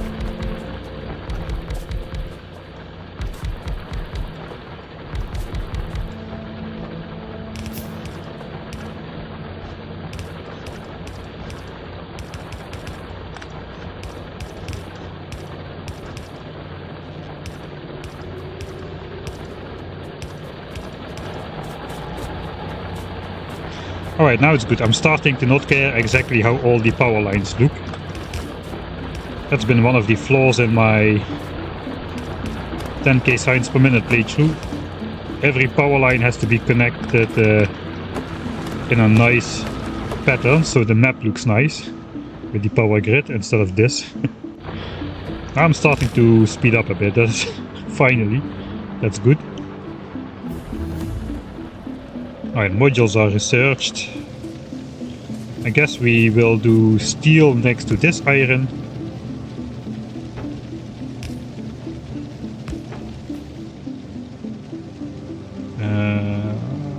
We do kinda need to bring back up iron though in that case.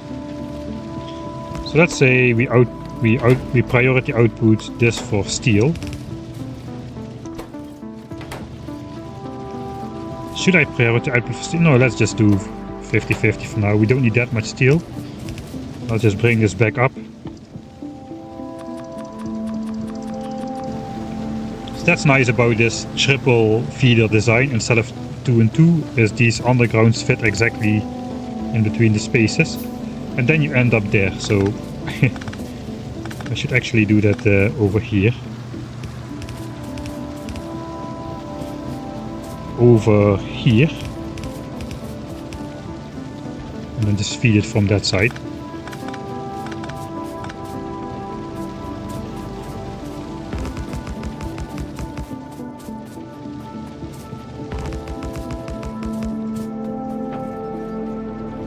I also need to split that off actually.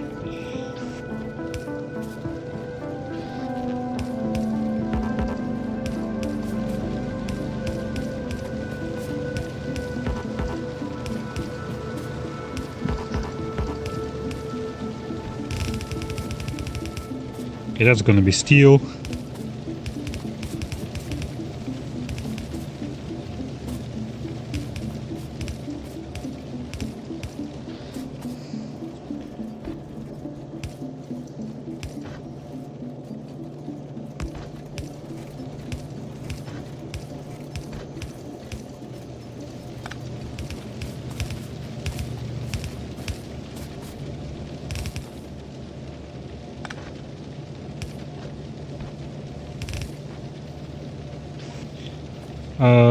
No.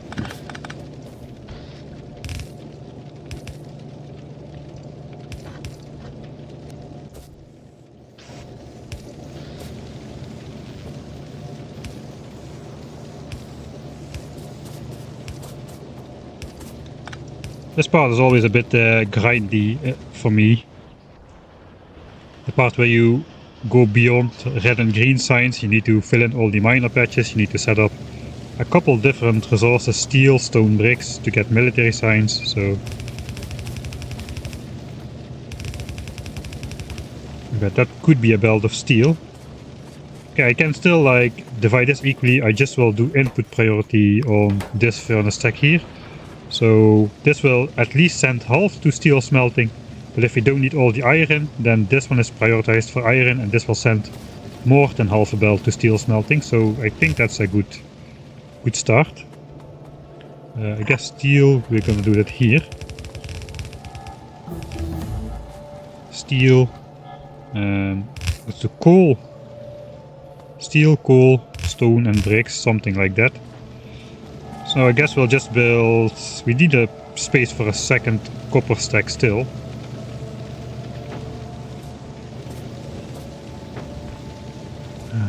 Let's just copy paste. Use the copy paste function.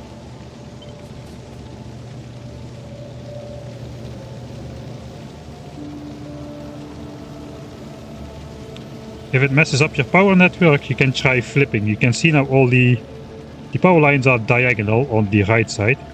Sometimes it helps to flip the blueprint, even if it's symmetric on the horizontal axis.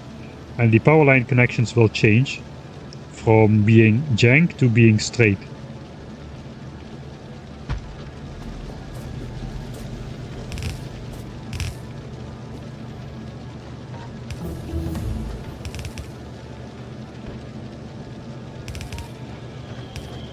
Okay, I really have to get used to that flipping hotkey. that's chemical science. Let's do all the modules, except quality module. We'll not get into quality today just yet. It is researchable already. Yeah, I want to... It's probably going to be a separate stream, just looking into what the heck quality can do. Modular armor, yeah, why not? What? Mining productivity. I guess let's do mining productivity. Let's bring it all the way to the front.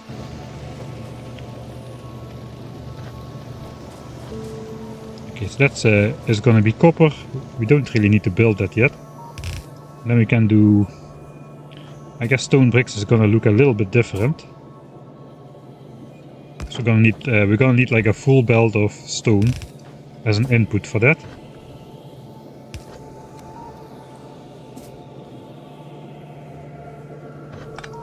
I guess I'll just do something silly, like the side load coal on there. Okay, then we need in and output on the same side actually. Then we need large power poles. Okay, I guess we'll just do half a belt of smelt. We barely need any bricks really. Let's just not care about it.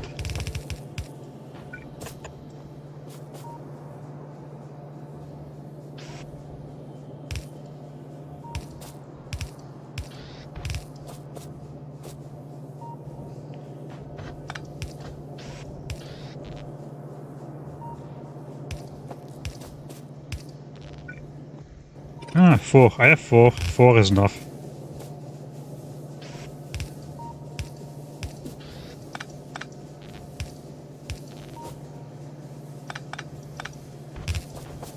Okay, so stone should go in there.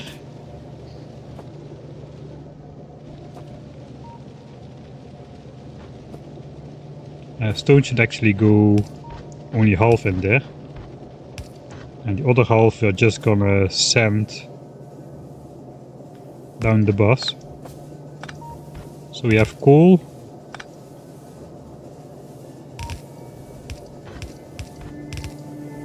Okay, I guess the order is going to be a bit different then. We have bricks, stone and coal.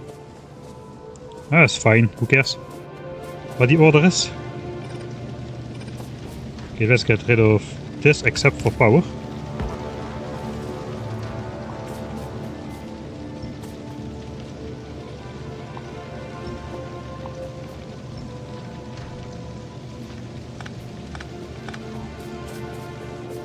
Then we just need to connect stone to this one. We have a stone belt somewhere far away.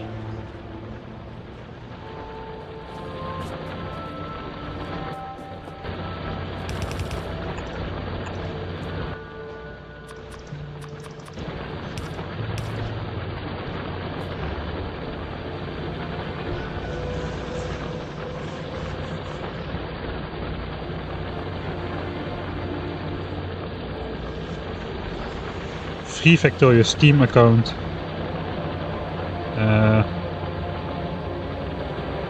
Bye.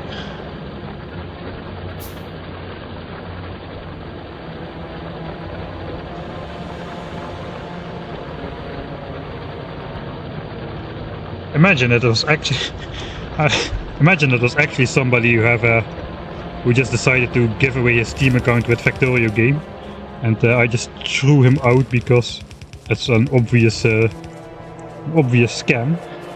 I mean, somebody somewhere in the world actually discovered how to make penis enlargement pills. But good luck trying to sell those and get people to believe you, I guess. Somebody actually did it, but the marketing is just impossible.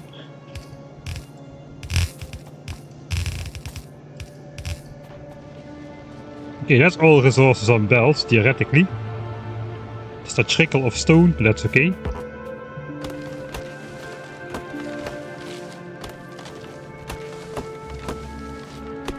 Science is flashing again. Yeah, I have this problem a lot.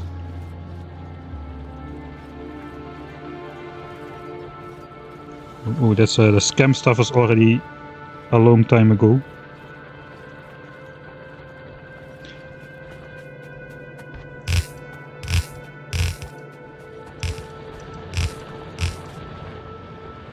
Okay, there comes everything. Now we can make military signs.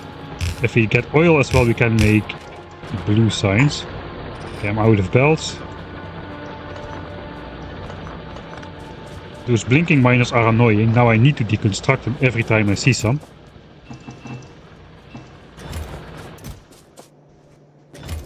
I have way too many circuits and stuff. Oh yeah, this is looking better. Zip! That's a fun function. I have plenty of power lines for now. I have plenty of coal for now. Yeah. Man, I'm so slow today. It's really impossible. I forgot to put the outserters on the steam belt. Steel belt. It's getting that time again where I start to lose how to pronounce stuff. Okay. Yeah, pollution cloud still good. No threats whatsoever.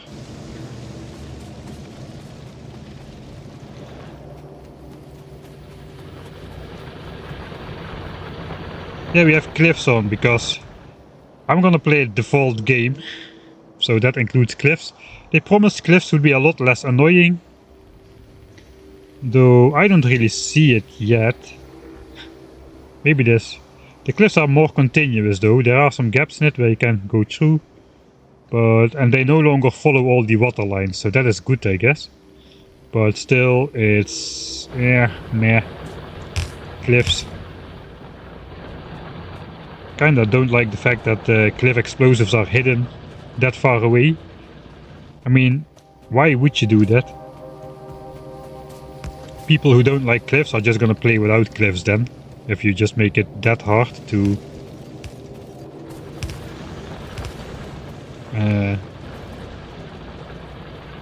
if you're just gonna make it that hard to collect or to blow up cliffs, then people are just gonna disable them in map settings, which is fine, I guess.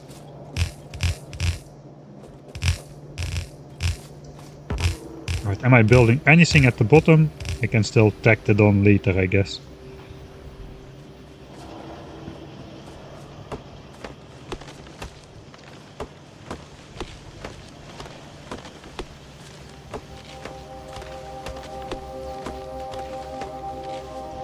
So I guess I will set up military signs.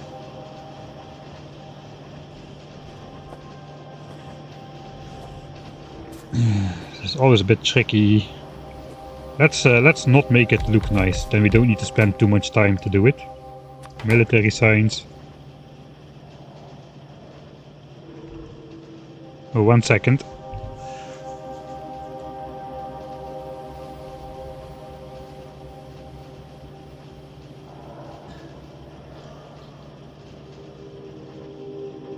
I have something important which I need to do real quick.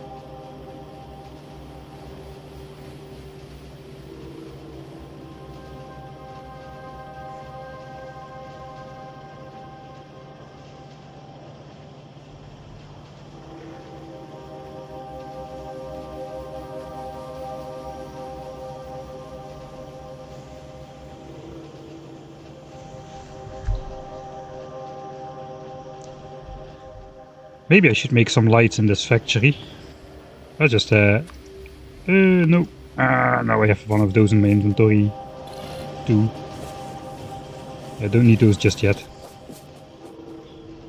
It is weird not having the sharp sounds now. In the beginning I really liked it, but now the lack of feedback of what you're doing in the game is kinda... yeah, lacking. It is kinda lacking. That is... well, the circuit network. Yeah, I accidentally crafted those, sorry. Not gonna look into that right now. Okay, how do I normally do this? Set up grenades. Let's not overthink this. We'll just start making grenades. It doesn't need to look nice. Grenades, iron and coal. Need 4 of those. Bring them to the back.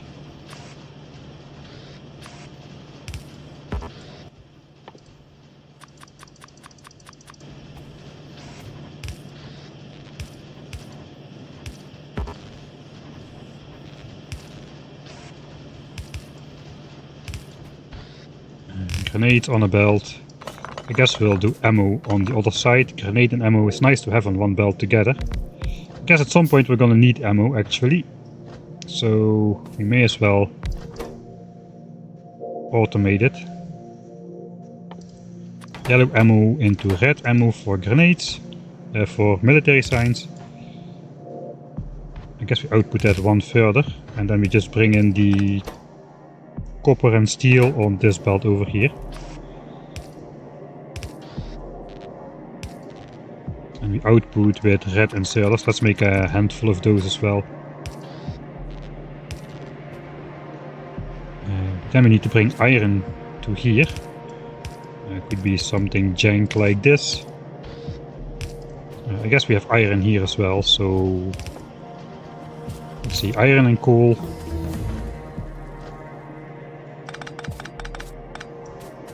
Okay, there's our mining productivity. That should help keeping the patches full a little bit longer. I don't want to spend too much iron on military signs at any one time. So I'm just going to do this.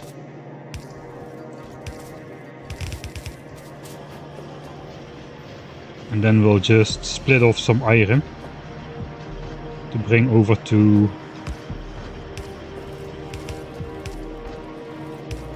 ammo. I guess if I do that here,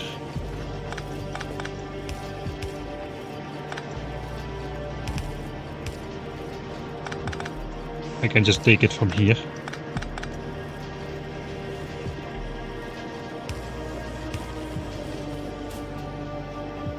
I can even output some yellow ammo in a chest, I guess.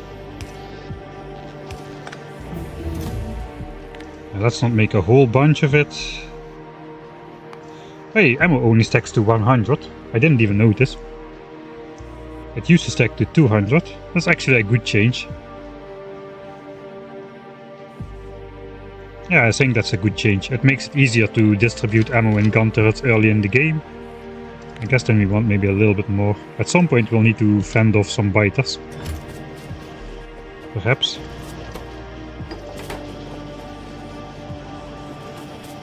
Alright. So then we just need copper and steel on this belt. And somewhere we need to bring in the bricks as well for the walls.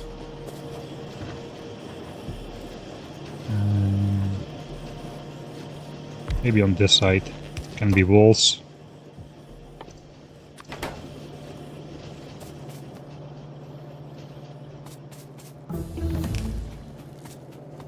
So let's just first bring in the copper and the steel. We are drawing red signs from over there, so let's take the bottom belt in this case. Can do one of these more stylish variants.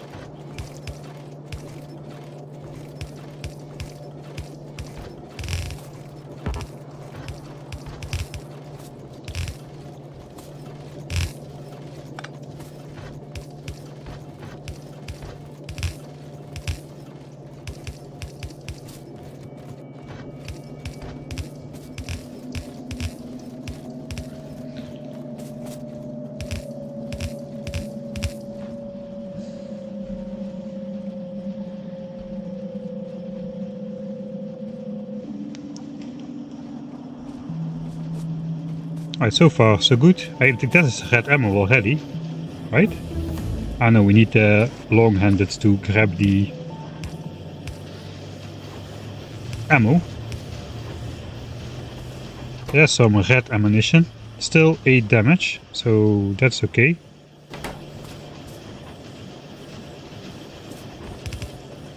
I guess we can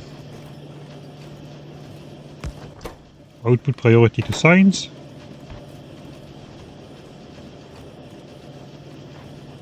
And then we'll just make a storage over here. We can do everything here actually. We can do walls, grenades and ammo.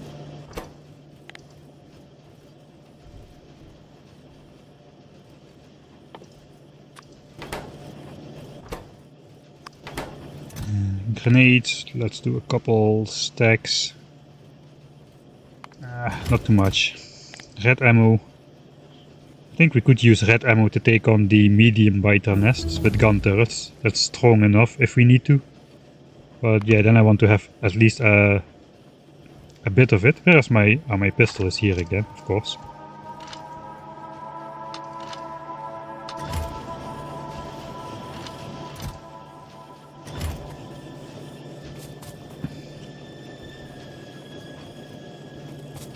Alright, and then military science can be over here.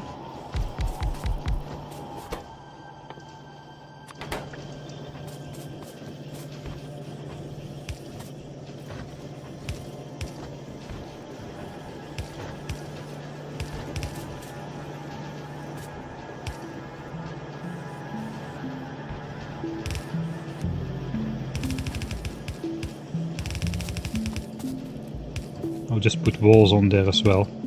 Kinda want to draw walls from the chest again though. That's a little annoying.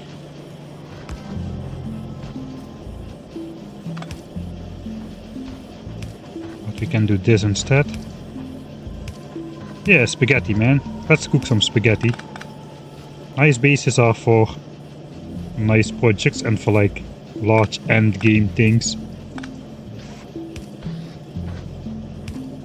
Walls can go like this then.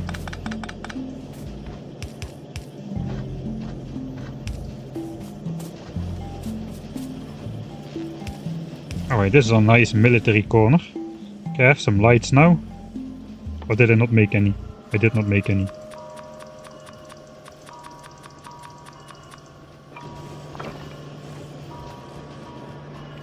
I was probably lacking. Oh, not quite yet. We still need to bring walls over here. Guess we got a lot of space to draw that from somewhere over here.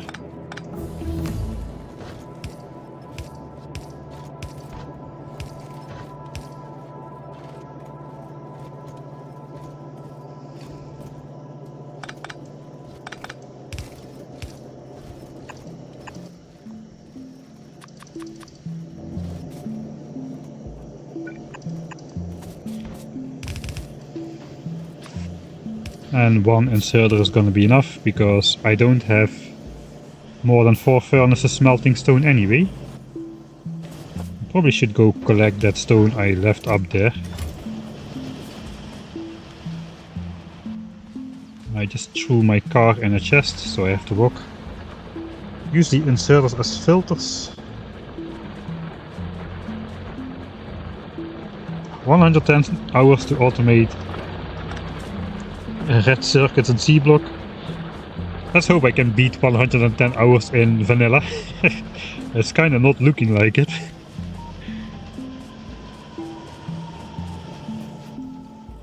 Maybe I'm just spoiled by the warp beacon.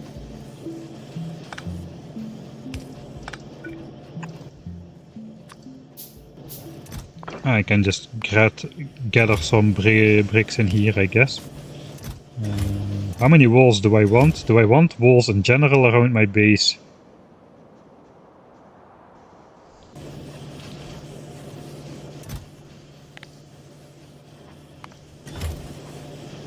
Uh, 1k walls is not enough. You need to either do a lot of walls or no walls at all.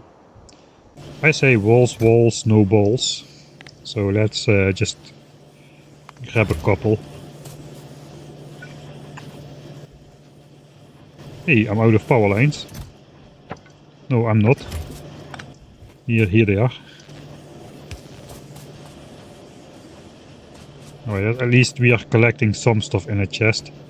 Now we can actually set up military science.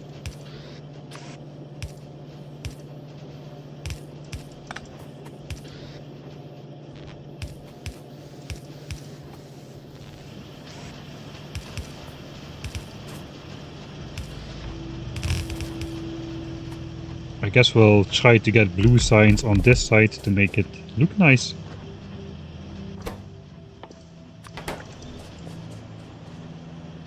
Kinda don't have enough space for that though. I would need to go way up higher than I've been so far. I guess for engines and stuff we anyway will start to get into the large builds, so maybe we'll just embrace it.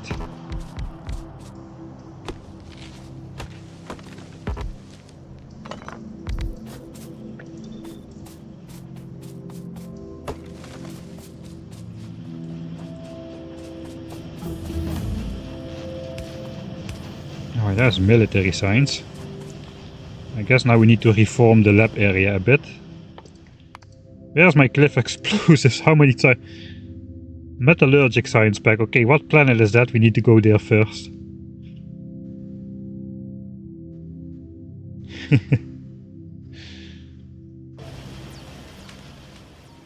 I guess we can start preparing for some personal equipment, perhaps. I wonder if this has been changed, the belt immunity equipment. Maximum consumption 100 kilowatt. Okay, so one of my complaints about the belt immunity equipment is that it always consumes power, instead of only when you're standing on a belt. That is in vanilla Factorio. Now it says maximum consumption 100 kilowatts.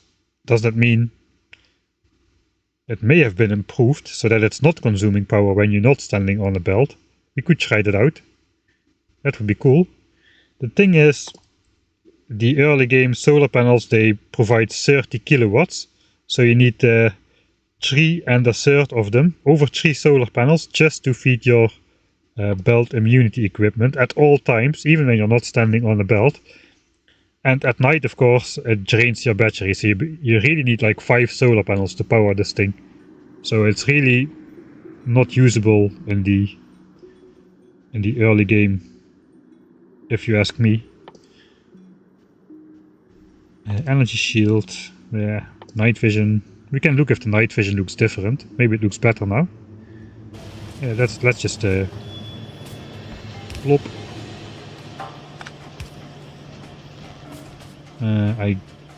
I guess then we need to make a weird jiggle with this belt. Or do we, if we output blue signs on this side?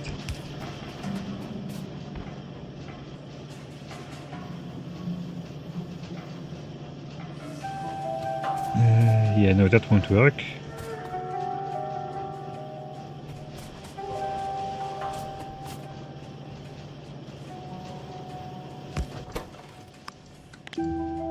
It used to be so difficult to arrange belts before they introduced the priority splitter. And now just really quite trivial.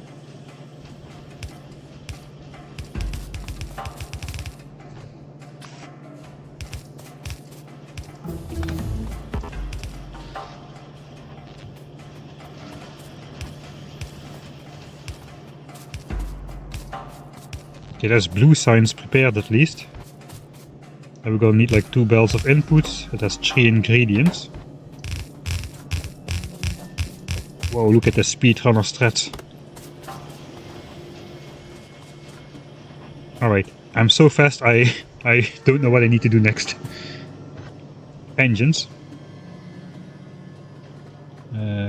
Yeah, we can just do engines right next door. Sulfur can come in from the oil build. We can do engines here.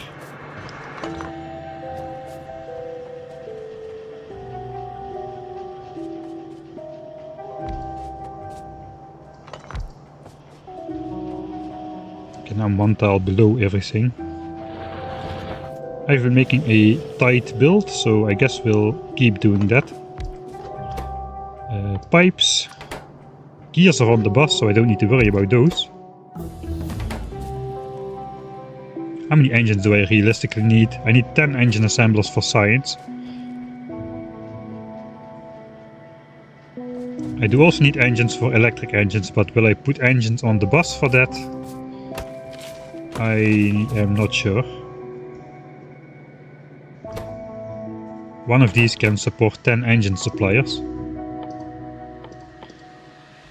I guess I'll just keep space for like 20 of those.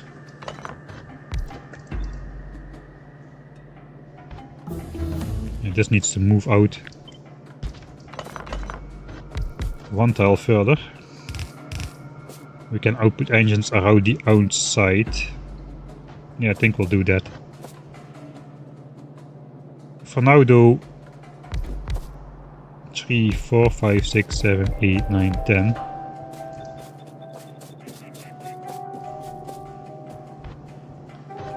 So we need iron. We can just make some pipes and underground pipes here for the time being.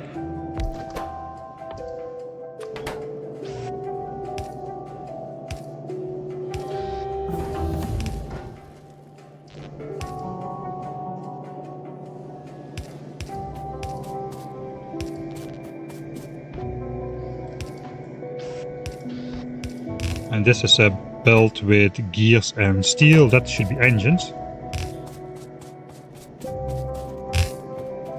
Okay, I'm out of stuff. So let's go to my giant mall.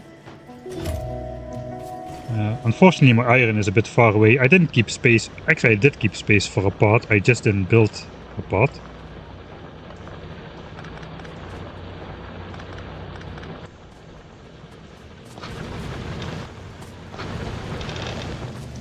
Let's get rid of some of the garbage then, now that we're here anyway.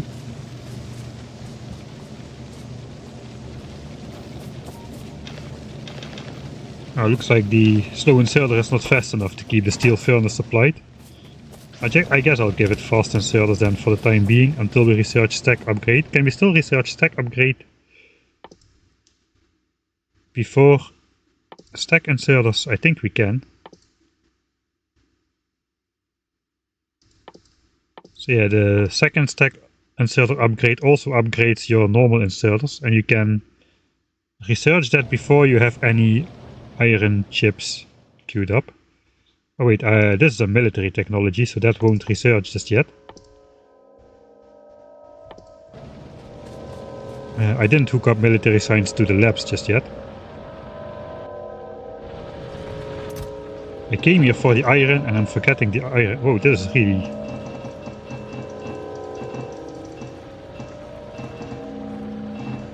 That's a great feature, but it takes a little bit of getting used to. Just click and drag.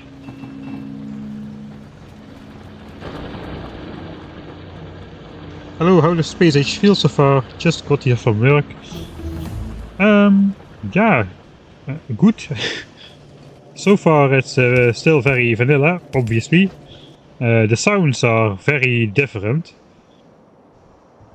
Some of the changes are good. I mean, the sounds are much more beautiful than in Factorio 1.0, but many of them are on the soft side, and you kind of lack the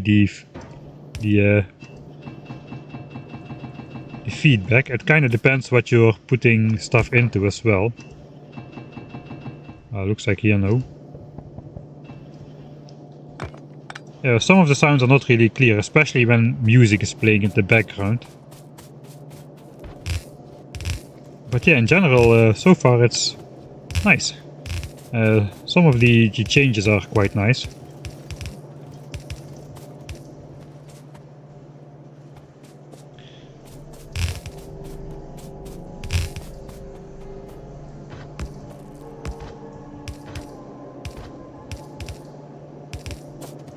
Alright, this one has to be iron. We drew iron from the top here. And not any more further, so we should grab the bottom belt.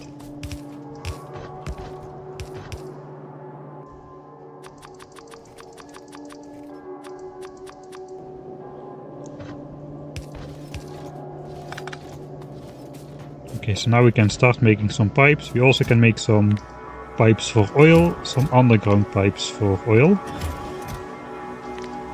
200 should be enough, I guess. Is it far away? Oh, we're gonna maybe run into that 250 tile limit here. 1, 2, 3, 4, 5, 6, 7, 8, 9, 10, 11, 12 chunks times 30 tiles.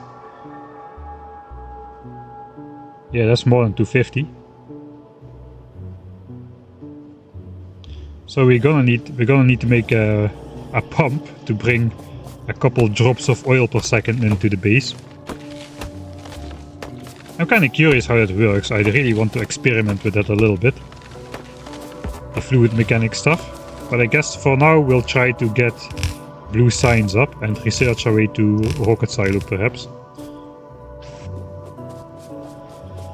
Yeah, it may be beyond the scope of today really. I really started out way too slow. And now I'm playing normal again. It's been a while since I played normal Factorio, so apologies for the weird start, I guess. The slow start. There's a bunch of engines. I think we should be getting in power problems now. So let's start crafting the other half of the power plant. 10 of those. 10 of those. I guess that's where the pipes could be coming in, which we just started to make. Right, this also requires iron, I forgot about that.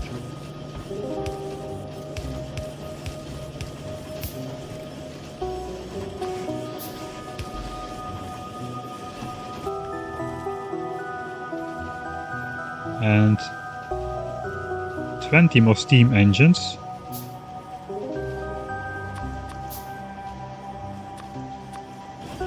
That's enough to expand power. First I will output these engines on the belt. I think I'll just first draw all of them down before I just send them back up on blue signs again.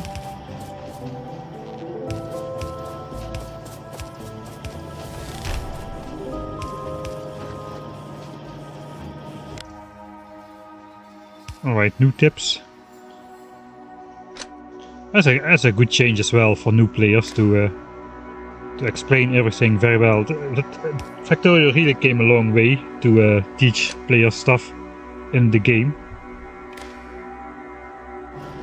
It's very different to say one of those games which I guess like Minecraft perhaps, where you just basically, or Terraria, where you basically need to rely on the wiki to get to know stuff.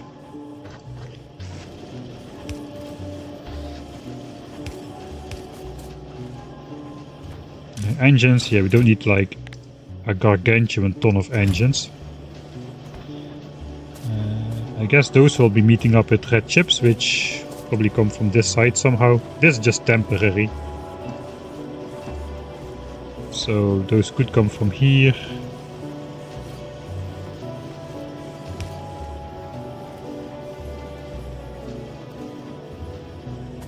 Maybe a little bit lower. With engines, let's put engines on the belt. We put gears on the belt, why not engines?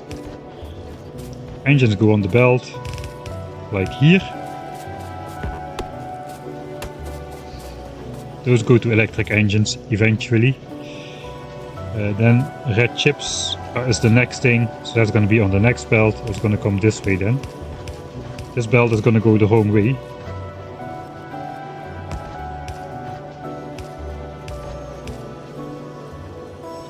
Exactly does not line up. I guess that's okay, and then we can just send that back up here for signs. We'll have sulfur on the inside belt then, why not?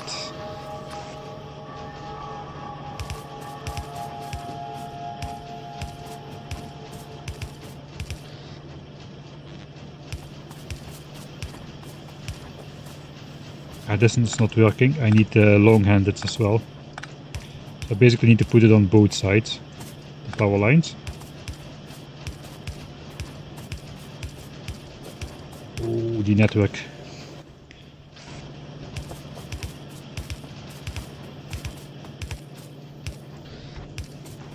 Alright, that is one of the 3 ingredients. For the other 2 we need oil.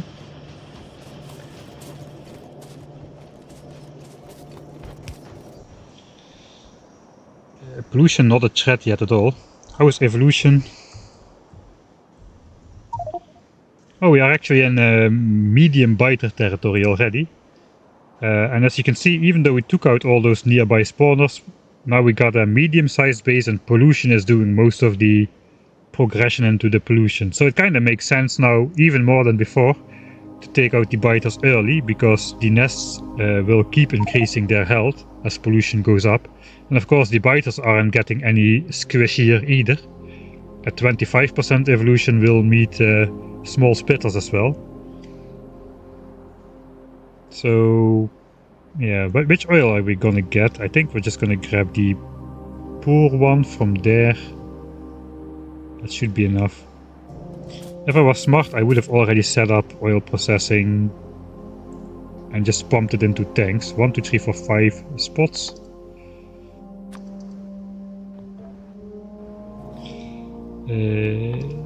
One, two, three, four.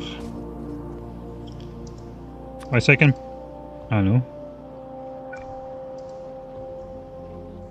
How did I do that? Something with map text.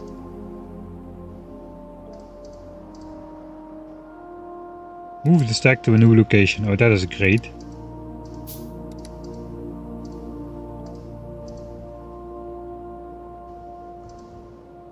I have guides for the terrain.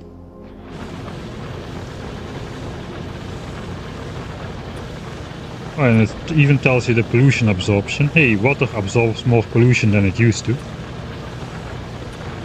Water was notoriously bad for absorbing pollution.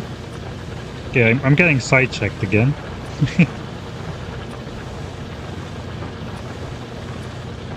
Hey, green water. Deep green water. Is this already polluted water and then it no longer absorbs pollution, or what is this?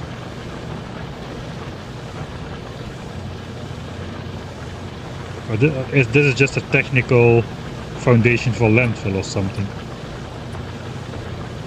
Okay, let's not get sidetracked. Too far. Different planet, no pollution.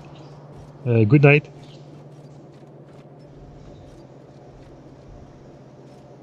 Biters are on. We're just doing the Michael Hendricks way of defending, which basically means get a car, drive around, kill biters, don't worry about a thing. Don't even build a single turret in your entire base. And just hope the biters don't expand too much in your base. It probably will happen at some point, but then again that is gonna be just a tiny problem, not a big problem. Alright, so where am I gonna set up oil processing?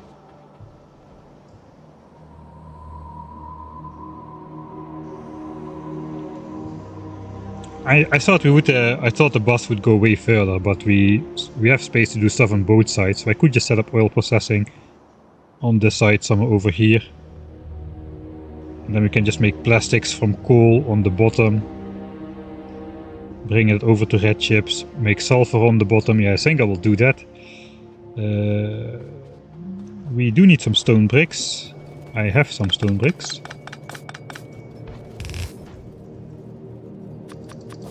Five of them is plenty for now. Actually, we have 800% oil. That is enough for 4 refineries, and that will go down pretty fast.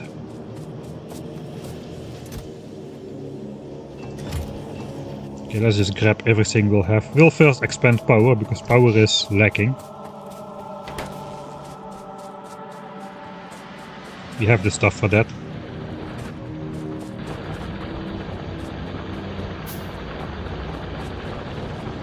No, biters don't spawn in the base. I meant the biters could expand in my pollution cloud, and then they will start absorbing pollution and send an attack. That's okay, we'll get some minor damage. It will take us a lot less time to repair the damage compared to like making giant lines of turrets and walls everywhere and keeping everything supplied. I guess it's not too much trouble to put just some turrets around the base to deter the first attack. Maybe I should do that. I made the turrets anyway. But yeah, let's not defend our base and see if we can get away with it. I'm pretty sure we won't be able to get away with it after we go to a different planet, though. I think then we will need to have some. We'll either need to hope that we can do one of our trademark biter extermination programs, and that's a while off though, or we have to just okay,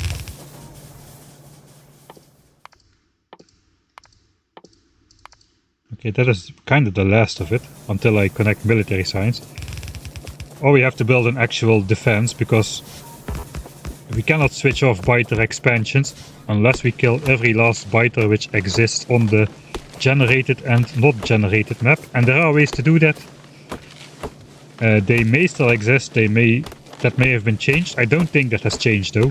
I think that is outside of the scope of the expansion to try and change that behavior. So I'm going to assume the couple techniques we have for clearing all biters from a map, including the ones in the void, and stopping all biter expansions, basically. That's the point of that. I'm gonna assume that that still works.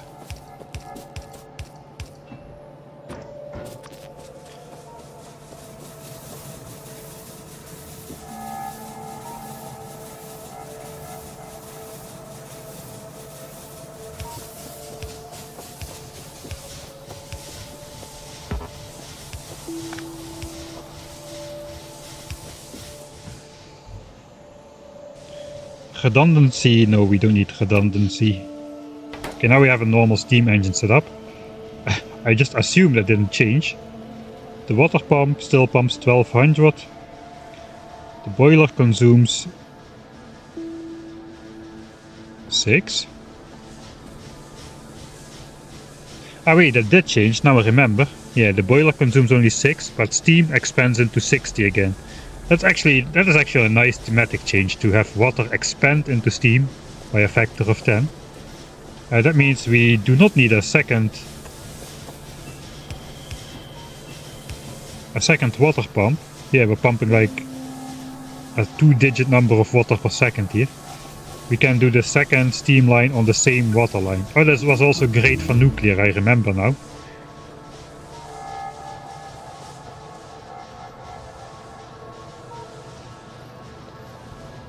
But yeah, and steam then, yeah, that's still 30 a second, so that is 40 steam engines for 1200 units of steam. But that basically means we are no longer tied to this 1 to 20 to 40. We can basically just keep extending this until, I was gonna say until the fluid mechanics no longer work. But that's also changed, so that is just 250 tiles in a square basically. How long is this? 20 times 3, this is like 60 tiles long. So we can like put 4 of those in a line. That would be a pretty big barrier though. I don't think I want to do that. I think we're gonna see the 1 to 20 to 40 designs for a while still though. Those are so ingrained in the system by now. It has been like that for like many years now. Let's not talk about the 1x1 boilers and the 1 to 14 to whatever, 20 or something. 1 to 14 to 20 ratio which existed before.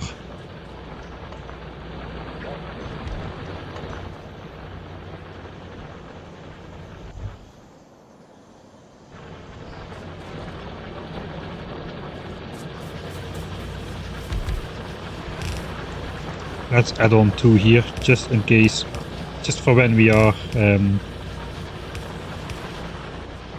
putting gears in a chest here.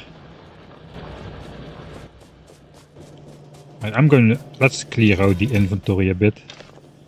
Let's put wood and coal in this chest. I have red ammo. I'll probably upgrade to red ammo in my gun then.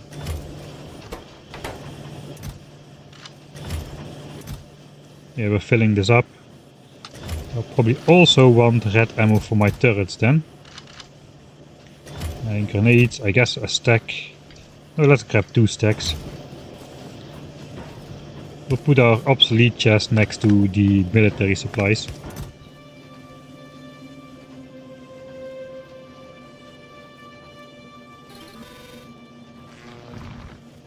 I guess it's not fully obsolete, but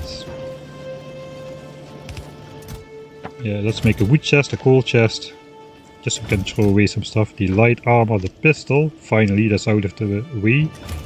Engines, I should grab a stack of engines really, so I can make a stack of pumps. That is usually enough for the entire game. I just make a stack in the beginning and never look back. I don't know how that's gonna fit now though.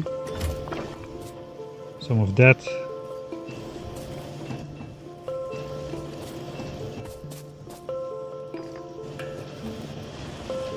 I still forgot I still have to connect military signs. I'm not researching. I am researching. I get thrown off by the feedback thing. Alright, so now we're gonna need some long-handed inserters.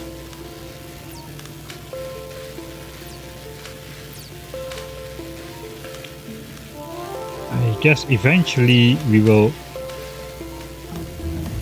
need medium power poles here. I guess eventually we need substations here or undergrounds. So I think I'm just gonna plop in more power poles really for the time being. With the way the labs have changed, probably we will need to do a full redesign anyway. Alright, so I no longer want this belt to loop around now.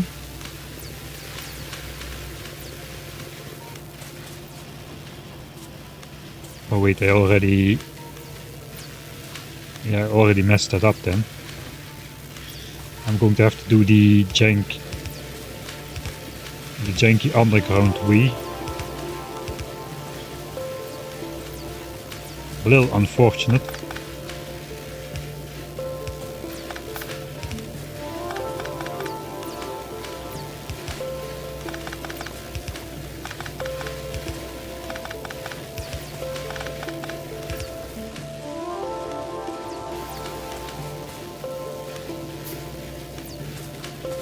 No, this is also not correct. These need...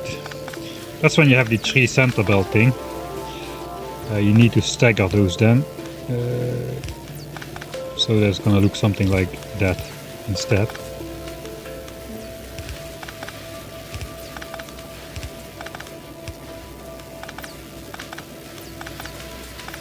Eventually there will be a third belt down the middle. That is why this looks so weird now.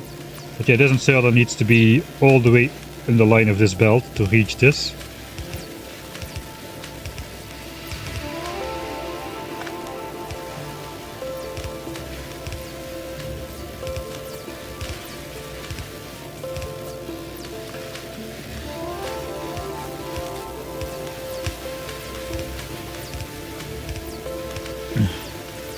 And now we can still put a belt down the middle and just grab that with normal inserters.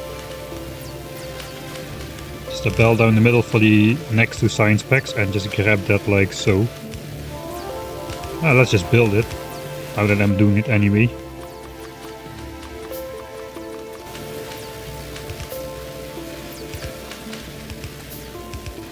And maybe we'll do...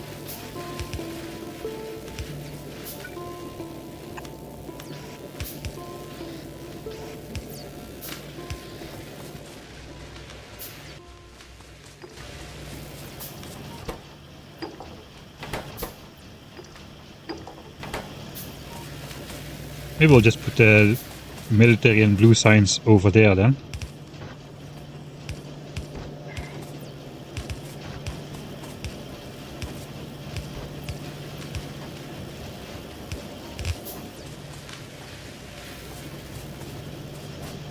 I really should have red on the left then. Red, green, military, blue. Okay, let's take care of that. Output priority. Red on the left.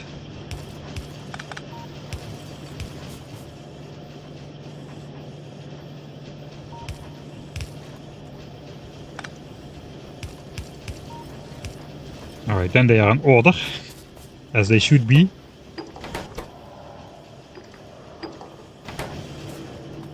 Okay.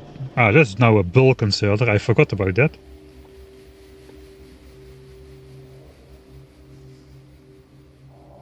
So we have, because items now stack on the belts, the stack inserter has been renamed to bulk inserter because it doesn't output in stacks. That kind of makes sense. and the new stack inserter can actually output stacks on a belt. I haven't seen that yet. Where is that gonna be? Is it also locked behind some planet? Let's look for inserter.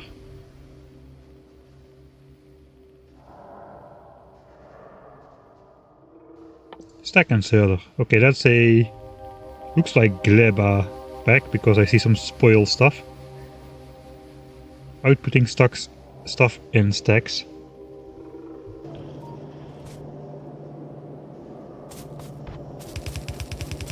Alright, that's military science to the labs. Then we can continue researching after we run out of things to research.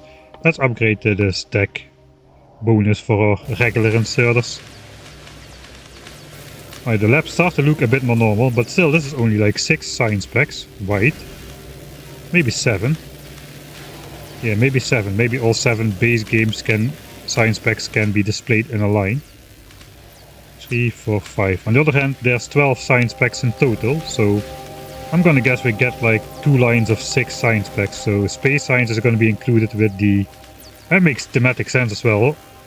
You have 6 Norvese science packs and then 6 space and other planet science packs. So yeah, 6 and 6, 12 science packs. That's why the icons are so small now, I guess.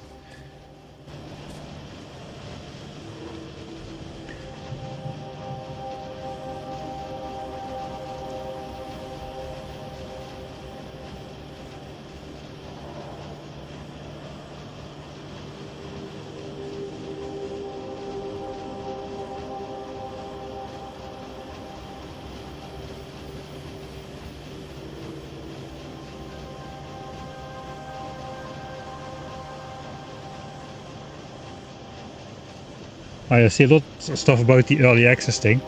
So a lot of content creators got 1 week early access. No, that I'm not saying it right. They got the permission to post content and stream the game like I'm doing now 1 week before release. And we have been getting access to Space Age like in a staggered formation, I guess. Some people got access very early, some people were included later. I was included later. So I didn't know I would have early access until like a week or 2 ago. Which kind of cost me trouble finishing my Factorio video in time. I thought I had 1 extra week that went up in flames.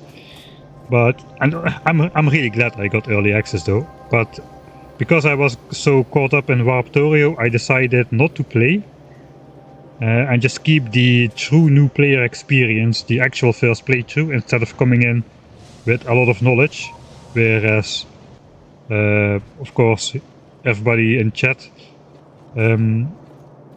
comes in blind, but now I'm coming in just as blind as everybody, so I thought that would make for a nice premise for a stream. I purposefully withheld myself from playing so I could do the playthrough on stream. Now today is the first day.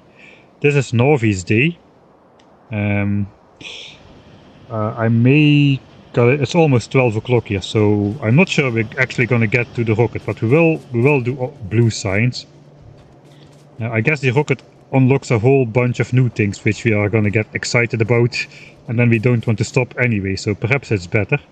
So yeah, now we're just finishing up blue science. I'm going to do oil first now. Let's just go for oil. We grab the car. A little bit of coal.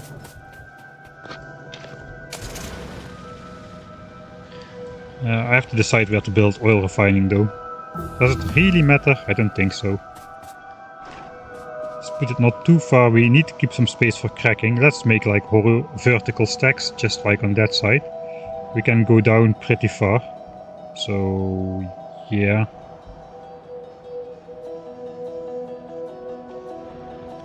Can start doing plastics already, sulfur, they can all be in front then. I guess let's just start somewhere near the start of the bus. The first belt could match up with the first pipe, so that would be something like this alignment. We get some extra resources on here still perhaps, so let's just go down just a little bit further. We'll start with 5 refineries because our Oil patch is poor anyway.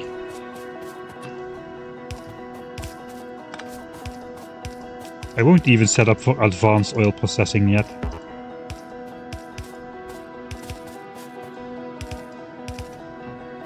Alright.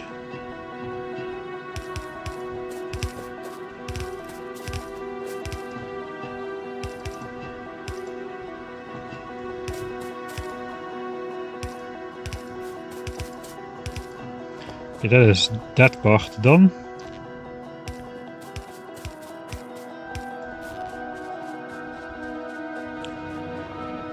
Shall I make my first 2 big power lines to span the gap? I think I will.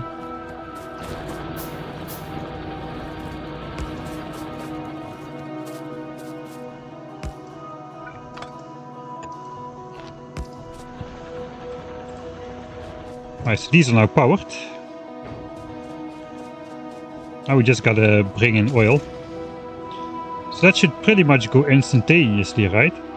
So if I purposefully not connect power yet.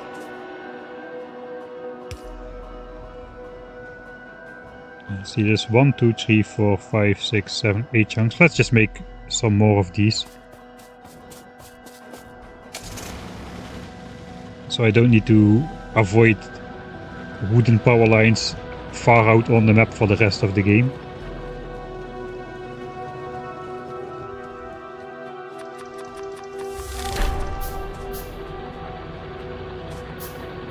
Oh hey, Dosh Doshington is back. Hey Ballas, you are missing Dosh again. Thanks for the notification. You didn't have to do it that way. I haven't played enough to be really comfortable saying, but I probably have like 4 or 6 rocket silos, really. Rockets cost only 50 processing units, fuel, and LGS now will be launching a ton. So even with the like beacons and stuff you say, and the... Because the rocket launch stuff changed, right? The rocket launch stuff now looks like this. Where the rocket just launches, and if the next rocket already is producing, and the doors won't even close. The next rocket, if the rocket is ready, the doors won't even close, the next rocket is just coming up.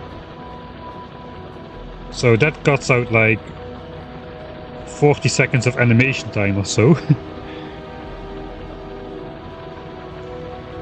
Okay, that's a pretty sizable amount. I'm setting up quite small, just doing my usual crappy compact bus setup with horrible mixing and matching everywhere. Yeah, it's really nice. You can have another rocket pre-built. Sorry I missed you the first time. I just kinda got zoned out for a bit. Just being immersed in the game, brabbling like somebody with a speech disorder, like half within my mouth, blah blah blah blah blah. You'd think I would have learned to stream after 10 months, but no. So...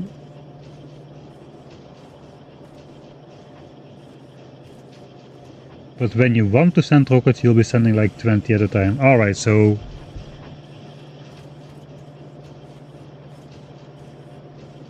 You'll see, I'll just go for 1 rocket first, because that is what I was gonna do if I didn't have that information. And then go from there.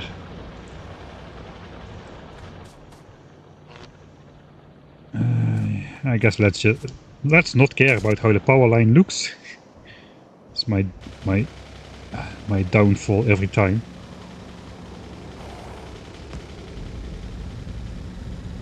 Oh wait, we can theoretically... the biters are out of the way a bit. Let's power up the Johnnies.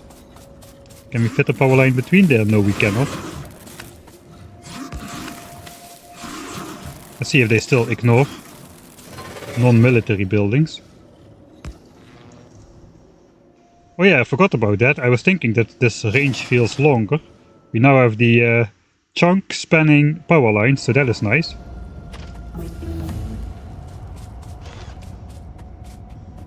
I'm getting sidetracked so much, it's just not possible.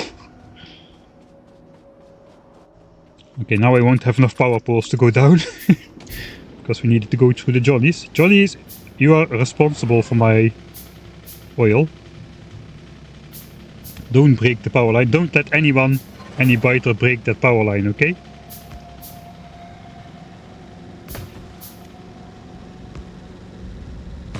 I guess it's fairly trivial to build more rocket silos and just hook it up after the fact anyway. If only I could drive. Oh, we are already here. Okay, that's good. Now I forgot to purposefully disconnect power because I want to see how the instant transmission works for the fluid network. Actually, we are not going to get instant transmission. The fluid network is going to be too long. If I understand it correct, it can only be 250 tiles before fluid just stops flowing completely from one pipe onto the other. That's how I understand it currently. So let's not hook up power just yet, and we can see, or not see, if anything goes wrong on the way. I guess we'll need some radars as well to have vision on the appropriate areas.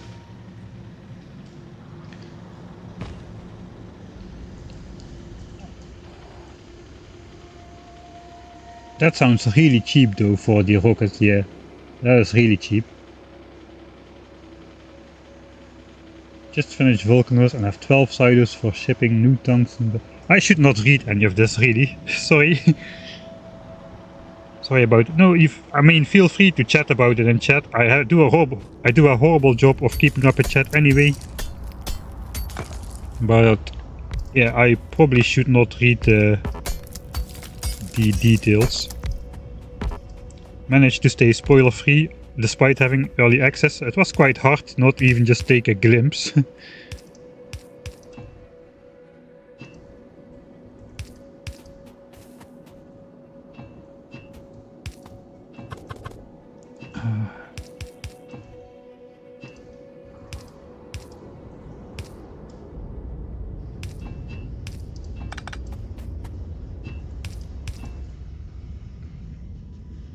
So I guess we'll...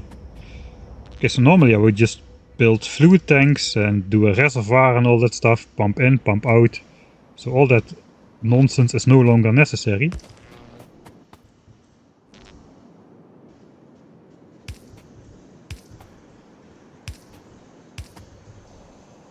Beautiful. I guess that's it. Let's put a radar down here before I forget. Yeah, we're still far from polluting any biters.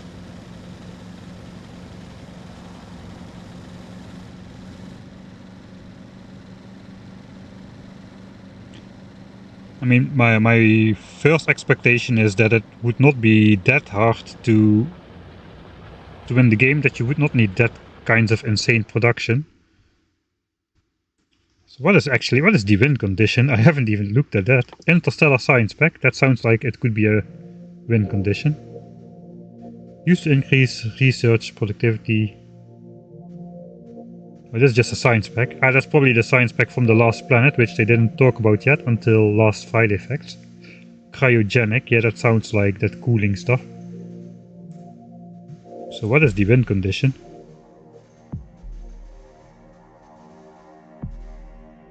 Productivity.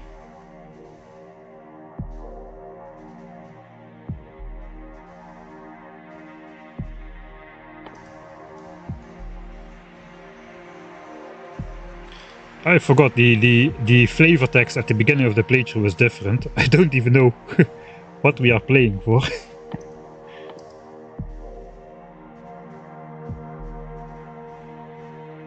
This is maybe just the gateway to the infinite science packs. So the win condition is probably a bit earlier then.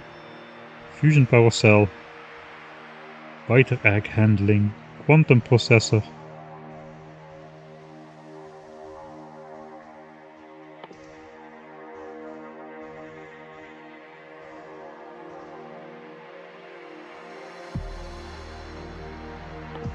Quantum processor sounds like it should be...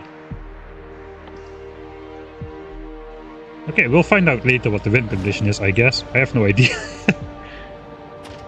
It was something about Interstellar, I remember that, but... Okay, I think I should be... Yeah, wait, it is not just gonna work if I hook it up to oil now.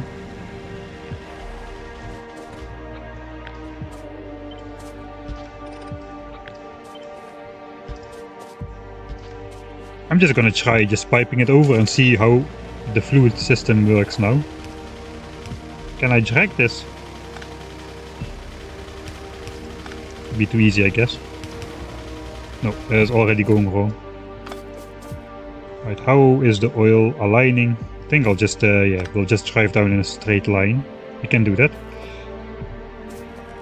Let's say 10 refineries for now. So yeah, this will be the last one.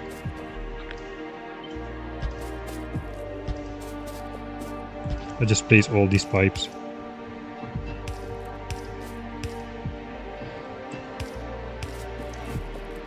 I have my hotkey for pipette tool and flip set to the same keybind F, and now this no longer works. So I cannot select this because now I'm just flipping the pipe I have in my hand, I think. Okay, now let's just do a neat little trick. Put this down, insert some fuel, and we can draw pipes in a perfectly straight line at full speed until we crash into a rock. Or a bunch of trees. Trees are not really a problem.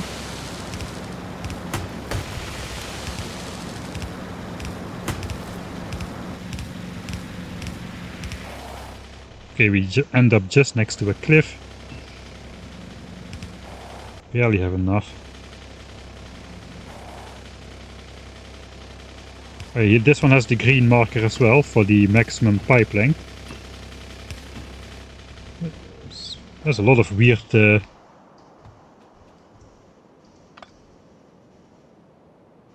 why is this blinking? Pipeline too large, split with a pump. Okay, yeah, well, let's see how it actually works.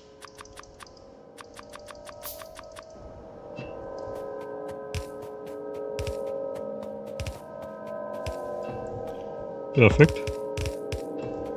Alright, pipeline too large. Okay, at least if you do it wrong, it blinks at you like a maniac, so that is something. So, as a precursor, I didn't really mind the new fluid system that much. I don't think the old system is bad. The only bad thing about the old system is the inconsistent update order of pipes, but you can get around that even. The new fluid system, but the easy one, which just instantly transmits fluid, is a lot less thematic, a lot better for updates per second though, for big bases. But that's not really important for the general Factorio experience. So, yeah, I didn't really mind that, but I do mind this artificial barrier which they now introduced because it was too easy. So basically the fluid system was too difficult, then they changed it to be more easy, but then it was too easy, so now they are changing it again to be arbitrarily more difficult in other ways. So, okay, it is actually... What the... Okay, I guess we will...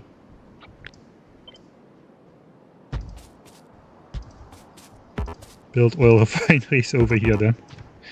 What the heck?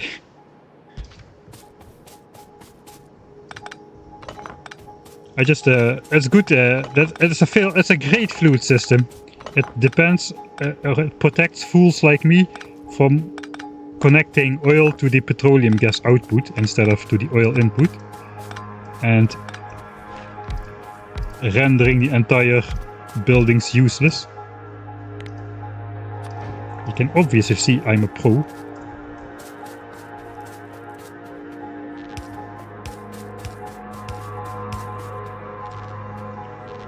Alright, now this no longer connects probably. Nope.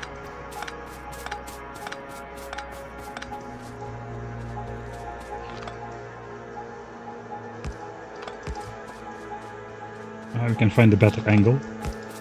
Right, so power is connected, right? Power is connected.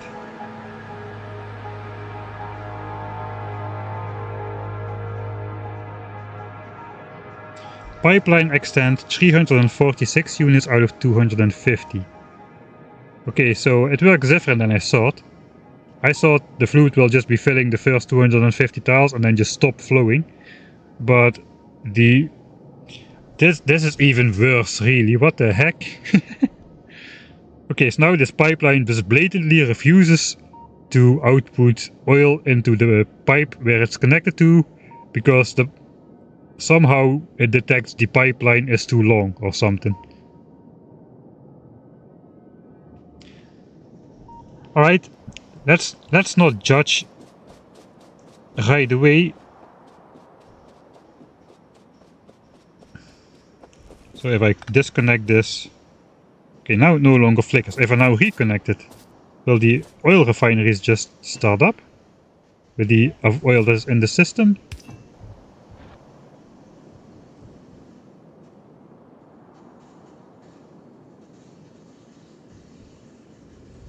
No.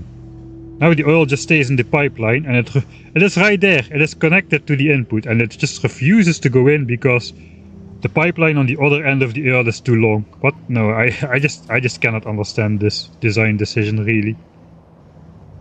That is not great. Okay, but at least I can see at least it's easy to solve. Now it's 262 units, alright. So if I split it here, it still blinks. Now it's 251 units. Let's go on the threshold. That's 250. Now it's no longer blinking, it's filling up. The pump jacks are working. Alright, so now if I connect... Okay, I keep ripping on this, but if I connect a single pipe, these pump jacks will shut down after they fill up their internal buffer. This is a static amount now.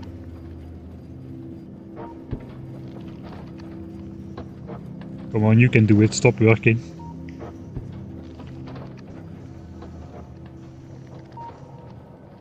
Okay, these have stopped already. It's no longer filling up the pipes. I guess these are pretty poor. It takes a while to fill up the internal buffer again. But these have already stopped. These are a little bit richer. And if I delete it again... There they go again. Spring into action. Okay. How much power does this take? I could place the solar panel actually, but... Okay, now it's not blinking at me. Alright, I'll disconnect it. There, now it works. No, I don't like this change. For low throughput situations, it should just work along pipeline.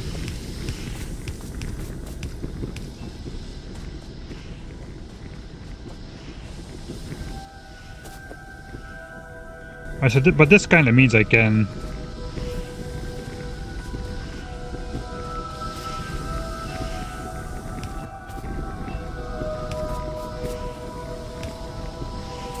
basically...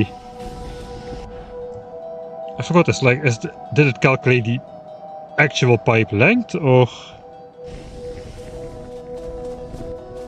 what?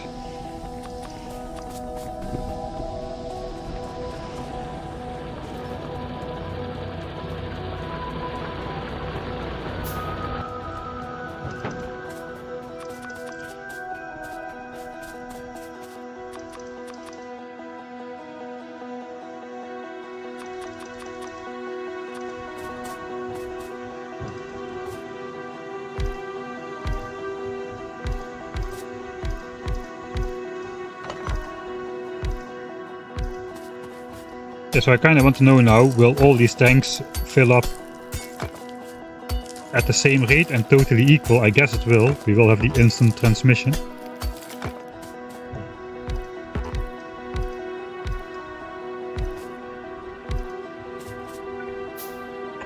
as soon as I rotate this tank, all of these will be full at the same time, right? Yeah, okay. All of these tanks are filled at the same, have the same level of oil in them.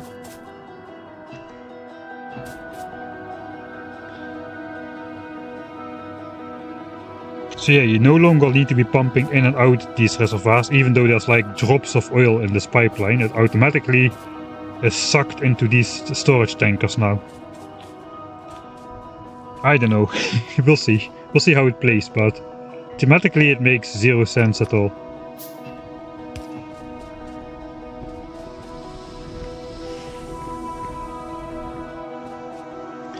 Right, we have petroleum gas. I'll just set up some quick plastics. We need some chemical plants, actually.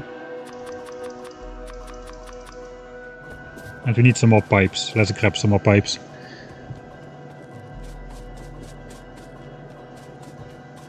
I'm trying to... Why not put it on a train? I have zero infrastructure set up for trains. And the pipe is plain and simple. Even with the pump mechanism, a pipe is still pretty simple, really. Whoa.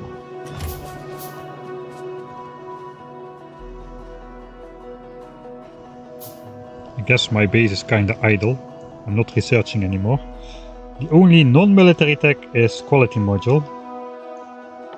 Yeah, I'm gonna keep that to the side for a future stream. That is a whole new well to fall into. Let's just get these standard. This is the good one, the one which allows you to one-shot trees with grenades, explosive damage too. You can even get better shotgun and stuff. I'm not really sure I want to spend a couple thousand signs to do that though. For now, let's just research these cheap ones here.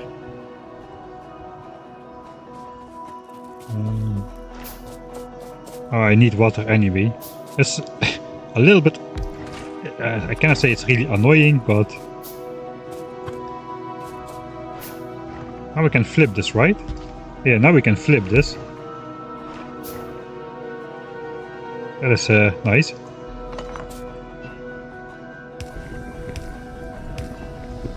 So I no longer need to worry about splitting fluids. I still need water though. I think I'm just gonna leach that off my steam power plant, since water is basically not used for that at all anymore, almost. Okay, I'm not driving in front of the pipe. Okay, we got another achievement for researching with military technology. Okay, I guess.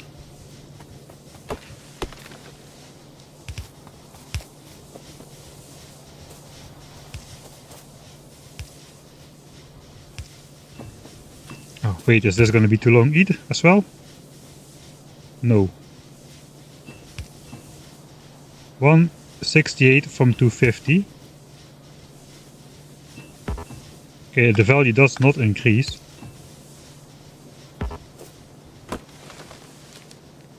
Ah, yeah, because I already have it connected to... I don't know actually what. It also feels very weird that fluid transmission is instant at an unlimited rate. And if you want to... So fluid is unlimited throughput, right? But if you put a pump in there, then the throughput drops to like 1200 a second. That is like... You put a pump there to decrease the throughput. It kind of is like the old pumps. So before these pumps were this modern form, you had those 1x1 pumps, and you would have the situations where you have where you would need to do this basically to ensure throughput was just continued. That was so horrible, and they solved it with this 12,000 fluid per second pump, and now they reset it back to 1200 while making the rest of fluid transmission instant. So yeah, I'm not convinced about the new fluid system, how it's...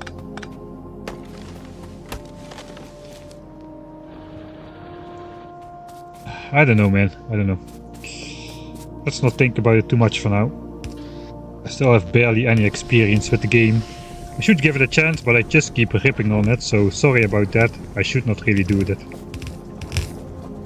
Maybe I'll like it after playing for a couple hours. A couple dozen hours. Right, we have sulfur. That is something. Sulfur goes here. We do a giant belt for sulfur because why not?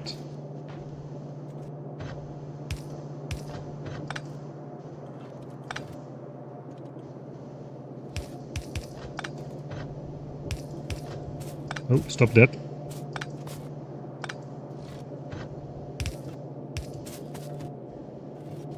Plastics is going to be there as well. Our sulfur is already here.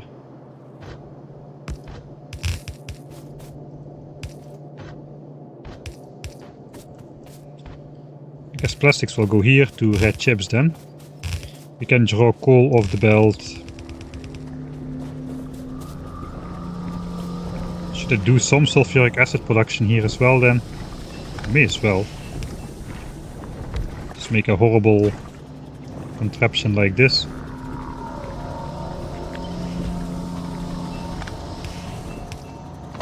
I could make sure that we only grab sulfur if science has sulfur by doing this then. And need some iron as well. I guess we'll just fill up the tank for now.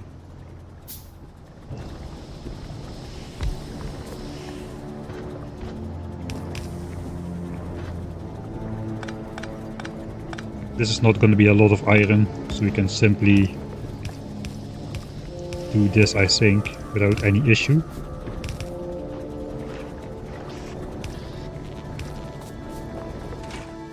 Okay, that should be some sulfuric acid. There we got it. Alright.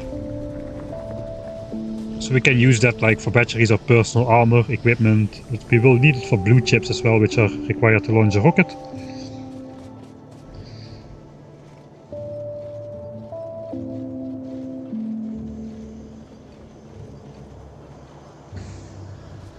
Yeah, it was slightly dependent on the order you put your pipes down, but if you don't have enough, production, you just don't have enough production, and it does not really matter which plastic assembler gets starved. You used to be able to make a passive fluid splitter by having an incoming pipe into a reservoir, and have that go into two different reservoirs, and then just pumping it out from those reservoirs again. And this fluid distribution would be fairly equal. The passive flow between tanks, because the flow between tanks was very slow compared to the flow between pipes, and this would just work.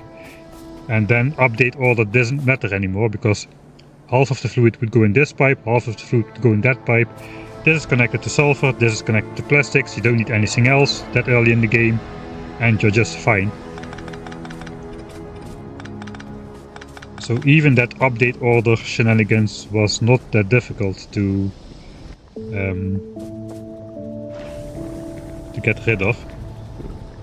Okay, where do I put plastics? I kinda did this wrong already.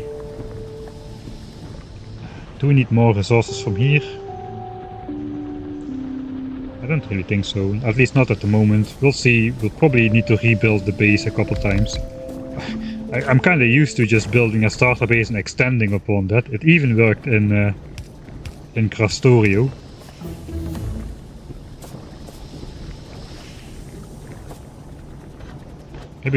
Maybe I should just try to make at least like a semi-decent effort to make it look nice. I mean, you can now still make a fluid splitter like with the pumps and circuit network to force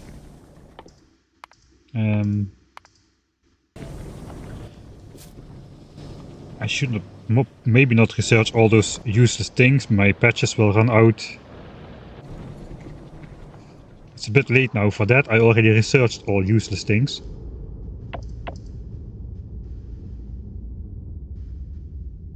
Yeah, let's just save it. How's pollution? Pollution is fine. I'm not even using efficiency modules or anything yet. So we're really just fine.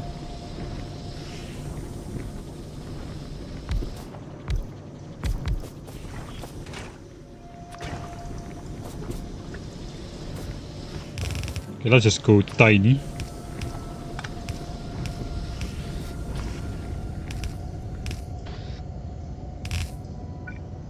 Okay, out of belts, should grab some.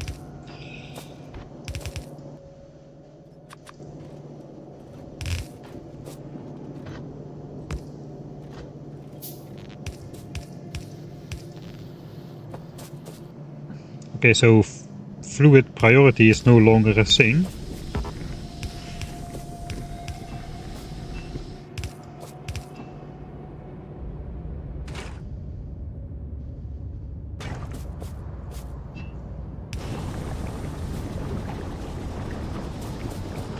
Alright, there comes some plastics.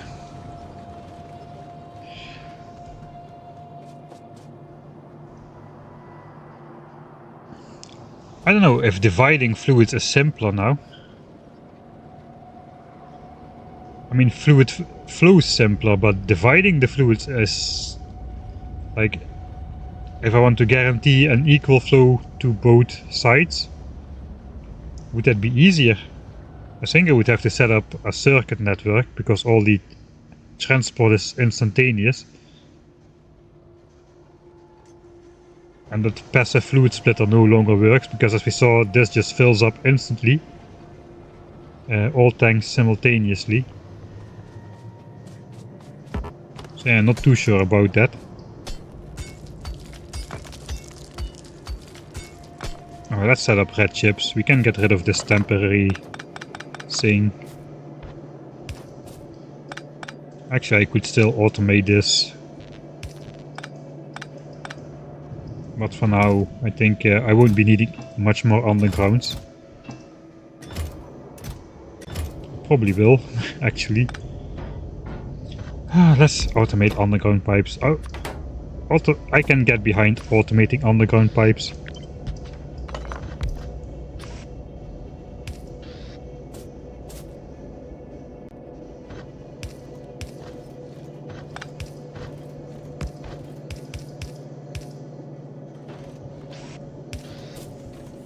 Like this, like this, like this.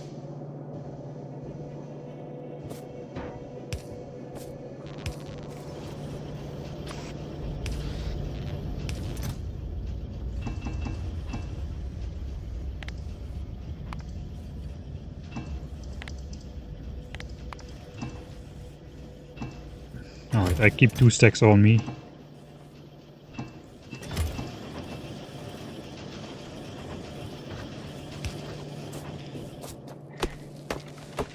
Okay, let's try out our one-shot grenades.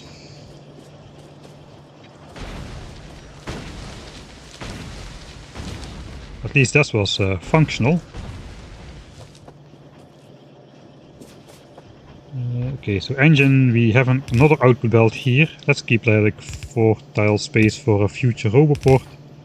We will start building red chips over here then.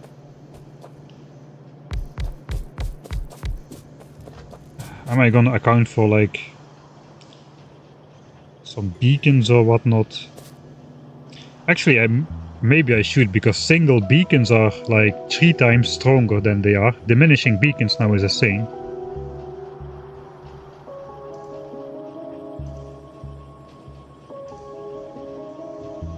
So if I look at my notes, yeah, the first beacon, the diminishing beacons here, the first beacon is worth 3 beacons. If you build 4 beacon, it's worth like 6 in the current version. At 9 it's equal. And only after 9 it really diminishes compared to the base game. So a 16 beacon build now functions like a 12 beacon build. So those are the whole number conversion rates. The rest is like messy behind the dot fragments. But yeah, 1 beacon functions like 3, so maybe I should keep space for some beacons in there. Well, I haven't really been doing that at all, but this is red chips, and red chips are red chips. So productivity and beacons, I guess I could stash some in the outside area. 1, 2, 3, 4, 5, 6. Let's put a 7th in here.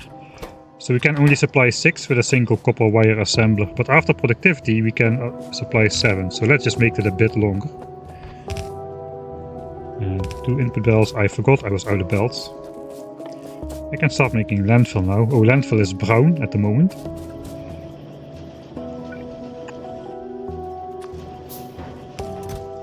For now we'll just keep stashing that in here for a bit. Right, I was coming for... I know what I was coming for. I was coming for belts. That's over here, my mole. So big, you can't miss it. We're gonna need some iron as well then.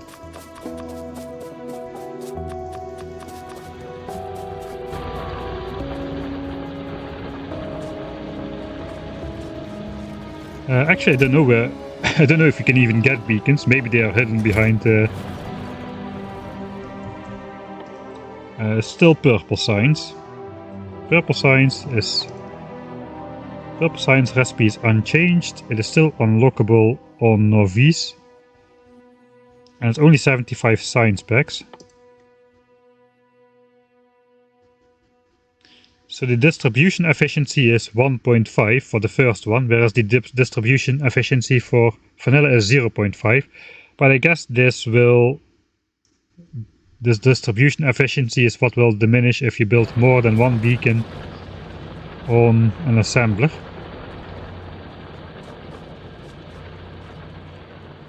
Diminishing beacons was another feature which I wasn't sure about if I would like it or not. I think it's kinda okay though, because they didn't really nerf beacons, they just changed how they worked. Ish. Output. Let's do a double output, because it's red chips, it will look more epic.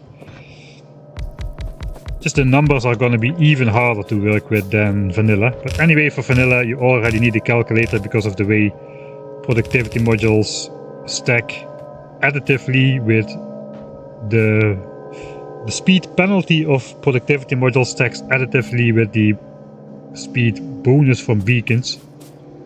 So that already was kind of weird and not calculatable by hand, so I guess it's okay if it becomes even more fragmented.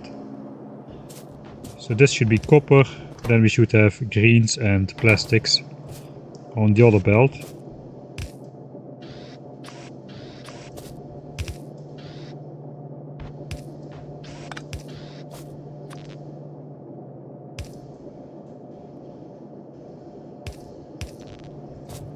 Let's get copper on here first.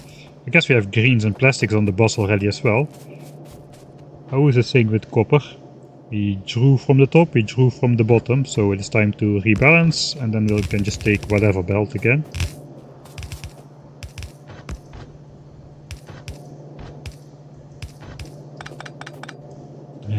Engines is coming on the bus. And then it's red chips, so let's clear that. Red chips will go to signs like that. I guess we'll just bring them out and they go both ways on the bus, because why not? A bi-directional bus. That should start up the... I made lights and I never placed one. Thanks Anatoly Life for the subscription through Amazon Prime. Right, so do I also need to grab some inserters. I still have enough gears and chips, so I don't really need anything else. Whee! Yeah, I forgot, you can just drag click, but the spam clicking does no longer really work like I used to do it. So let's make a bunch of longs. I will need both of them at the same time. So let's alternate these crafts. It does not really matter.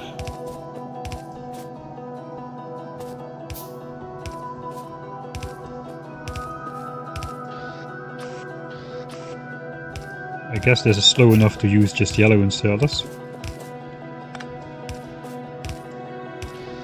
And then we just spam the cheap power lines in between. 1, 3...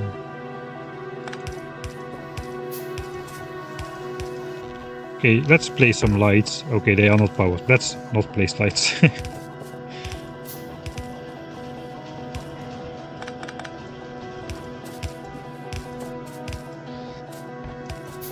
So usually I build this like 4 times to start off. 1 time mirrored on the top. and another time next to here. Let's copy this at least to keep the space. And then this just goes with a belt through the middle for now.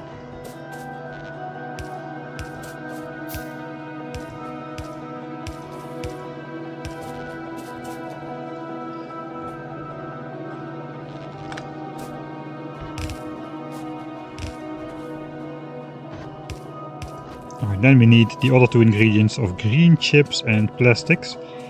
Those green chips green chips goes to inserters, so let's draw off the bottom belt.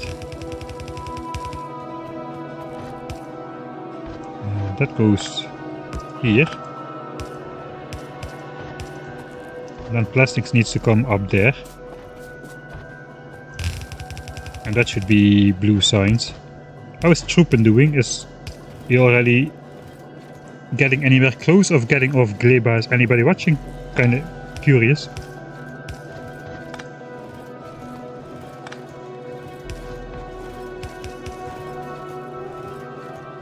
Okay, that's our first red chips.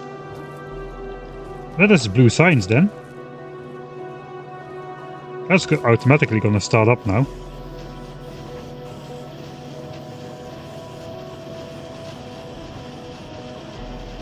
If you used medium pulse, lights would work. Yeah, that's true. 8 beacon is 6% better. That's good because I like 8 beacon builds. My 10k SPM factory is full of 8 beacon builds. I do not like the 12 beacon builds, they just look not nice. But with the 8 beacon builds you still see the assemblers, some nice belt patterns and all that kind of stuff. Truppen appears to be already on Gleba, that's because he started on it.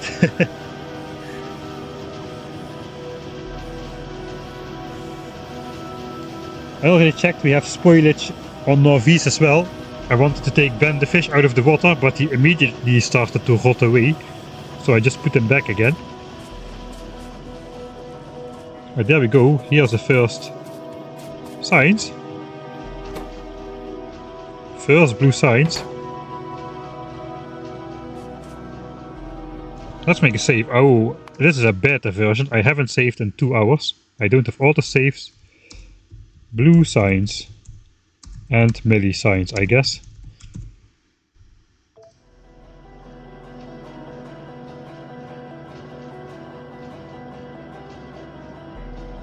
I guess the process is way different on Gleba. He's also 9 hours in. Ah yeah, he started like on the earliest opportunity, right? I saw some countdown or something. I didn't know actually what time the embargo would go away. I just assumed it was today. So it's good I didn't start streaming in the morning, or I would have broken the time, I guess. Right, that is red chips. We can then also make modules. So that's kind of a pivotal point, I guess. We can decide what to do. I mean, pollution is really not all that threatening just yet. Normally, if this was Dead World, I would rush efficiency modules to at least put in the miners. But I think we can just continue on our merry way and not give a dang about pollution and biters. I guess some biters should have expanded by now. I mean, evolution should be well into spitters right now, I think. Yeah, we just crossed the spitters line. So we could actually still invest in modules just to slow down biter evolution and just to slow down the increasing of the health of the biter bases, because that's gonna stack up really quick.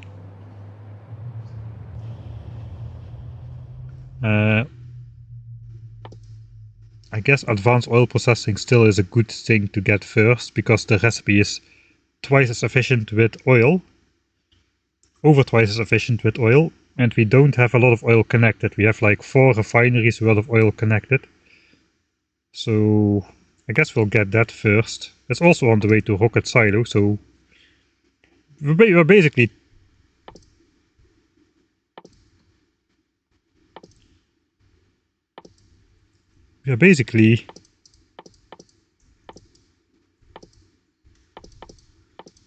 there is Rocket Silo. Okay, we need electric engines. That's just to build a silo.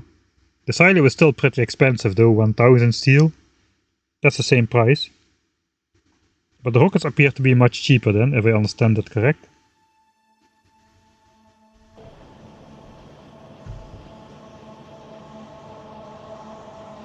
No more fish cheese? No, fish cheese still exists. It took about 2 hours for fish to rot away. But yeah, you cannot store them in chests or anything. Actually, I didn't try.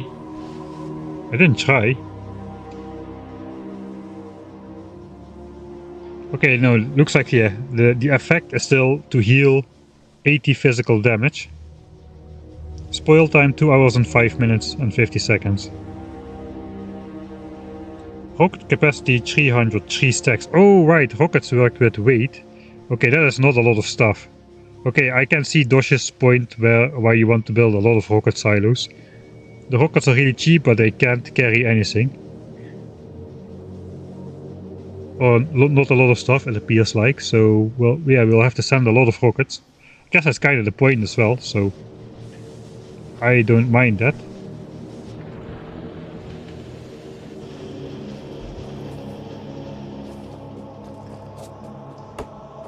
Okay, let's ghost a belt next to here as well. Does this still... Yeah, this still turns the belt. So let's not do that for now. I think I'm just gonna set up some modules here. 1, 2, 3, 4.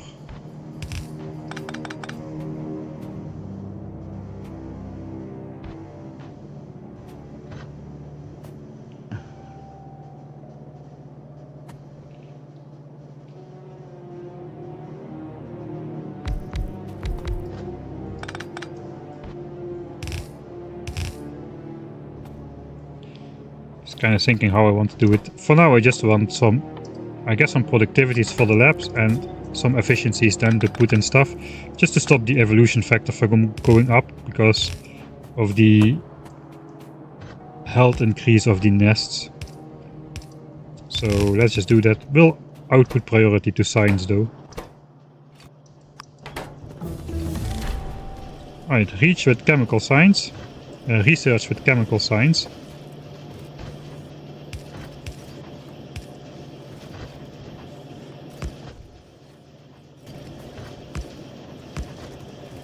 Okay, let's do a quarter of the chips in a chest. Normally I would have switched to steel chests already, but oh well. So with this I can make stuff like my modular armor and whatnot. We can make it already, let's do it then. That should give us a bit of inventory bonus. I think. 10 pieces.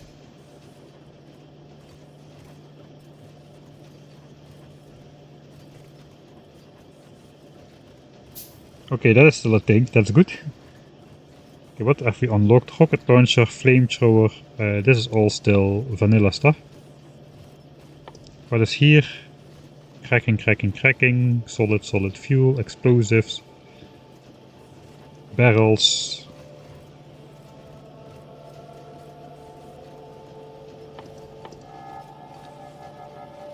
Modules, train stops, fluid wagons.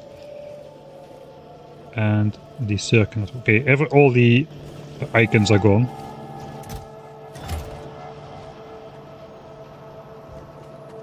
Right, so let's grab the other green chip belt and we'll hook that one up to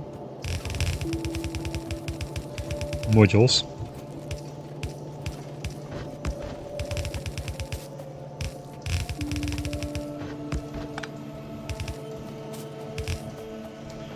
Let's not prioritize, let's just let it flow. We are not really researching. Oh, I've researched, I'm researching already all the tags. Yeah, let's hold off on that. No, well, let's actually prioritize modules.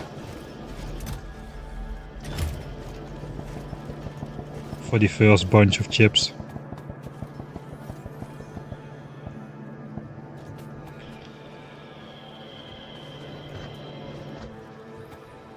Okay, I'm out of assemblers. Can I just make some new ones?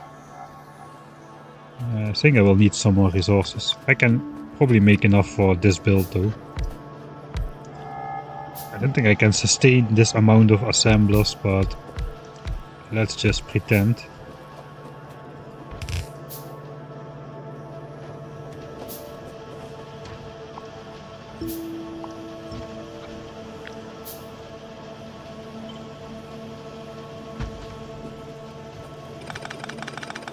So yeah, we don't have no blueprint book, no blueprint library. I guess that maybe that will work to import that from the old game, but let's make a fresh start.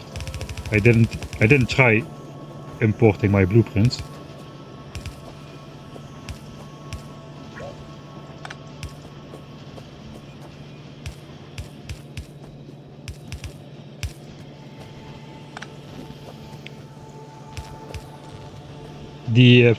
The yellow inserters which you need to place kind of look like blue inserters now though, with the blue ghost hue. Let's check how different the blue inserter looks. Yes, barely different.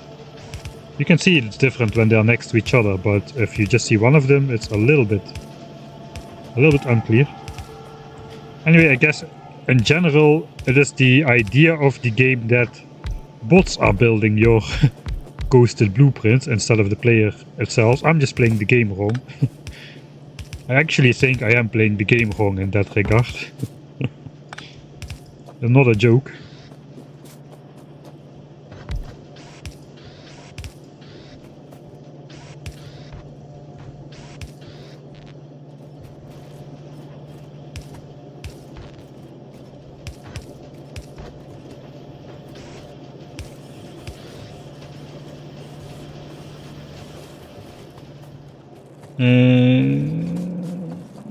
I guess we'll grab... No, we'll keep just one of the belts for plastics here.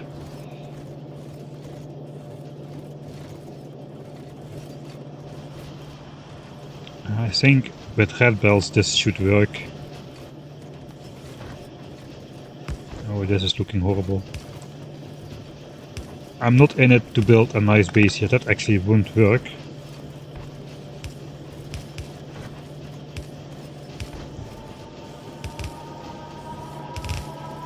Alright, that's more red chips. Let's get these things hooked up. I think we'll use fast ones.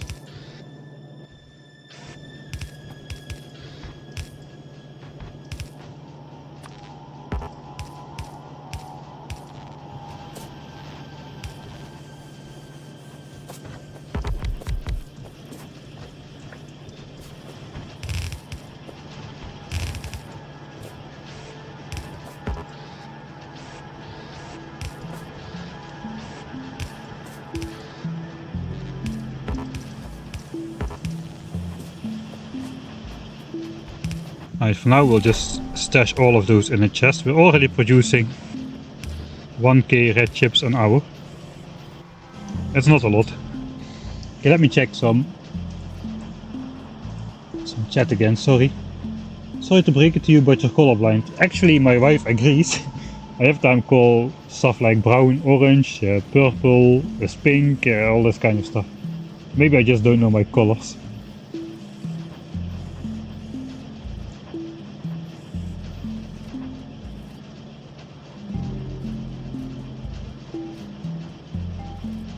The text file from the start of the stream, yeah, it's an image I loaded into Firefox. I made a screenshot of my text file and I put it into Firefox to be able to show it on stream, because I have not set up Notepad with Streamlabs. Again, a weird solution. I could just set up Streamlabs to show Notepad, but no, I had to make it a screenshot, and then I'm not only playing this game wrong, I'm playing live wrong.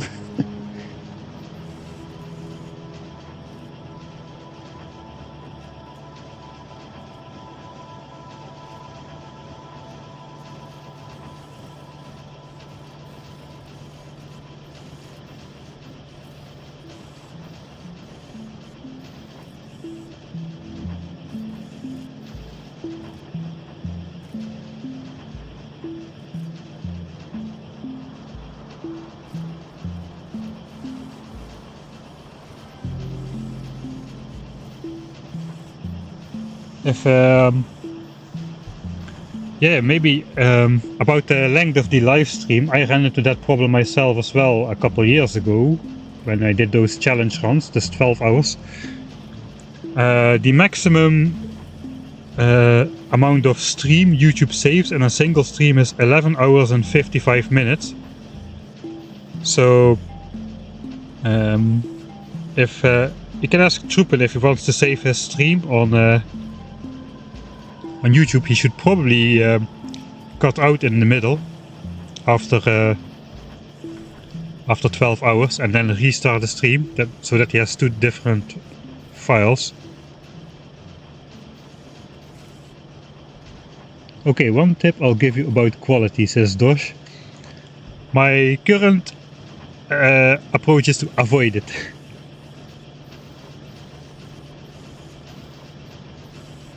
I don't use it much early, but I'd recommend at least putting them in your asteroid assembler.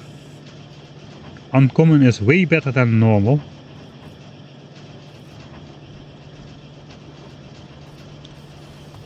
I read something, the bonuses were like 30% bonus, so the first bonus is a lot better than nothing. It kinda could make a lot of sense actually. I have avoided researching quality modules for now, it's the last green technology.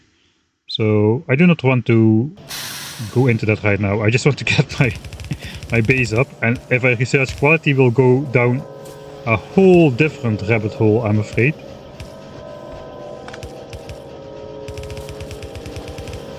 Okay, now Red Chips is connected. Thanks Driver987 for the Prime subscription, welcome. Did any changes happen to sound and music? Refresh the stream. It sometimes goes bad. Alright, so usually I'm in it to stop pollution with these efficiency modules. Now I'm just in it to stop stop pollution. Now I'm just in it to stop biter revolution because of those annoying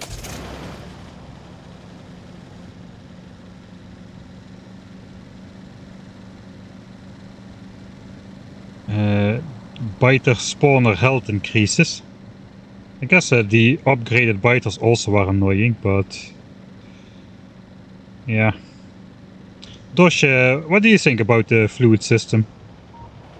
So I mentioned earlier I didn't mind the original rework where it just was instant transmission, a little bit reality goes away, but everything is easier, more consistent and stuff. And then they messed it up with the 250 tile limit, which is and the nerfing of these pumps, which totally makes no sense to me. And I have no idea if you played further how that affects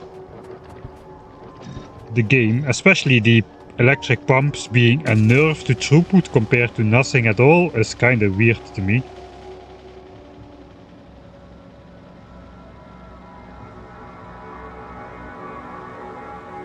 Working on it.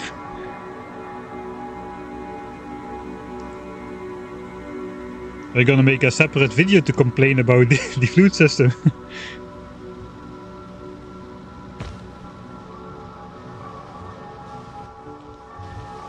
Okay, let's just see how many miners are still alive. All of the copper miners. Stone is not working at all. Most of the coal is working.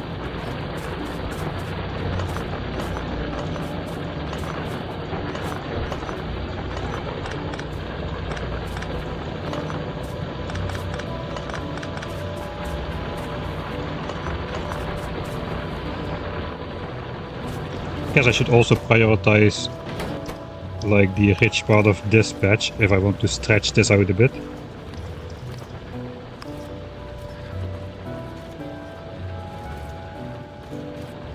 Ah, about the SA video, yeah, okay. Oh, I thought it was a strange reply. So efficiency modules, yeah, still reduce the same amount of pollution. So I guess the optimal way is to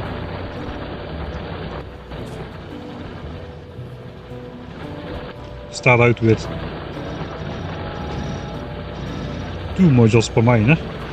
Okay, they are no longer centralized, so everything starts filling from the left side, it appears now.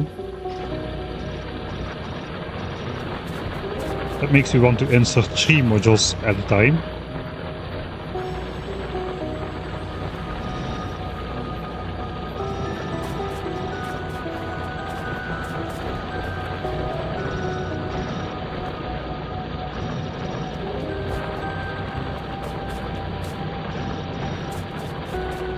Let's just put them in ones which are actually active, the first ones at least.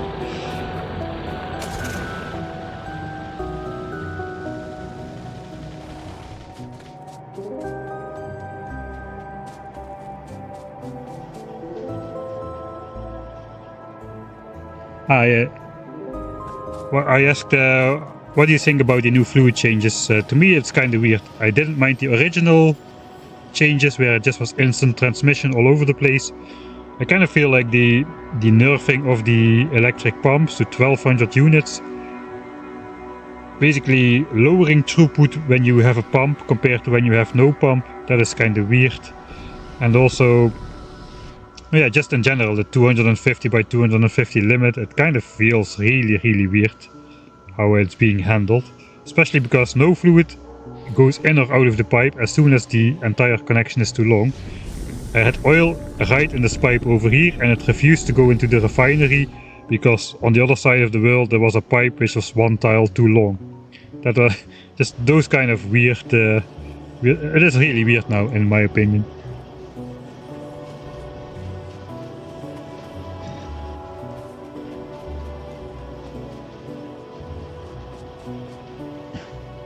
Part of me misses the old stuff because running several pipes in parallel was occasionally interesting. In the mega base it was annoying. Yeah, in the mega base it's just like belts really. Still, pipes are a lot less worse than belts. For example, in the last stream I did blue chips for 10,000 signs per minute. And for that I made a giant it required like 60 belts of green chips, so 60 belts of copper plates, 60 belts of iron plates. That's a lot of belts to move around. Whereas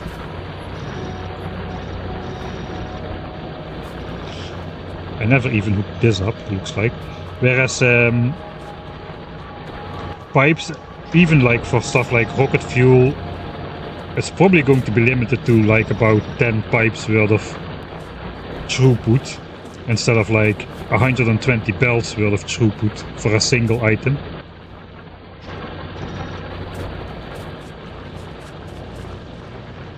That's probably the most important ones for now. I guess copper is now the issue since we have red chips. I think I'll do the same thing, where we basically just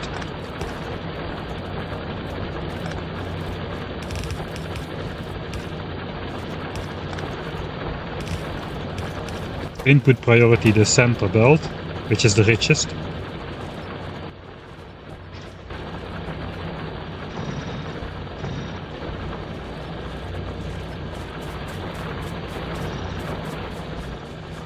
Yeah, I'll just efficiency module up my miners and then we'll call it good for moduling, because we care about pollution, not so much about super min-maxing the threat from biters or whatever.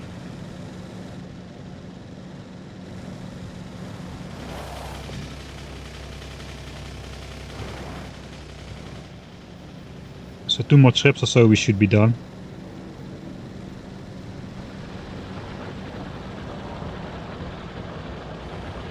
Yeah, stone is not flowing because we are not making military signs, so we don't even need to think about that.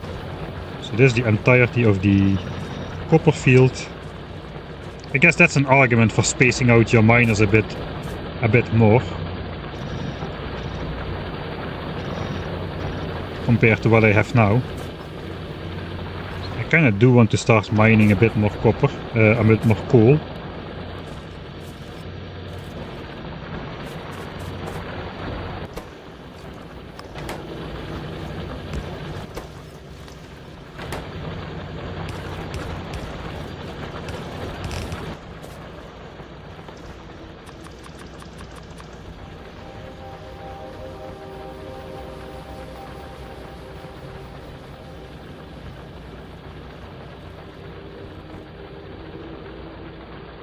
The optimal way to make massive throughput pipes, 10 pumps parallel into the same pipe. Yeah.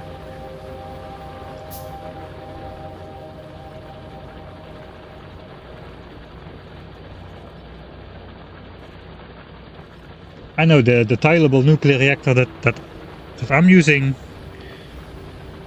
I guess it won't, it will be nice for, it will be within the tile limit for each individual pipeline.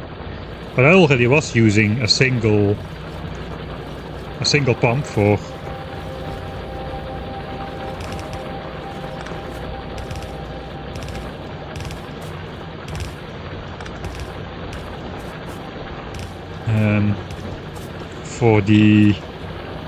both the individual lines.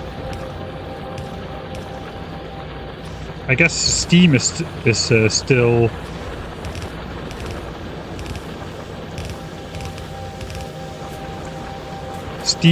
what I want to say. Steam is still what? Steam is still 10 times higher than water. Steam is still like the old version, only water is diminished, right?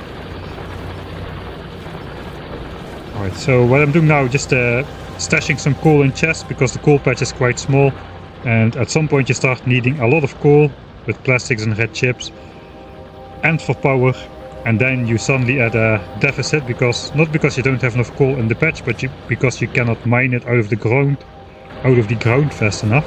So then we can just deploy our buffer here. So it's not a bad idea to do that for coal. You can do it for copper as well, that has kind of the same problem. Usually small patch, low early demand, higher later demand, when you suddenly want to make a lot of red chips, modules, kind of things.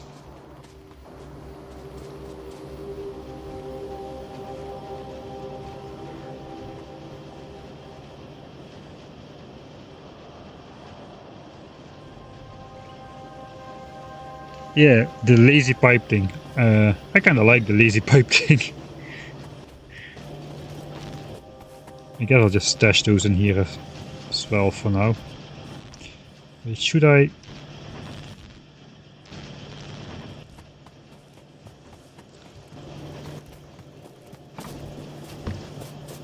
Okay. I really like these symbols when you input stuff in machines. It shows you the symbol next to the amount. That's a nice touch.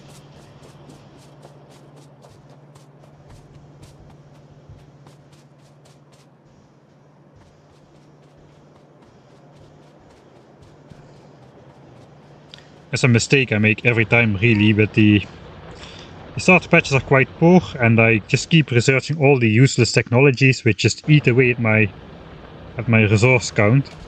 And then I need to go out to mine new resources way earlier than desirable, really. So I definitely should module this up, because now all of these miners are active. We are storing it in the chests.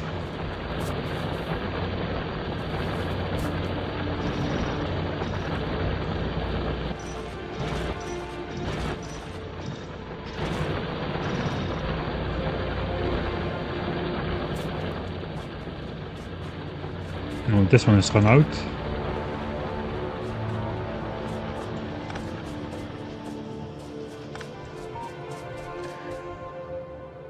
The support for sushi pipes, yeah, that's quite cool. And you can set like recipes on assemblers with the circuit network now as well. Sort of like a recursive blueprints light, right? So it kind of sounds like it's possible to make an assembler.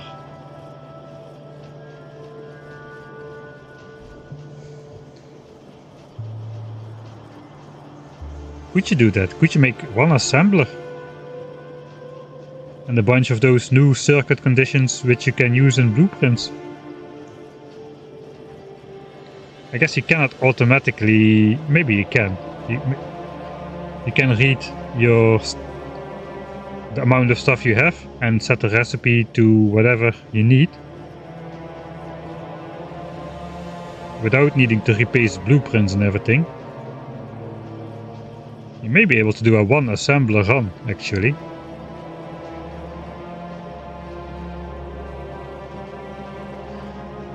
Food for thought. That is a very Dosh playthrough though, that is not really a Michael Hendricks playthrough. A one assembler run. Make an entire mall in one assembler. Circuit controlled assemblers are insane. You definitely have to take a look at that. I usually don't do a lot of circuit networks in my video. The Factorio base is full of circuit conditions though, except for where there are sushi belts. Where there are sushi belts, there are no circuits, no green wires, no nothing. The rest of the base is full of it though. I probably wasted enough time so that the rest of the efficiency modules are ready. Yeah, that should be enough. We can stash away the heavy armor as well. I just dropped my car somewhere over here. Yeah, it's over there.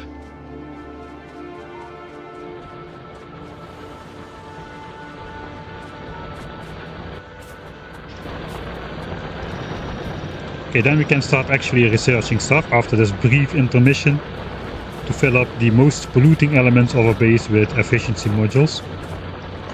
Now we need to deconstruct the miners to get back our modules. Stone, yeah, it's not gonna be moving unless we research military technology, so that's not really a priority right now. So let's just check. Pollution graph after what, from 1 hour. So then this is our pollution curve. If you just draw that line straight, it would just keep going up, but now it's just fallen like crazy. Your mining drill pollution is like 2/3 to 3/4 of your entire base's pollution. That's not true, but it's like more than half. If you check the boiler, we can check out the numbers here actually. So 130k from the miners. We have 40, 76, 90, 100, 110. Let's say 115 or so. So yeah, a little bit more than half of all the pollution in your base comes from miners. And now we've just diminished miner pollution by 80% just by putting a few cheap efficiency modules in there. And that means the evolution factor is now also going to go up a lot slower, because despite my spawner killing in the early game, spawner kills is already almost a non-factor. I wonder where all the biter expansions are. I purposefully did not build raiders, just to I guess get surprised at some moment, I guess. So normally when I do the strategy I also build like 1 solar panel raiders all over the place, which will show me exactly where the biters expand basically live. Unless it's night, then it's the next morning, but then they cannot surprise you. So you also just raider up your pollution cloud and you're completely and utterly safe really, even though you're not defending your base. So if you just dropped in, I have 0 turrets in my base. I haven't built a single turret to defend anything. I haven't polluted a single biter base just yet. If you look at the achievements. Stinks, can I, yeah. Trigger an attack by alien pollution. We didn't trigger that one yet. And if we look at the production graph, pollution. Tiles have absorbed a bunch and trees have absorbed a bunch. But biter bases have absorbed 0 for the entire game. Maybe we can just try to keep it that way, like some sort of a challenge idea. No, let's not do that, because then I would need to go out and raider up the entire place and get rid of biter bases at least 1 expansion distance away from my pollution cloud and blah. Okay, that's not really fun. It's not supposed to be a biter focused playthrough, so let's not do that. Alright, then we can switch priority to blue signs, basically. So let's do that. We'll just switch the output priority towards science and start researching. So are we just gonna beeline? I just want to beeline rocket silo really. So let's go lubricant, electric engine. Those are the cheap ones, I guess. That's a good thing, that sets you on the path to bots. But yeah, we're just gonna hard beeline rocket silo. Blue chips, low densities, rocket fuel. I guess rocket fuel is gonna be the slowest to make. It's all gonna finish anyway before I set anything of it up, so let's just click it. There it is, rocket silo. Space science, we cannot research this. Research by launch research rocket.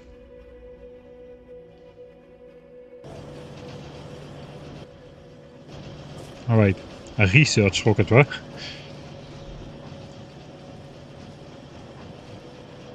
There's an achievement for not killing a biter base until you get artillery.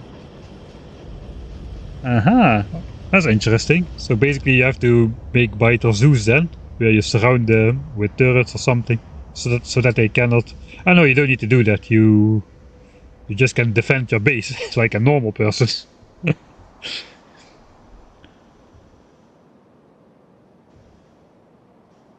I guess you need to build around expansions and stuff then. You can just play a Rail World preset to get that achievement easily, I guess. On Rail World, the biters don't expand at all and you get a larger starting area, if I'm not mistaken. There's lubricant already.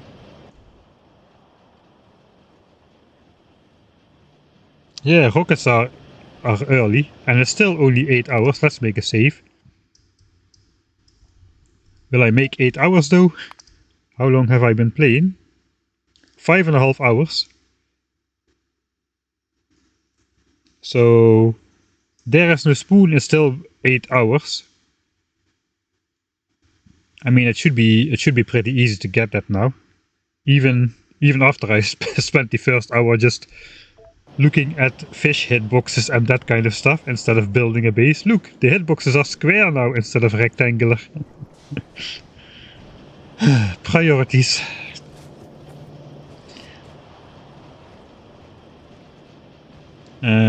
So then what's next? Let's do the thing that I usually just keep on postponing and set up some oil cracking. We researched advanced oil, so I probably should switch to it.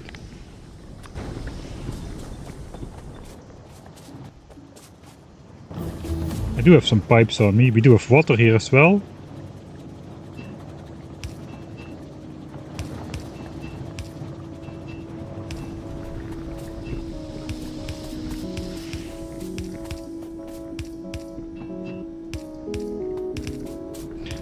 I guess the fluid, it really doesn't matter too much. We just keep on building it. You don't need to keep track of it yourself. As soon as you're over the limit, it starts blinking red. Oh, I need to put a pump in the middle. You put a pump in there and it's off.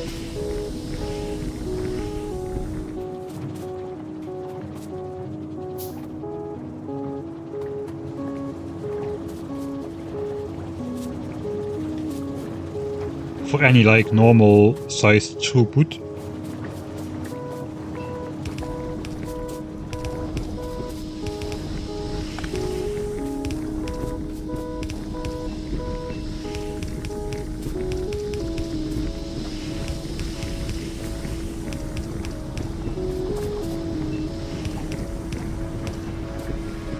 Alright. Yeah, it really does not matter where you put fluid tanks now, because transmission is instant anyway. So let's just put them far away. I guess that's a convenient change.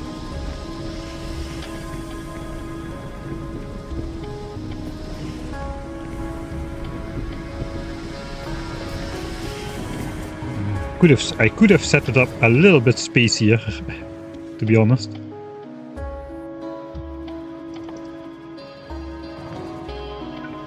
I don't have any. Let's just eat it now. We can just set this guy up here then.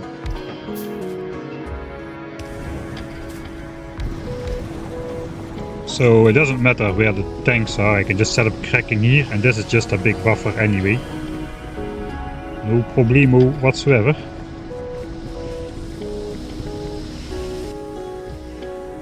I don't need a lot of cracking, just a little bit.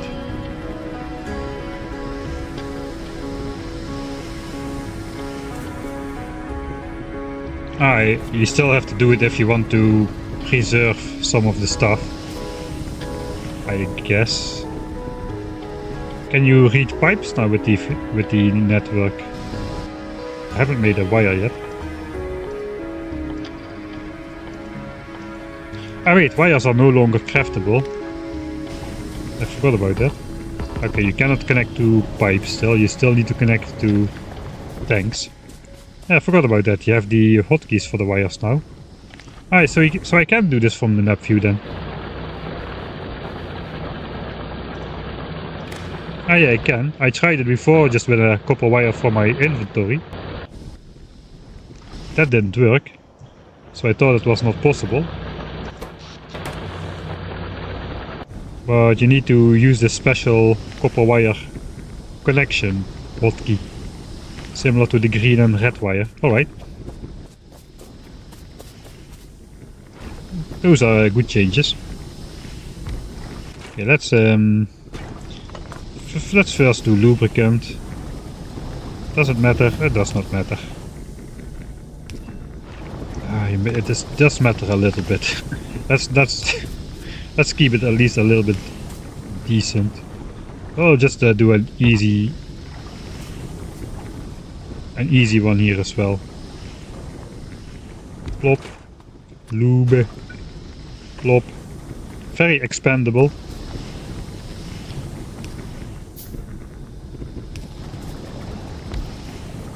Alright, that makes lube.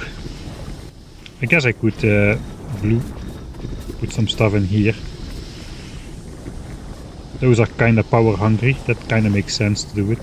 And I guess green lube should have some modules as well. And that's all my modules gone.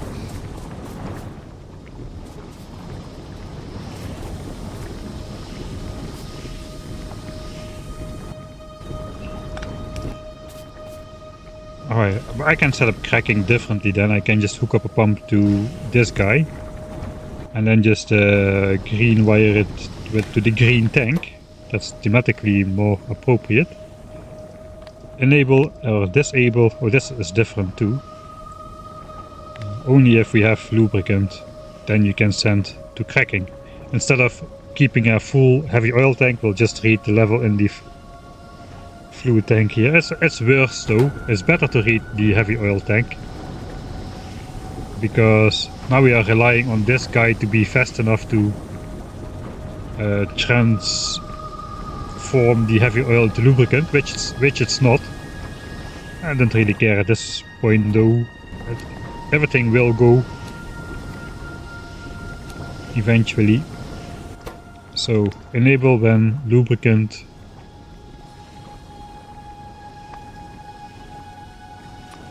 is higher than 5k. I'll do 10k.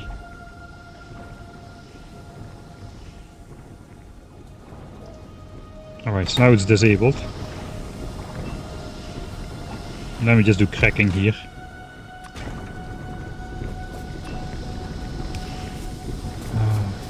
Let's do an underground so I can walk between this at least.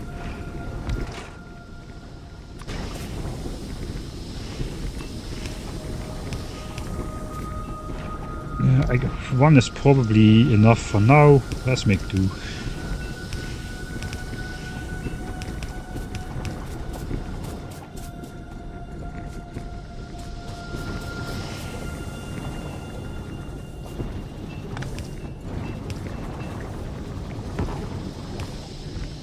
Plop, plop.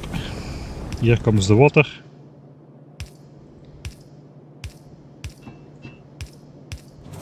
And insta connect. I guess at this scale it's instant connections and the old system are not really that different. It's just a couple tiles away.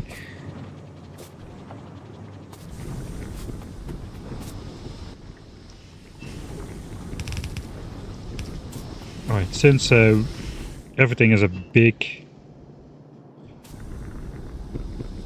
I built this a bit off center. That is not great, but let's just plop it in here anyway.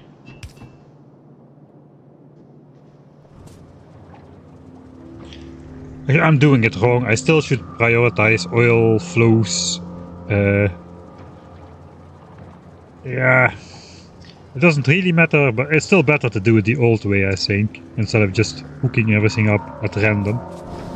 Well, we'll do it anyway. Just it's the new system, let's see. I technically...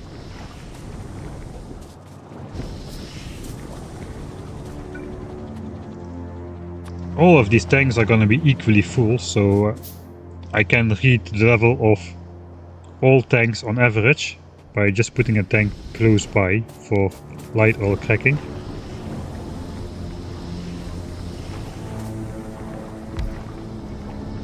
So let's just plop another tank down here, and we'll just pump out of that tank then if we have enough.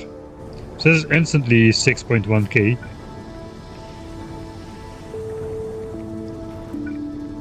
So I wonder then, will you lose fluid now if you... before, if both of these have 6k and you deconstruct one, this one will suddenly have 12k. I'm gonna try that out real quick. Does this now work across the entire fluid system? 6k, 6k, 6k, so this should go to approximately 9 or 10k. Yeah, okay, all the fluid is preserved, even if I deconstruct this tank. All of the light oil has been preserved, because this is now suddenly between 9 and 10k. Before that would have gotten deleted. So now I put it back, it's again at 6k, 6.8, 6.8, 6.8. Fluid system, 22k, click it away. Fluid system, 22k, nothing was lost. Okay, interesting, okay, then I don't need to reload. So that aspect is still also a lot easier. So I guess we just retent light. There's a lot of fluids actually. Let's not look at those just yet. If we have more than, let's say 10,000 again, why not? Whatever. Let's do something different than what I usually do. I'm already building this same base essentially. Then we'll also do light oil cracking. Light oil probably needs a little bit more.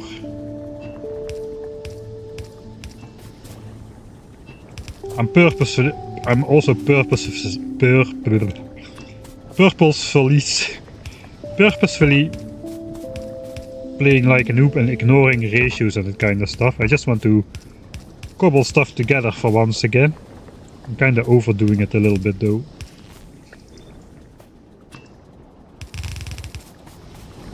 But now we're getting a lot of pipe colors on the map like this.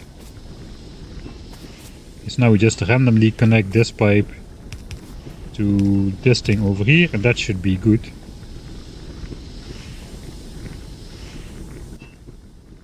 Right?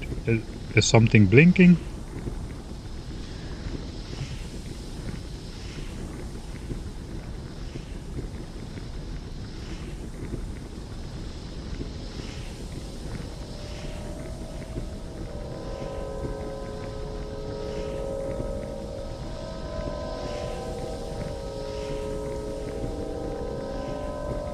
Spoon is easier now that rockets are way cheaper. It's also way easier because you don't need to automate yellow and purple signs or to make like over 1,000 of it. That and the cheaper rockets should make it all pretty easy.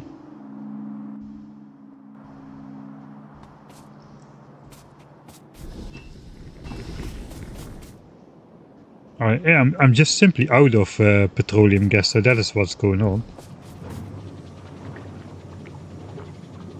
That's also why this color keeps flickering, I guess. Alright, I see.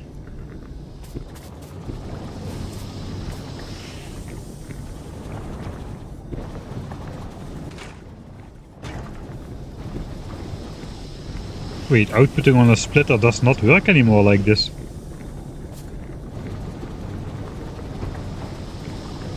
It used to be that this would just split off to that direction there, I think at least.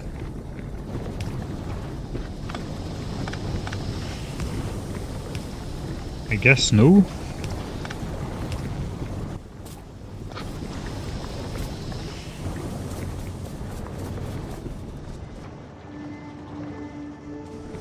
Alright, so we do have some oil in stock. I probably could build a couple let's just keep it running. Who cares? Oil is working. Stuff will get done. I mean, we're already almost there. If we research rocket fuel, that's half of the research out of the way. All of those techs together were like over 1,000 in science cost. We still have a lot to make if we want to launch a rocket. Right, did I leave myself in a decent position? Let's go take out some more biters. We should have some spitters and medium biters in there now. And then I can leave myself in kind of a good position for next stream. I still have gun turrets. We have... what is the hotkey again? We have different hotkeys now. So let's just grab some ammo. We have grenades. We have the superpower shotgun. I only have 2 damage upgrades on there. I did not research those.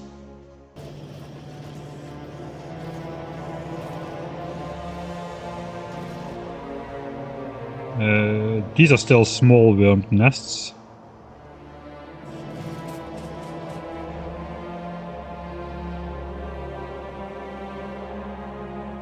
I just want to fight biters with the shotgun. I want to check the shotgun against the medium biters. It's not that I'm trying to convince myself, and maybe you as well, that the biters are forming a threat right now. But yeah, no, not really. They might form a threat if I try to attack them with some gun turrets though. I have red ammo. I mean, that's already luxury. Normally I go yellow ammo. Because I'm a cheapskate. Red ammo is too expensive for me. 3 times the cost for 60% extra damage? Heck no! I guess now we are not in a situation where we need to follow the economic game of resource costs against biter attacks. No water for light oil cracking. Ah, I forgot about that. Yeah, you're right. It won't clog up for a while. Right, I will make a backline of turrets where I can run back to. I think actually I should draw out those biters.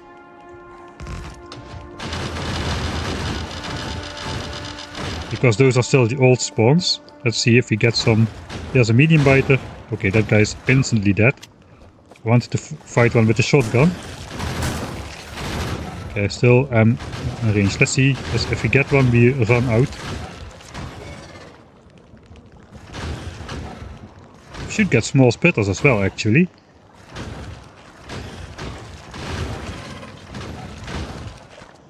Yes, 39% chance to spawn... too late again, to spawn a small spitter. There we have one. 27% from medium biter. Oh, there is one. Come on, shotgun. Oof. Oof. Okay, those were not very good shots, and he still died pretty easily. I think I can kill a medium biter with 2 shotgun shots, really.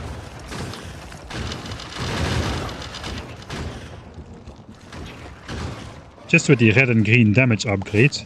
Come on, yeah, come to me, come to me, come to me. Already. Can you heal real quick? I guess no. Okay, this guy's gonna kill me if I spend too much time. Come on, medium biter, give me a medium biter. Okay. How's the turret range over here? I cannot stay outside of the range because of the spitters. Alright, that's good. Point blank. Oh, that's almost a one shot. Alright. Now I am at low health while I still need to assault the nest, so that's not great. I also did not save. Okay, I'll just wait until I heal up a bit.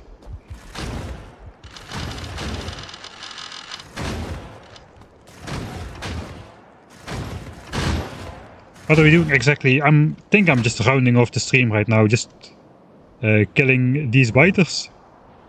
We've gotten blue signs up. We are 1 tech away from rocket silo, so the next stream we can actually launch a rocket and go to space, perhaps.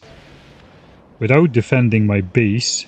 It might be a bit tricky. I could just switch off my base. I could just disconnect power completely, and all the pollution would go away, and biters could expand, and they would not attack me while I'm away. It would maybe I'll do that as a challenge for the first run, just try to not build defenses, even though we are needing to go across multiple platforms. Grenades too strong. I'm blowing up the biters before they can even bite me.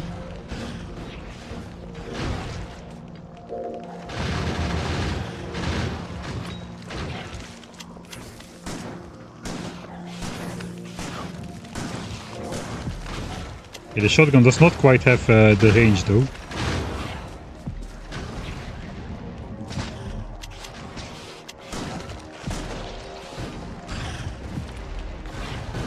Can I just block all the incoming biters with grenades?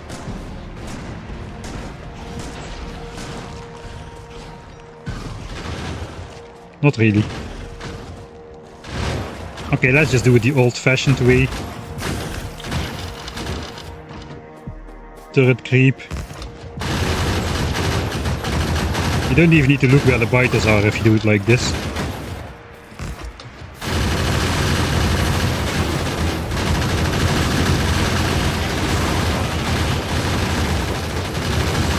We are up to 685 health on the biters corners. Perhaps I should keep the turrets fed. Okay, the damage resistances don't quite increase though.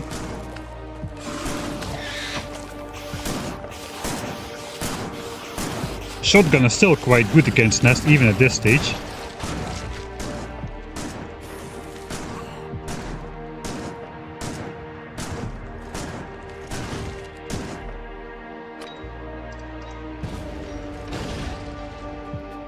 And that's a lot more damage than I'm willing to repair. The bots can do that later if we will need these turrets again. The question is, did I throw ammo all over the floor again? Surprisingly, no.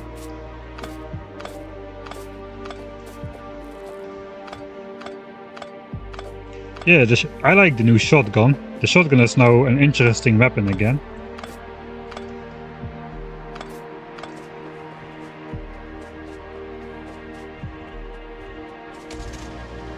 Okay, how much did we increase evolution? Not much. Still, pollution is the biggest factor by far. It's now at 30%.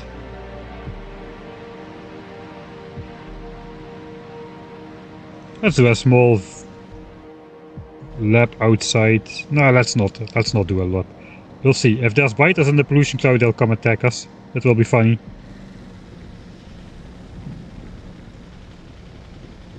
We can see what kind of damage they do in a completely undefended base, and then we have to rush over to take out the nest before they send the next attack, and that kind of things.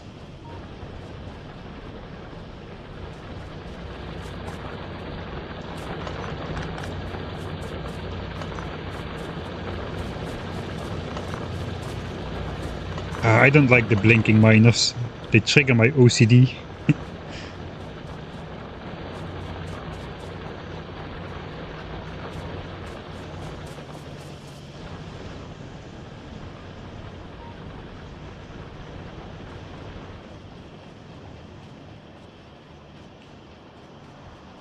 Alright, we are researching rocket silo. The red chip belt is full, engine belt is full, sulfur is full. I guess we are then 45 signs per minuting this thing. It looks like we are producing 45 a minute. Stable. I guess the consumption speed is lower.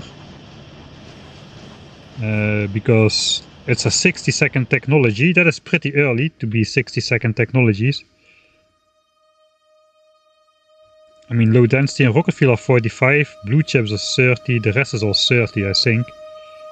So yeah, normally the 60-second technologies come like only much later in the game. Purple and yellow signs, but now we have one already. I didn't even put productivity modules in my labs yet.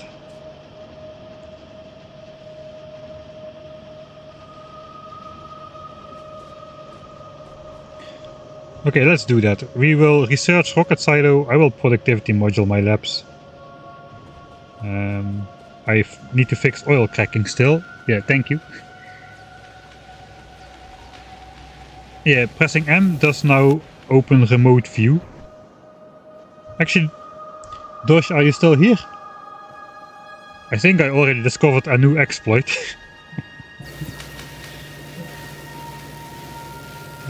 Out of green signs here. Is it not connected?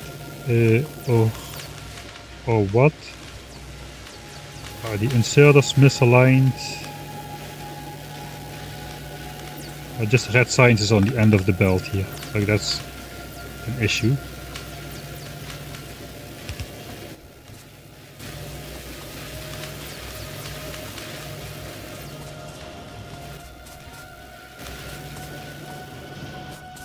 I mean, we are supposed to find exploits at this stage because it's just a new game instead of being heavily optimized yet.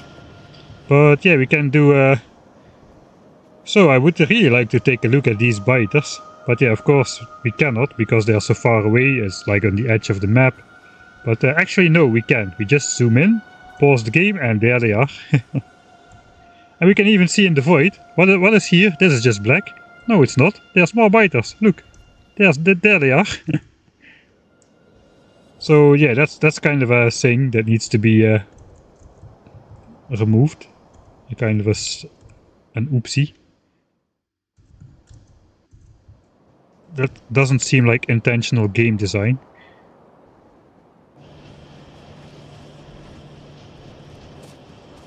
That's probably something which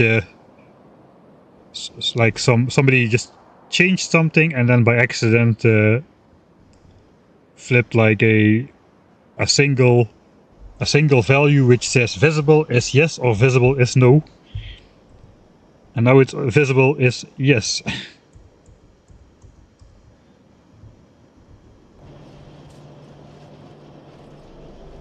I don't know, who knows, maybe it is intentional. I mean, space exploration lets you view and even explore the map with a satellite view.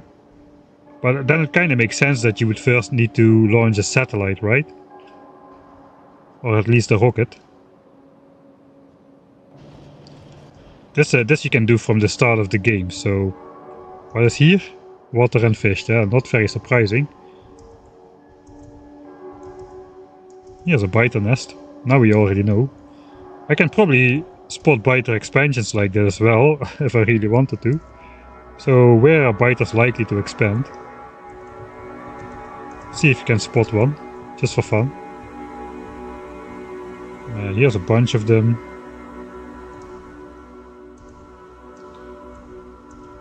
Probably I just should find the maximum zoom level I can do this. Just go around the map a bit.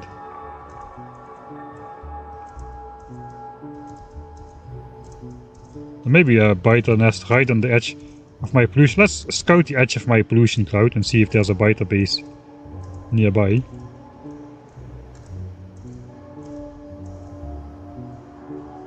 There's the pollution. It is visible.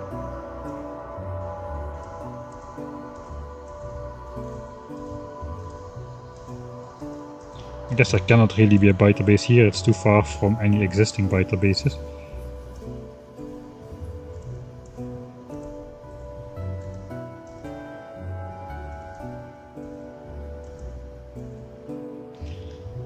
Alright, looks like I won't be finding a biter expansion like this.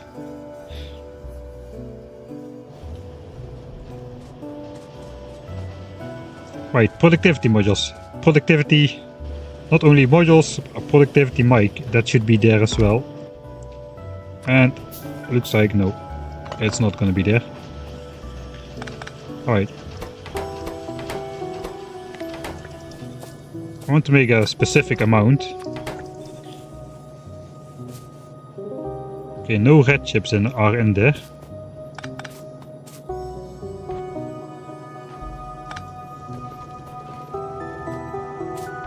So we'll give it green chips. How much do I want to make? I have 24 left, so that probably means 48. 48 means 240 red chips, right? That's a coincidence. So just throw 40. Quarter stacking is still not a thing.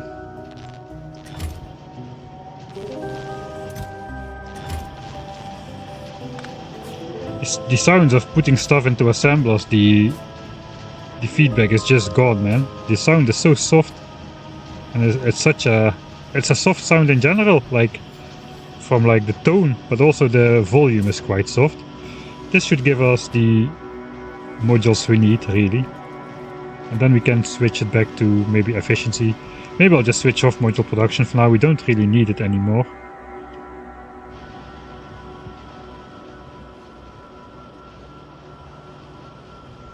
What did it change in the shotgun? The damage went from 5 to 8.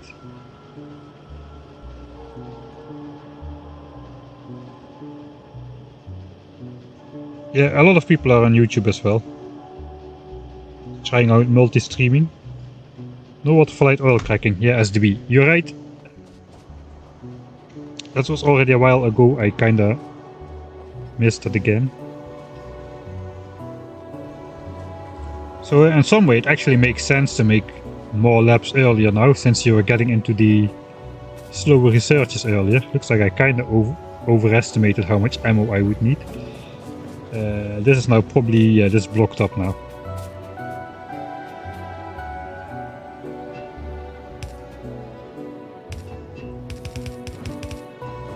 Perfect.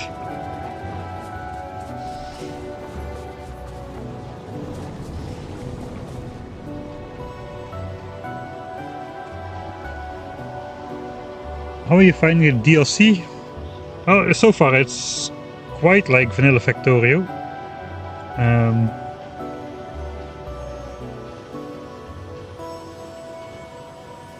Obviously, I guess. Yeah, I just made red, green and blue signs and military signs. So I haven't really done much yet.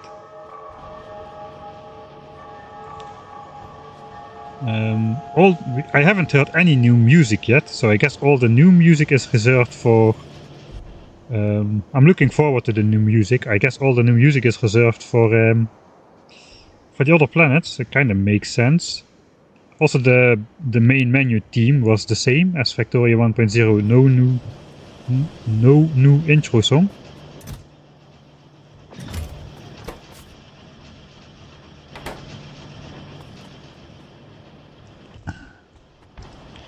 Okay, let's just prepare a little bit then for next stream. While the modules craft, we'll fill in the boss to the end. I normally don't recommend doing that, but because I'm gonna build stuff on the south, so we'll have to deconstruct stuff again and it will be annoying.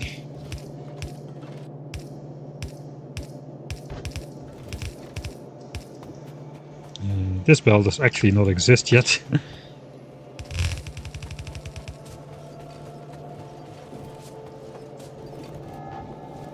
Oh, that's a small belt.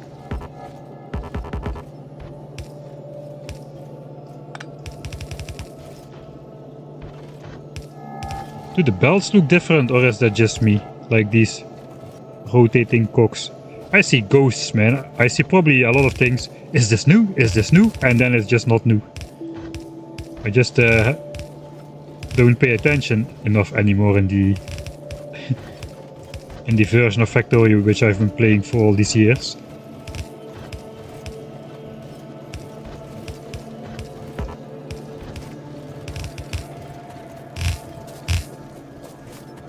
Still not really used to the smart bell dragging, as you can see. I think, yeah, this does not work. There we need to do it manual into a splitter.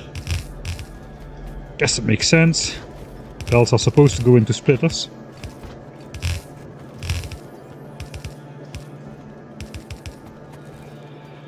Right, I'll fill it in until this point, because there's probably gonna be a bunch of stuff at the bottom.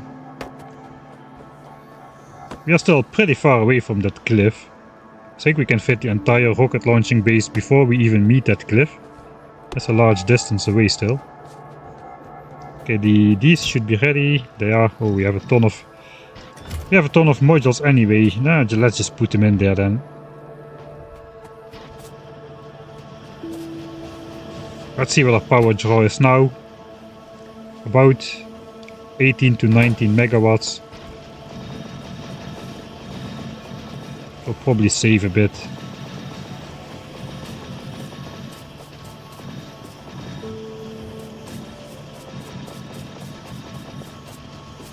So I'm not gonna productivity module blue signs or anything. It's too cheap.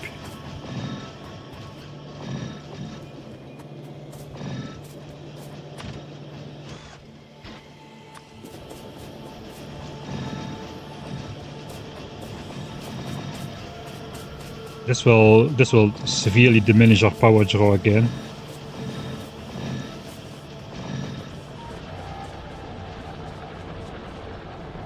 I even have enough left over to do all the oil stuff, it appears. Kinda let production get out of hand a bit. Pump jacks are already moduled. Now then, I guess everything is moduled again. Was not really necessary, but yeah. If I accidentally overproduce the modules, I may as well just throw them.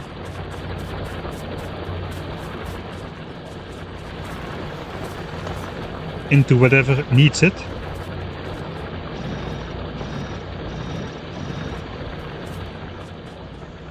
Alright, so we went from 18 megawatts to 11, almost halving it again.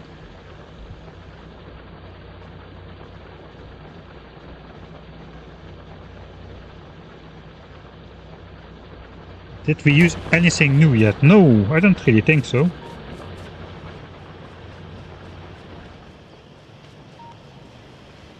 I guess I didn't want to make a base on Norvis already completely ready to go. I just want to go through the entire game and also discover all the quirky stuff. Instead of coming in with a bunch of pre-knowledge. Pre-knowledge, that's probably not a word. Let's switch off module production for now. We don't really need more. Do we need more? I guess at some point we should go grab another iron. It's not that far though.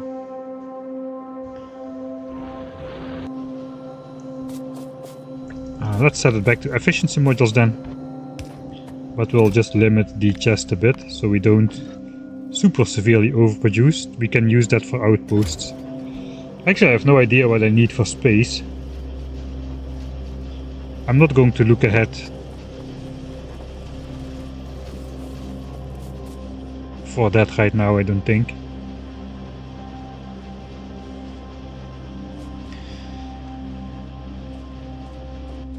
Okay, let's put the productivity modules in the labs perhaps. So productivity modules still plus 4% productivity at a cost of minus 5% speed.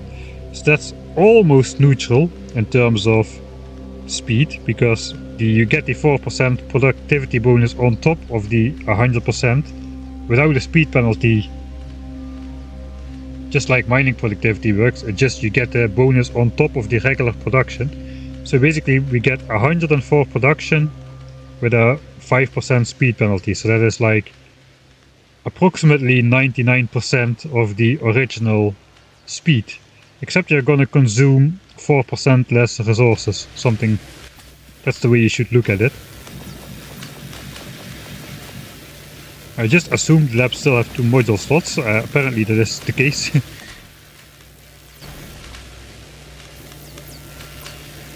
I'm getting used to the asymmetric sign symbols now. It is kind of nice now. It kind of feels like you have a goal. You have to fill up the line, and then you have to fill up the second line, I guess. So you have something to work towards.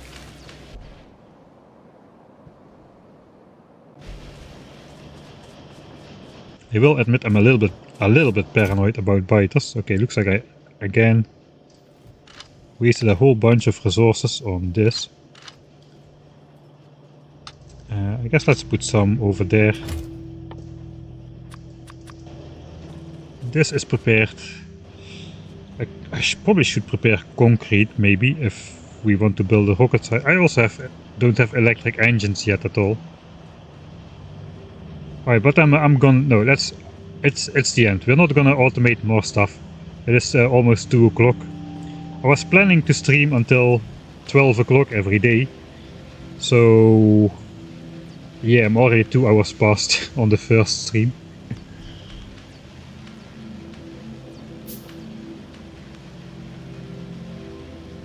There's just an align center missing somewhere in the script. I don't know. It kinda looks intentional. I also notice this on the modules and the miners, they do the same. They also just start from the left. How about these? Yeah, they just start from the left now as well. So that looks like an intentional change on everything.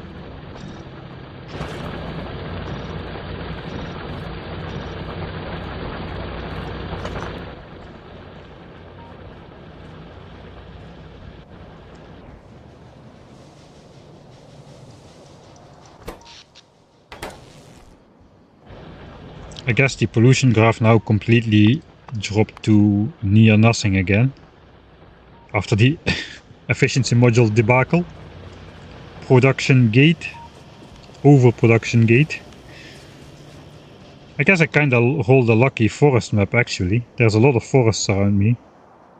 Maybe that's the reason why it feels so easy.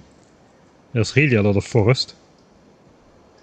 I don't know, I didn't map select. I just pressed play without really looking at the map.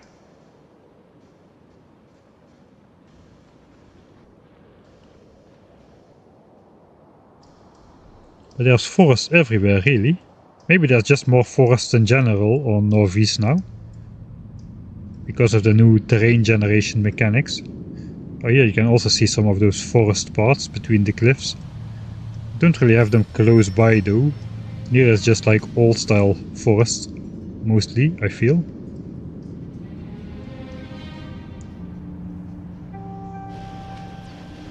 %69% on the rocket silo. That is a nice moment.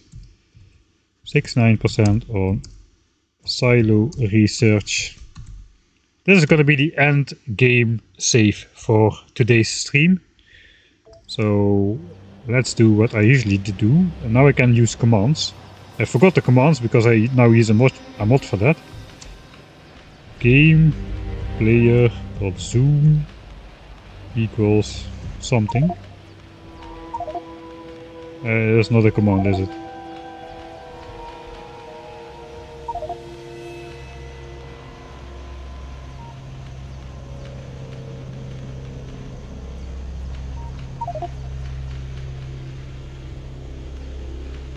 Oh, maybe that's the right command. Why is it not working? Am I in map view? No. Oh, there we go. Aha! That doesn't work anymore. You used to be able to zoom out much further by using these commands. Can I zoom in much further?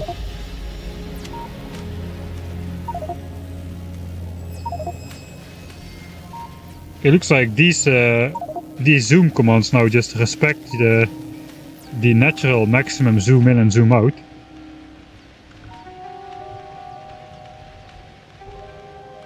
And this is just for zooming in more, not for zooming out more. Oh, that's a bummer. I would like to get those nice base shots.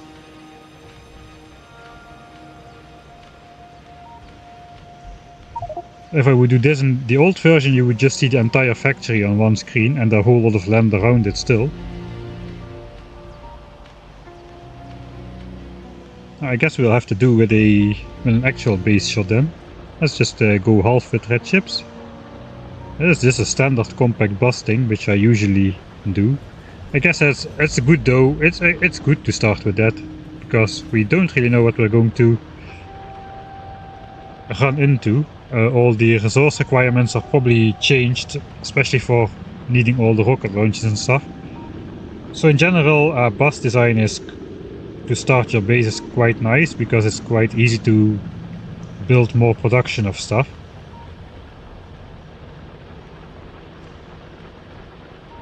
Alright, I'm gonna read through chat a little bit more and then we'll call it at night for today.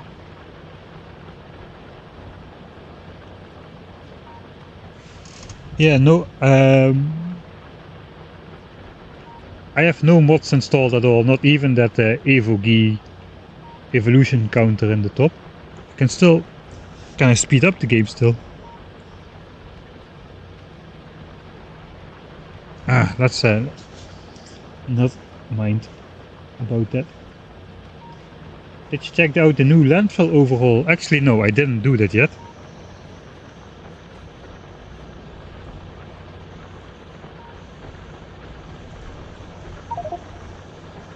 Alright, now we have double game speed.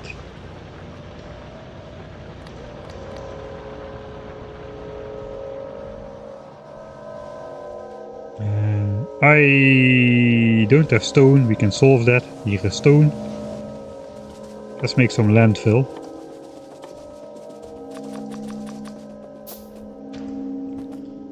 Plop.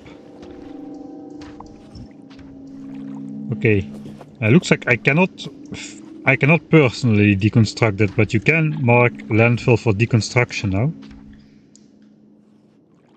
What if we try to place an offshore pump on it? Could I get it back then?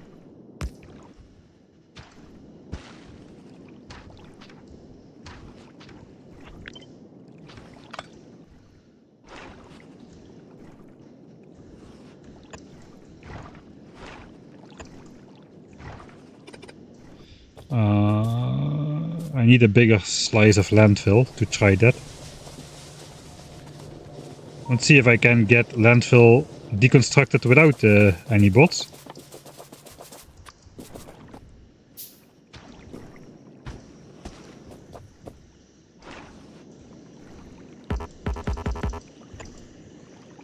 Okay, if I press Control Shift click, it does the super force build, but I cannot build it myself. So looks like you need bots to do the landfill deconstruction.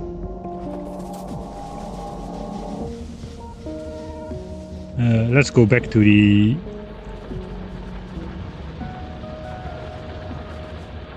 center. Rocket silo is about to complete at this double game speed. But yeah, now I used commands, so I will of course not continue from this save. Don't forget to rehydrate yourself. Yeah, that's a good point. I've been doing a terrible job. Normally I keep track of that a lot better. Yeah, I've been streaming for too long. It's the first day. The first day I can stream for too long. The rest of the week is going to be a stricter regime of starting around 7 o'clock, ending around 12 o'clock. So I will probably start to end around 11:30 so I can actually stop at 12 o'clock. That's going to be the plan.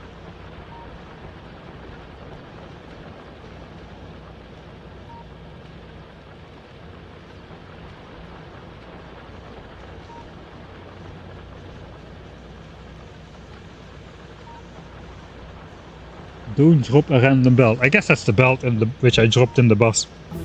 I caught that, alright. I can not really see the 8A, no, not editor, commands used. I want to see the time played. 6 hours and 17 minutes to research Rocket Silo in the slowest playthrough ever. So yeah, we're still on track. I'm not sure we're on track to getting there as no spoon. I really have been slacking a lot. So what do we need to do to launch a rocket?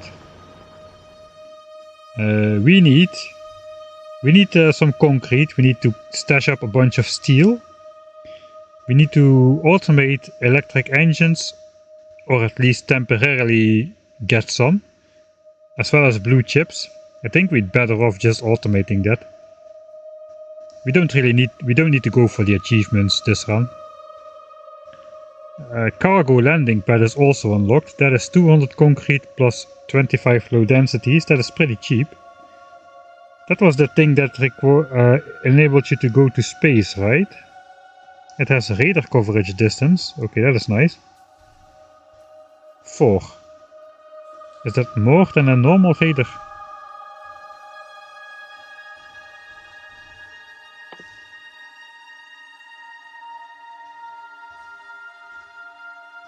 Okay, that has continuous coverage distance 3, exploration coverage 14. Here it doesn't really specify that.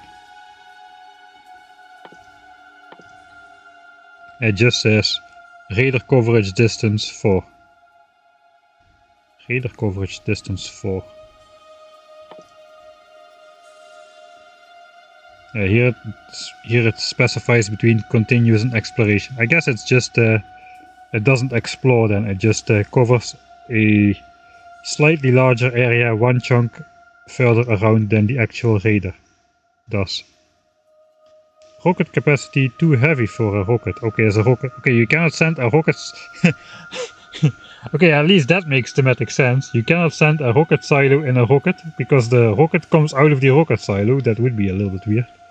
I guess you could transport it in IKEA flatpack though. I guess the IKEA flatpack means just stashing the steel plates, processing units, electric engines and all those things on board.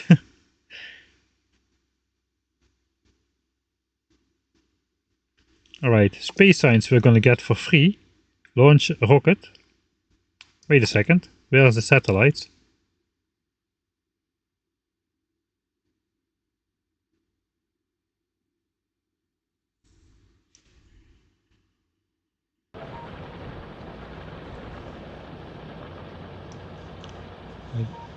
Now I'm acting all surprised and stuff, but I already knew about the satellites. Satellites have been removed from the game. I read in some change log, I think. There was a change log in the updates. I was wondering how it would work then, what you would need to launch, but looks like you don't launch anything anymore. I actually sent one more bug report earlier, because I read through the changelog, satellites were removed. And the achievement still shows us, or at least still showed satellites in the descriptions a lot. So yeah, we cannot get There is no spoon, because we cannot launch a satellite to space. I guess we'll see if it now works without sending a satellite to space, if it just means send a rocket to space, but who knows what the actual triggers may be. So maybe it's not possible to get it. If somebody watched Nephrums or Anti or Derek from Team McIntyre, they probably launched a rocket in their first stream. They will probably know if these achievements still trigger.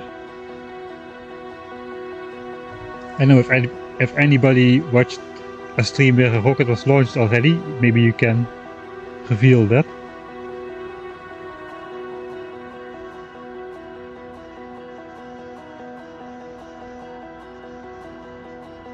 Yeah, stream is gonna be shorter tomorrow. I'm aiming for 4 to 5 hours an evening, because I'm gonna stream every day for the coming 2 weeks or so I have to limit myself a little bit.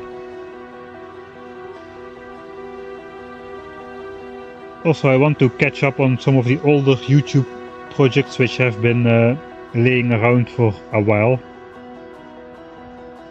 Battery is running out, I'll have to stop watching. That's okay, I'm about to stop anyway, so good timing.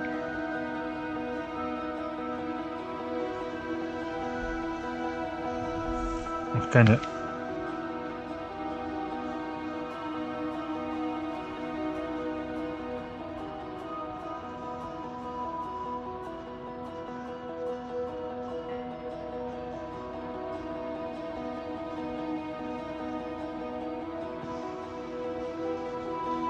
Yeah, I read something too about, I actually looked at the terms a bit, and there was something about merging chats, but I don't have an option to separate the chats out in Streamlabs, or at least I couldn't figure out how to do that in time.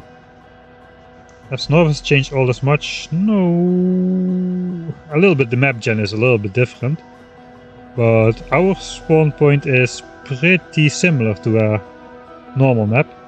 There are indeed less obnoxious cliffs, so the cliffs are further away from the starting area for the moment, at least it seems. Enable editor mode for zoom, that's a good point.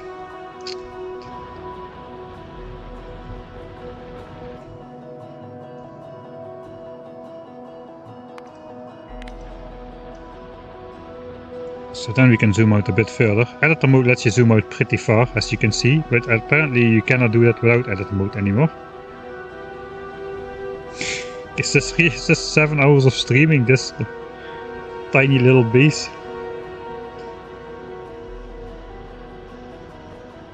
The focus was not really on building a base so much, and more as to exploring all the changes and stuff as well, so I should just forgive myself for that. Is that an infinite tag for movement speed? No. Move.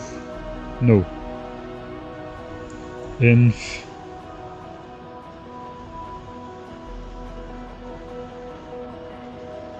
Healthy food, healthy body.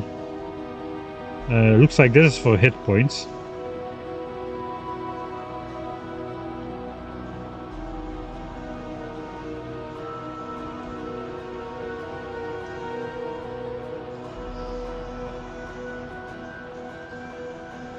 It's crazy how little you need to launch a rocket in space. That is a good change, I think, because the focus of this game is exploring the new planets and getting to space and do all kinds of cool stuff. Not so much spending like 20 hours on average on Novice before you can even get to the new planet part. So I think that's a good change. I mean, if you build fast and don't waste a lot of time like I've been doing, you can probably get this done like in a couple of hours if you really focus.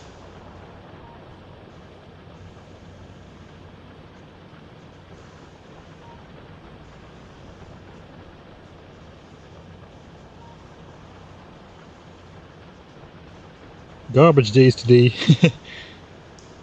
Looking forward to tomorrow and the rest of the week.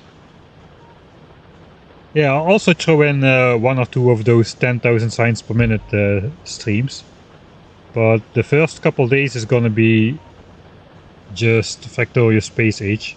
I hope I can finish the game in about 2 weeks of playing, though I may have to kick myself under my bottom a bit more to actually make some progress.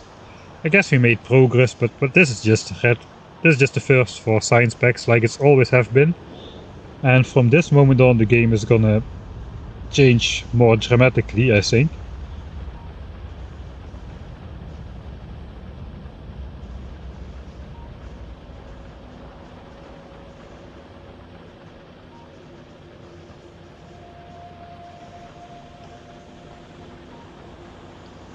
I wonder if I can get away with the no defense thing. I probably should be able to. Is there pollution mitigation in the game, actually? No, don't answer that, I don't want to know. Factorio has it. That would make it easier to make a no defense build. So we don't have any turrets yet, we haven't polluted a single biter nest. Our hands are clean still, not really, we've taken out biter bases. Oh, there's an expansion. Okay, the expansions still look pretty distinct from the actual bases on the map.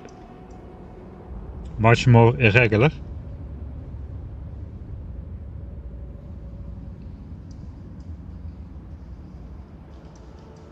I did not reveal all chunks, so I still don't know where all the biters are. This is just by radar scanning, rescanning these chunks. I think we have scanned out the maximum range over here. Platforms? No. Alright, I should not spoil myself too much here.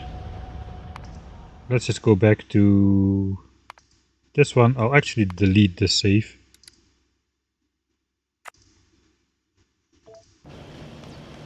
So nice, such a tiny save game folder. I have like 10 gigabytes.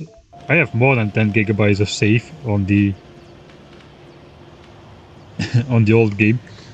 Alright, I'm gonna call it an evening. So thank you all for joining in. It was very nice. Sorry I missed so many people's chat. Especially during some parts of the stream where I just kept my head down and tried to get some progress done as well. I don't know how speedrunners do it, man.